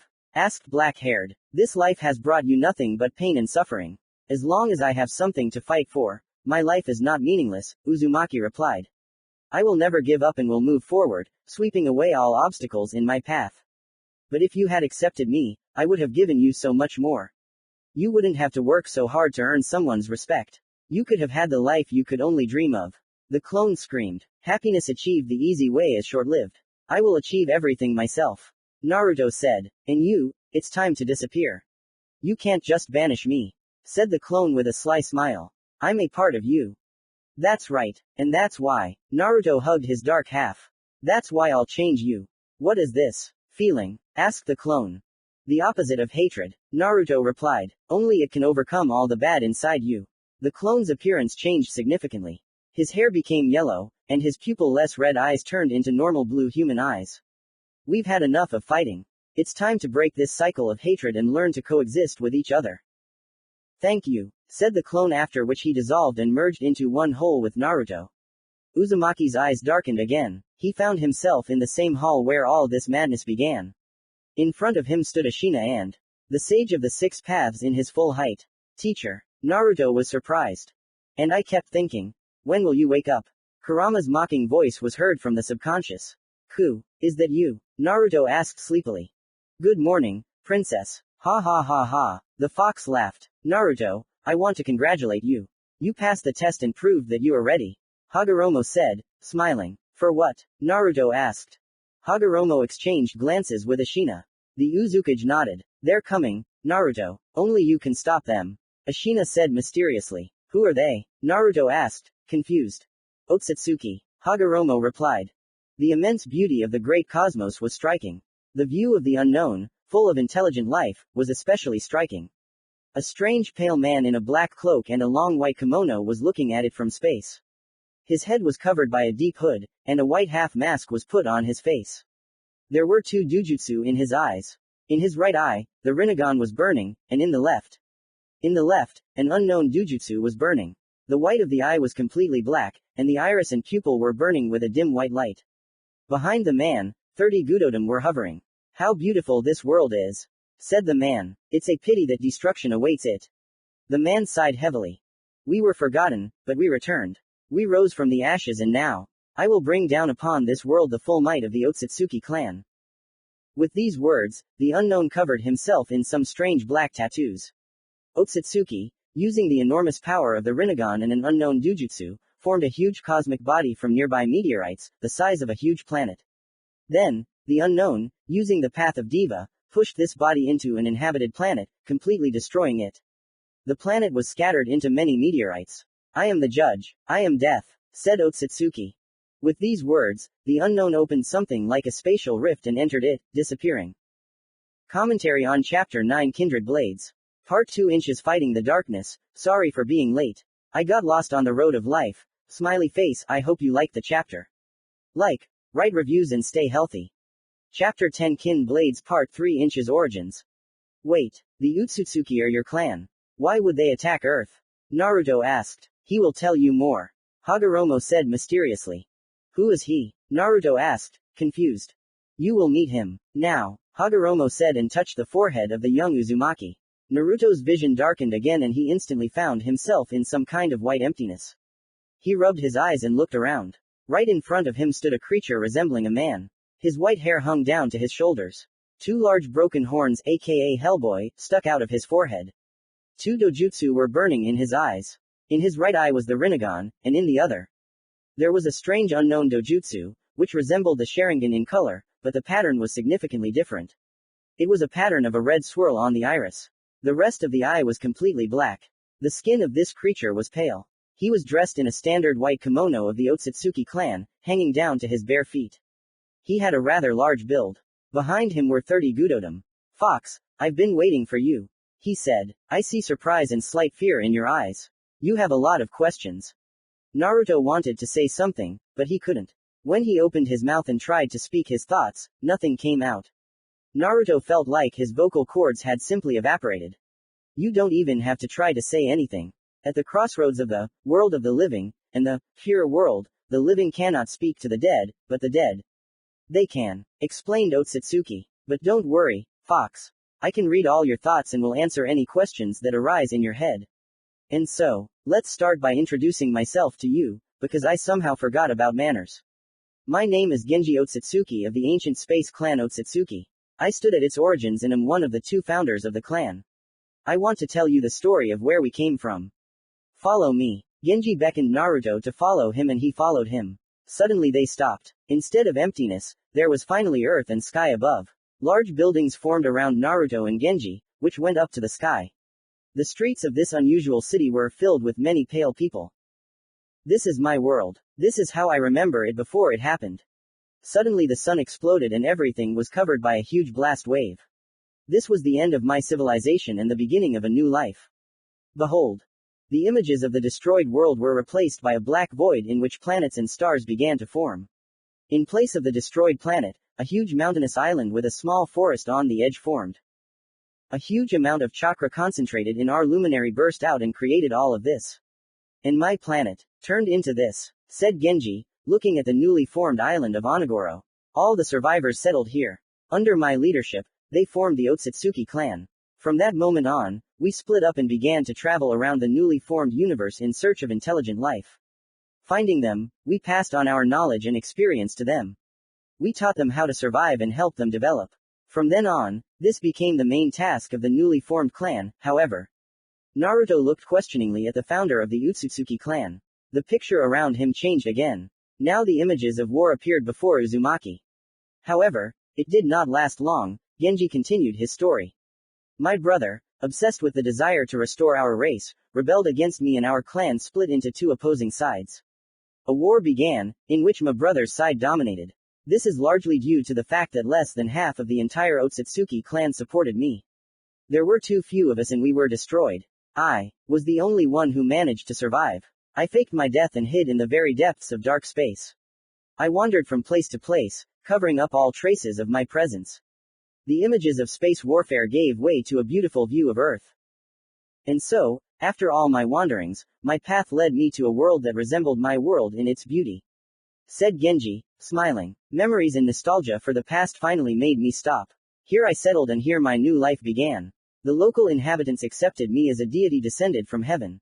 As you have already guessed, these inhabitants were people. Then your kind was at a primitive level of development and they needed someone who could show them the further path. I took on this role and became their leader. Thanks to me, people evolved and reached a new stage of development. During the years of my rule, I taught them everything I could, and then I left them, blending into the crowd. All the remaining years I watched humanity and its development. The picture of the earth changed again to the view of Onigoro. From time to time I left this world in order to find worlds similar to Earth, but I never found any. Alas, this world is the only one of its kind. I also breathed new life into Onogoro. After my clan left, there was not a single soul in these places. Arriving there, on a fragment of my former world, I gathered all the chakra around it and created a living being from it, a huge wolf with truly cosmic power, which I called Okami. It was he who became the progenitor of all life on that island. Later, I left them too, returning to Earth. There I lived the rest of my life, until Onogoro's picture changed to that of an old man dying in the arms of a pale woman with long white hair. Until I finally passed away from old age in the arms of my daughter Kagaya.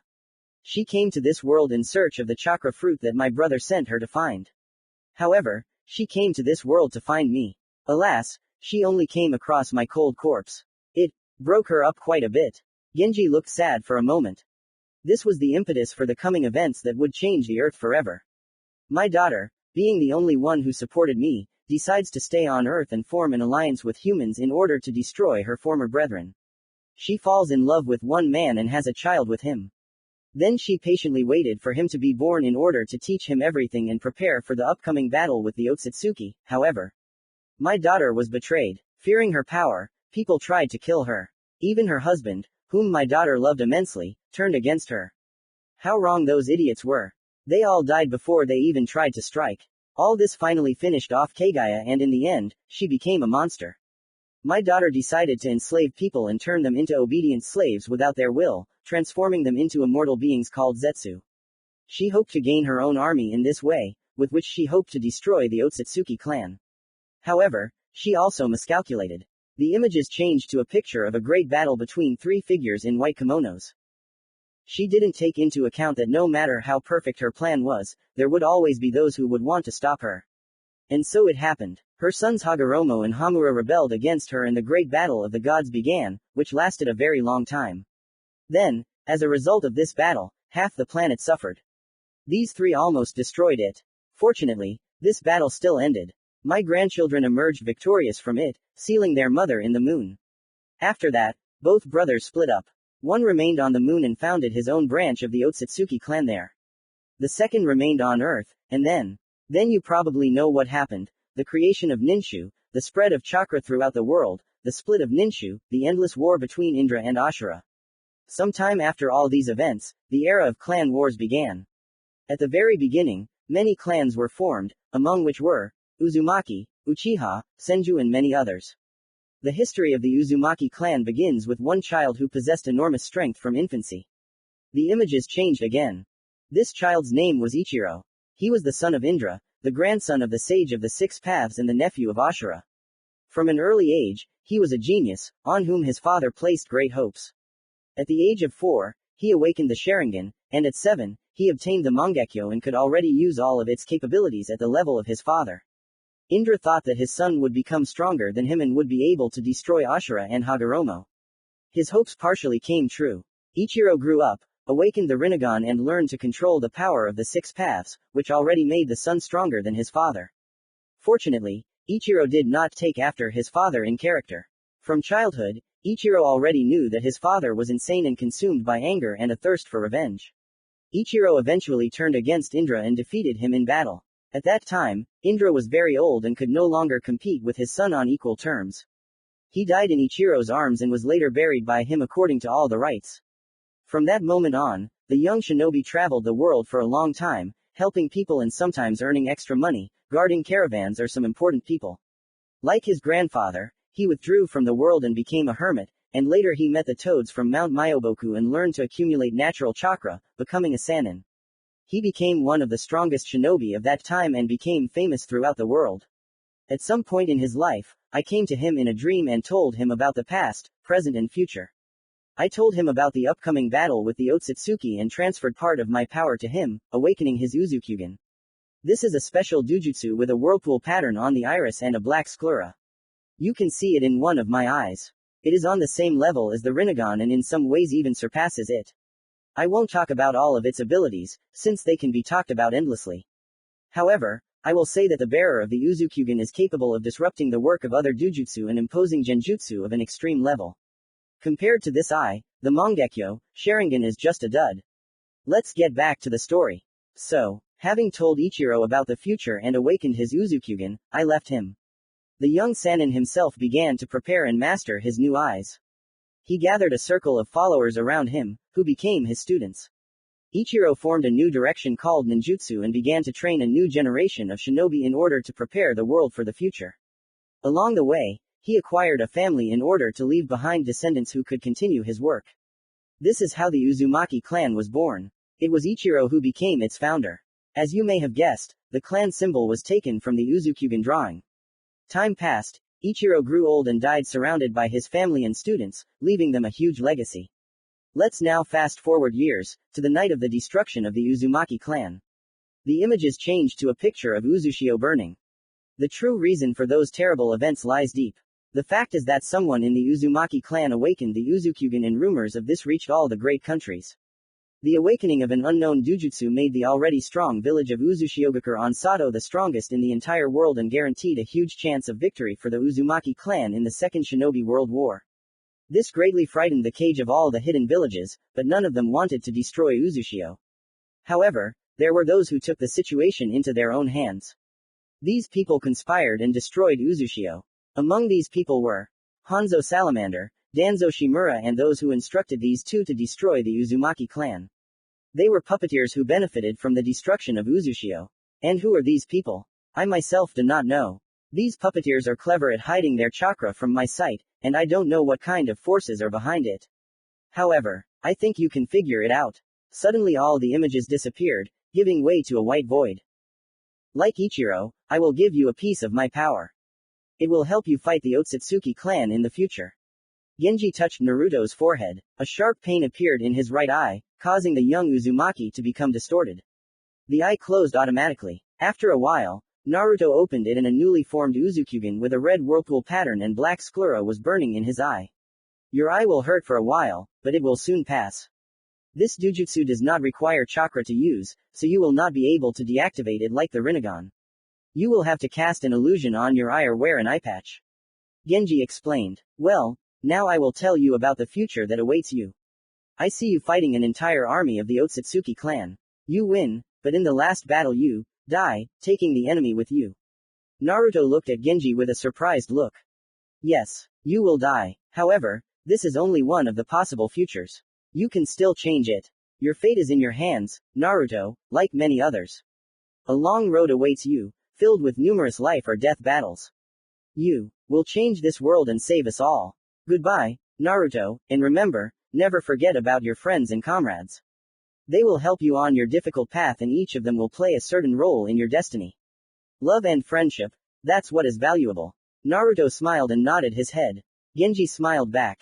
Before I disappear, I have one request, find the reincarnation of Indra. This is very important and soon you will understand it yourself. With these words, Genji disappeared and Naruto lost consciousness. His eyes closed again and opened in the real world. Naruto, are you okay? Hagoroma asked. Yes, sensei, Naruto answered absent-mindedly, rubbing his right eye. It's true that my eye still stings. Open it, Ashina asked. Naruto opened his eye, showing off his new Dujutsu. To say that Ashina was stunned was an understatement. What happened to you? Ashina asked, still in shock from what he saw. He spoke with my grandfather, Genji Otsutsuki. Hagoroma answered for Naruto. Apparently, he gave him part of his power, which led to the awakening of such a rare Dujutsu. Hagoroma turned his head towards Naruto. Naruto, tell me, what do you feel besides pain? Asked the Sage of Six Paths. I feel a huge power inside me. Naruto replied. Suddenly his stomach growled. And I'm terribly hungry. We'll be back in Konoha soon, and you can eat there. Hagoroma said, patting his student on the head. But before that, it wouldn't hurt for you to master your new power. The sage turned his head towards Ashina. You can teach him, right, Ashina-san? Hagoroma asked. Perhaps, but, Ashina activated his Uzukyugen without the black sclera. I don't have that kind of Dujutsu. It's much weaker and the most I can teach him is to cast Genjutsu.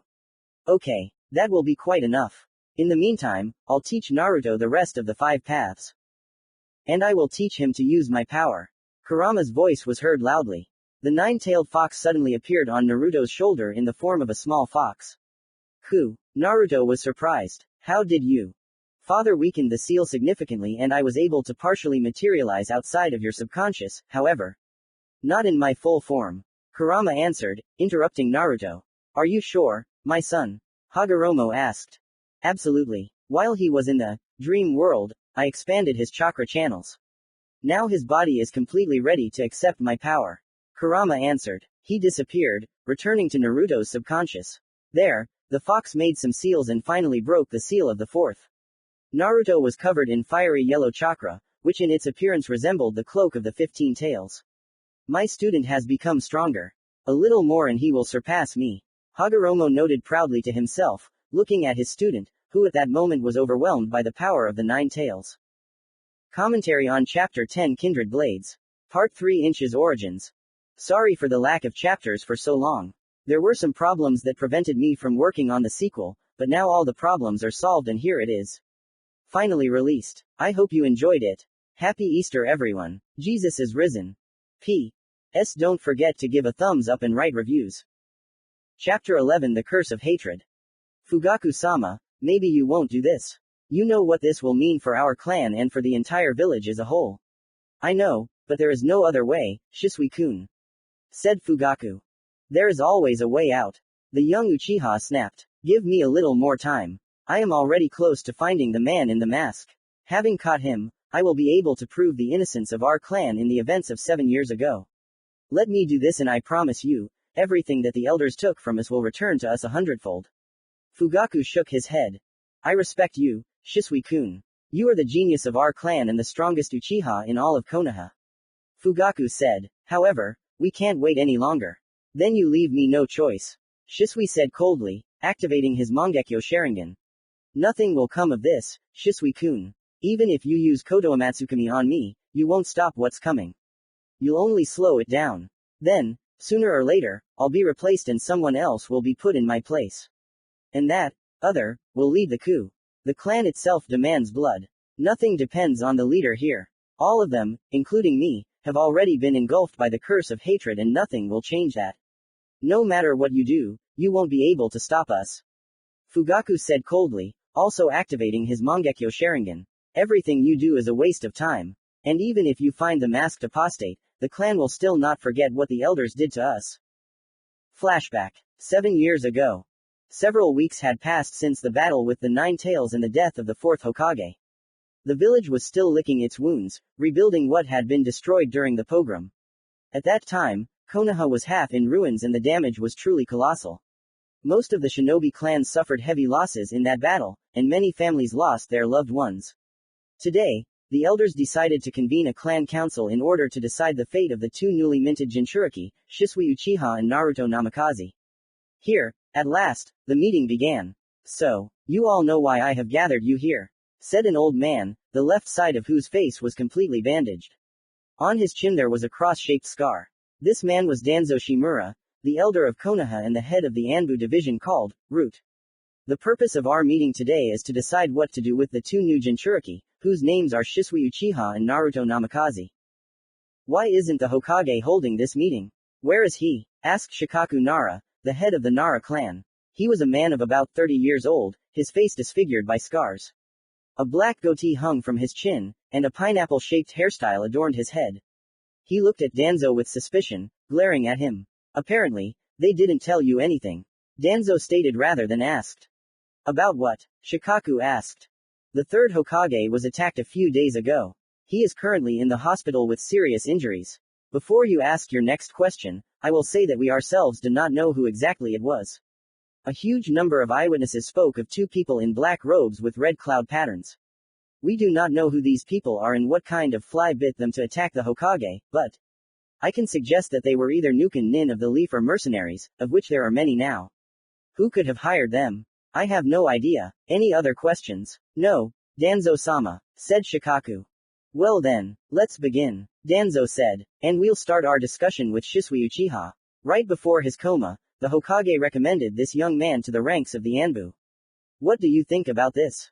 Shisui is the genius of our clan and at 11 years old he can already compete with any Jonin of Konoha. I even heard that he once fought a whole squad of elite Anbu single-handedly and won without even breaking a sweat. He deserved a place among them. Fugaku said in support of Shisui. I think that if he joins Anbu, then as a Jinchuriki he will be under the 24/7 surveillance of his teammates. And that means the risk of Lee getting out will be minimized. Shikaku put in his word. All the other clan heads responded just as positively. Then it's decided. Shisui-kun will join the ranks of Anbu, where he will undergo special training under the copy ninja Hatake Kakashi. Danzo said, as for Naruto-kun, I think that, you want to take him to root. Shikaku stated rather than asked. I think it will be safer for the village. Under my supervision, Naruto-kun will grow into the village's perfect weapon. Yeah, of course. And at the same time, he will become a killing machine without feelings and emotions. He will become another pawn in your hands. Fugaku flared up. This is not the fate Minato would want for his son. You weren't given the floor, Fugaku-san. Danzo said with an arrogant tone. I propose the best and safest option for the village. Naruto-kun is still wet behind the ears. If he lives without proper control, then in moments of his weakness the fox will be able to take control of his body. This will be fraught with danger for both Konoha and its inhabitants. Moreover, it will be safer for Naruto himself in root, since many people died in that pogrom, who had family and friends who are still looking for a scapegoat to this day. If Naruto-kun goes out to the people, then these same people will make him this very scapegoat, mocking him and beating him, blaming him for all the troubles. Thus, Naruto will develop hatred for Konoha, thereby increasing the risk that he will turn against it in the future. I, as one of the Konoha Council, cannot allow this. And I can't allow you to turn my best friend's son into an emotionless bio-robot that will mindlessly follow orders without thinking for himself, Fugaku retorted. Okay, I'm listening to you, Danzo said coldly. What do you suggest? Give Naruto to my clan. I will gladly accept him into my family and raise him to be a strong shinobi who will be loyal to the village to the end and will never betray it. Said Fugaku. I don't really believe it. Shimura expressed his doubt. He would rather be loyal to the clan than to the village. Moreover, you, Uchiha, are traitors and deserve to die. Fugaku froze at Shimura's unexpected statement. What are you talking about, Danzo-sama? Shikaku asked with an uncomprehending look. It all started that night when the Nine Tails attacked us. I saw the Sharingan in his eyes. I think I wasn't the only one who noticed it. Danzo said. So, apparently he was in Genjutsu, which means he didn't attack Konoha of his own free will. Someone was controlling him and that someone was from the Uchiha clan. It was just an assumption and I didn't want to believe it, but then. There was an attack on the third Hokage and I got my hands on something. Curious. Danzo said, taking out a scroll with the Uchiha clan crest from his white robe. One of the attackers dropped this. Check out the contents, Fugaku-san. Danzo handed the Uchiha clan leader a scroll and he took it in his hands. When Fugaku read what was written there, his eyes bulged and climbed out of his head. This is some kind of mistake. I didn't write that, Fugaku said, his eyes wide. However, it's your handwriting and it's too late to justify yourself. Said Danzo. Catch him. Anyone could have copied the handwriting and framed me. Fugaku said. If there is a traitor in my clan, I will find him and bring him to Konoha's court.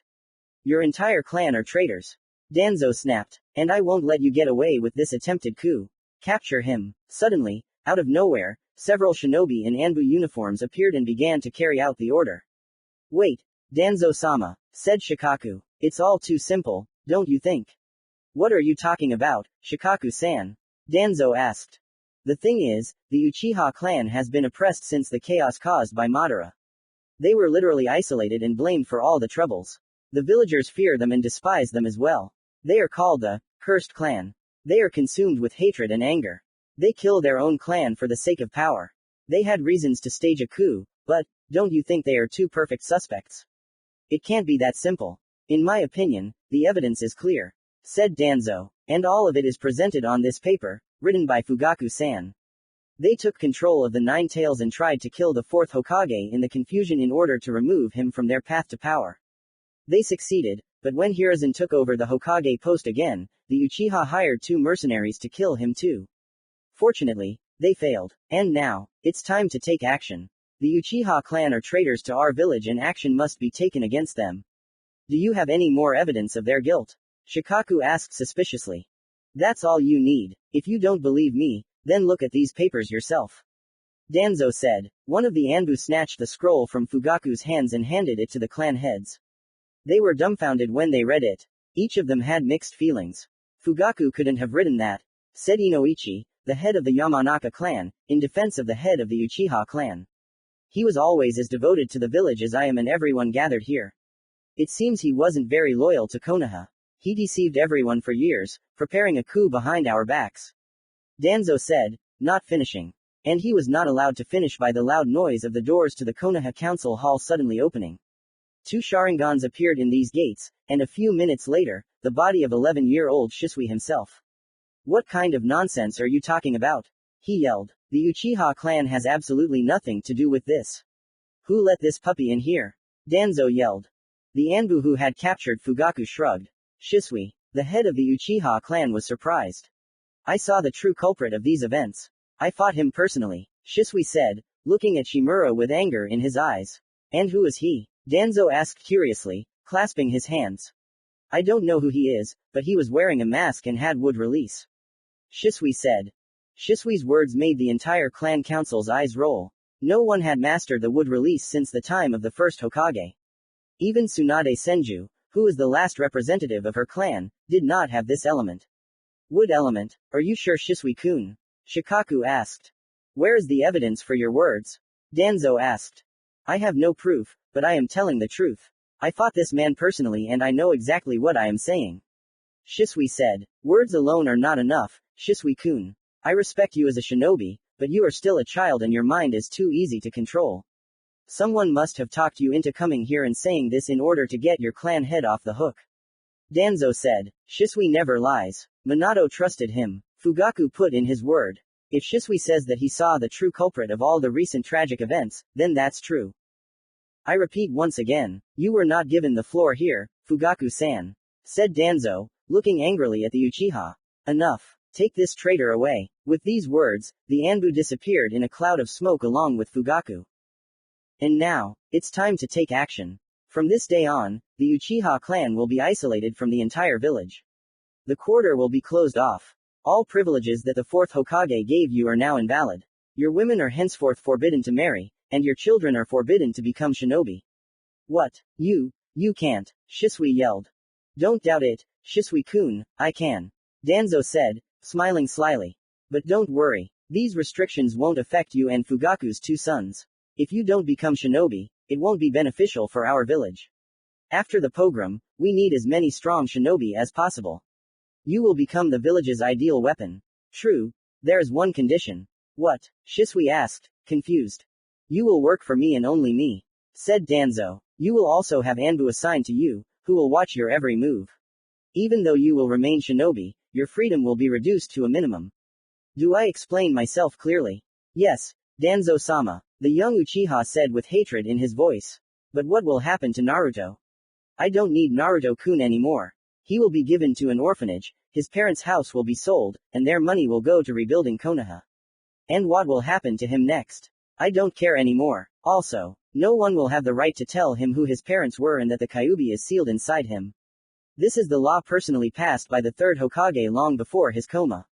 Anyone who breaks it will be declared a traitor to Konoha and will be brought to trial, and then executed. You are condemning Naruto to the hardest life, full of suffering and pain. You will kill him, Shisui screamed. I've said it all, Danzo said, and with these words he disappeared in a cloud of smoke, as did the other elders. The entire clan council was raised to their ears by Danzo's words.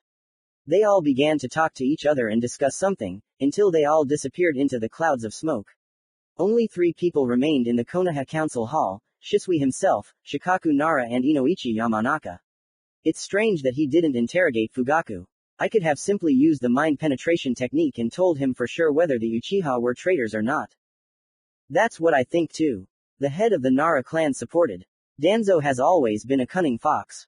Taking advantage of his position in the village and the power given to him, he not only brought one of the most powerful clans under his control, but also forced Shisui to work for him.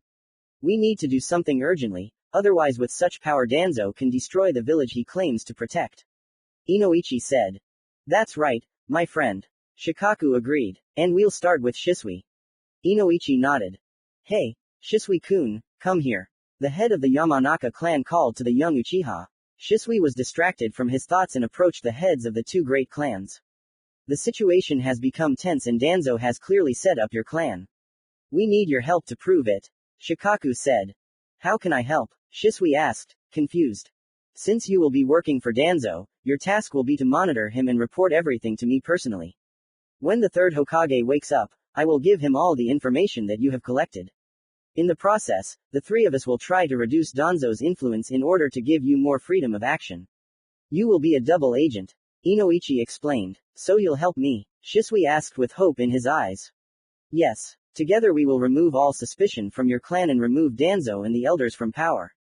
Then I will look for the man in the mask along the way. By the way, who is he and where did he come from? Asked Shikaku. I already said that I don't know. Shisui said.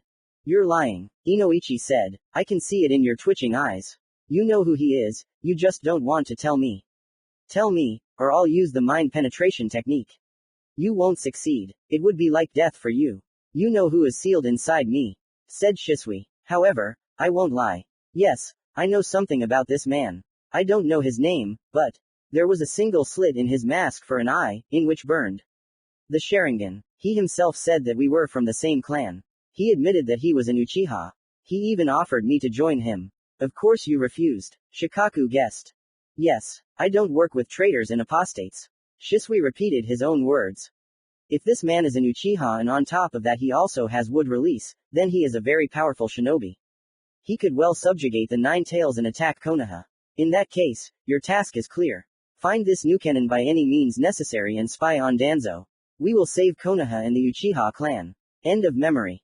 We were simply isolated. Fugaku continued his speech. Our children cannot become shinobi, and my eldest son works for Danzo, fulfilling his every whim. The elders have restricted us so much that we cannot even go beyond the Uchiha quarter, which they simply blocked off. But we were given a chance to change all this. I am doing everything to remove all suspicions from our clan and to throw Danzo out of his post. 7 years. Fugaku yelled. For 7 fucking years I've been hearing the same words from you. I'm doing everything to remove all suspicion from our clan.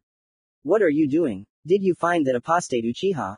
No. Did you do anything to at least allow our children to study at the academy? Also no. Then what do you want from me? I just want you to give me a little more time. I'm close to finding that masked man or someone who knows where he is. Trust me. Fugaku urged Shisui. You had 7 years, Shisui. You didn't use them, so don't you dare ask me for anything anymore. The coup will happen whether you want it or not. Fugaku said angrily, turning his back to Shisui. You're making a big mistake, Fugaku-sama. Shisui said. Get out. Fugaku said coldly, ignoring the young Uchiha's words. So be it. I hope that the curse of hatred will not consume you. Shisui said, leaving. It has already captured me, as well as the entire clan, which suffered from the actions of one renegade. Fugaku said quietly. Naruto was exhausted. After several hours spent in Genjutsu, he was very tired, but he was not going to stop training. Grandpa, let's do it again, said the young blonde to Ashina. Are you sure, Naruto-kun? Ashina asked. You don't look so good. You need some rest. I'm not tired. Let's continue training, Naruto said. So be it, Ashina said, activating his Uzukyugen and once again plunging Naruto into a Genjutsu of the highest level. Before starting to master the Genjutsu itself, Ashina decided that Naruto should first be taught how to get out of it. Naruto himself did not object, although he was unhappy with this deep down. After a couple of such training sessions, Naruto learned to get out of low and medium level Genjutsu, but Naruto's high level was not so easy, which was not surprising. Few managed to get out of Genjutsu sent by Mangekyo, Sharingan or Uzukyugen. However, Naruto was already close to it. A moment ago, Naruto almost managed to get out of it, but due to the fact that Naruto's body itself could no longer withstand the stress, Ashina poured his chakra into the young Uzumaki, pulling him out of Genjutsu and abruptly ending the training. Now Naruto was once again put into Genjutsu and was experiencing all the most terrible moments of his life and facing his worst fears face to face. Naruto did not lose his composure, although hunger made itself felt and sometimes his stomach hurt so much that he wanted to vomit. He stood like that for several more hours, paralyzed and immobilized. Ashina, worried, approached Naruto and was about to interrupt the training, seeing that Naruto's body was again not withstanding the load, but Naruto grabbed Ashina's hand.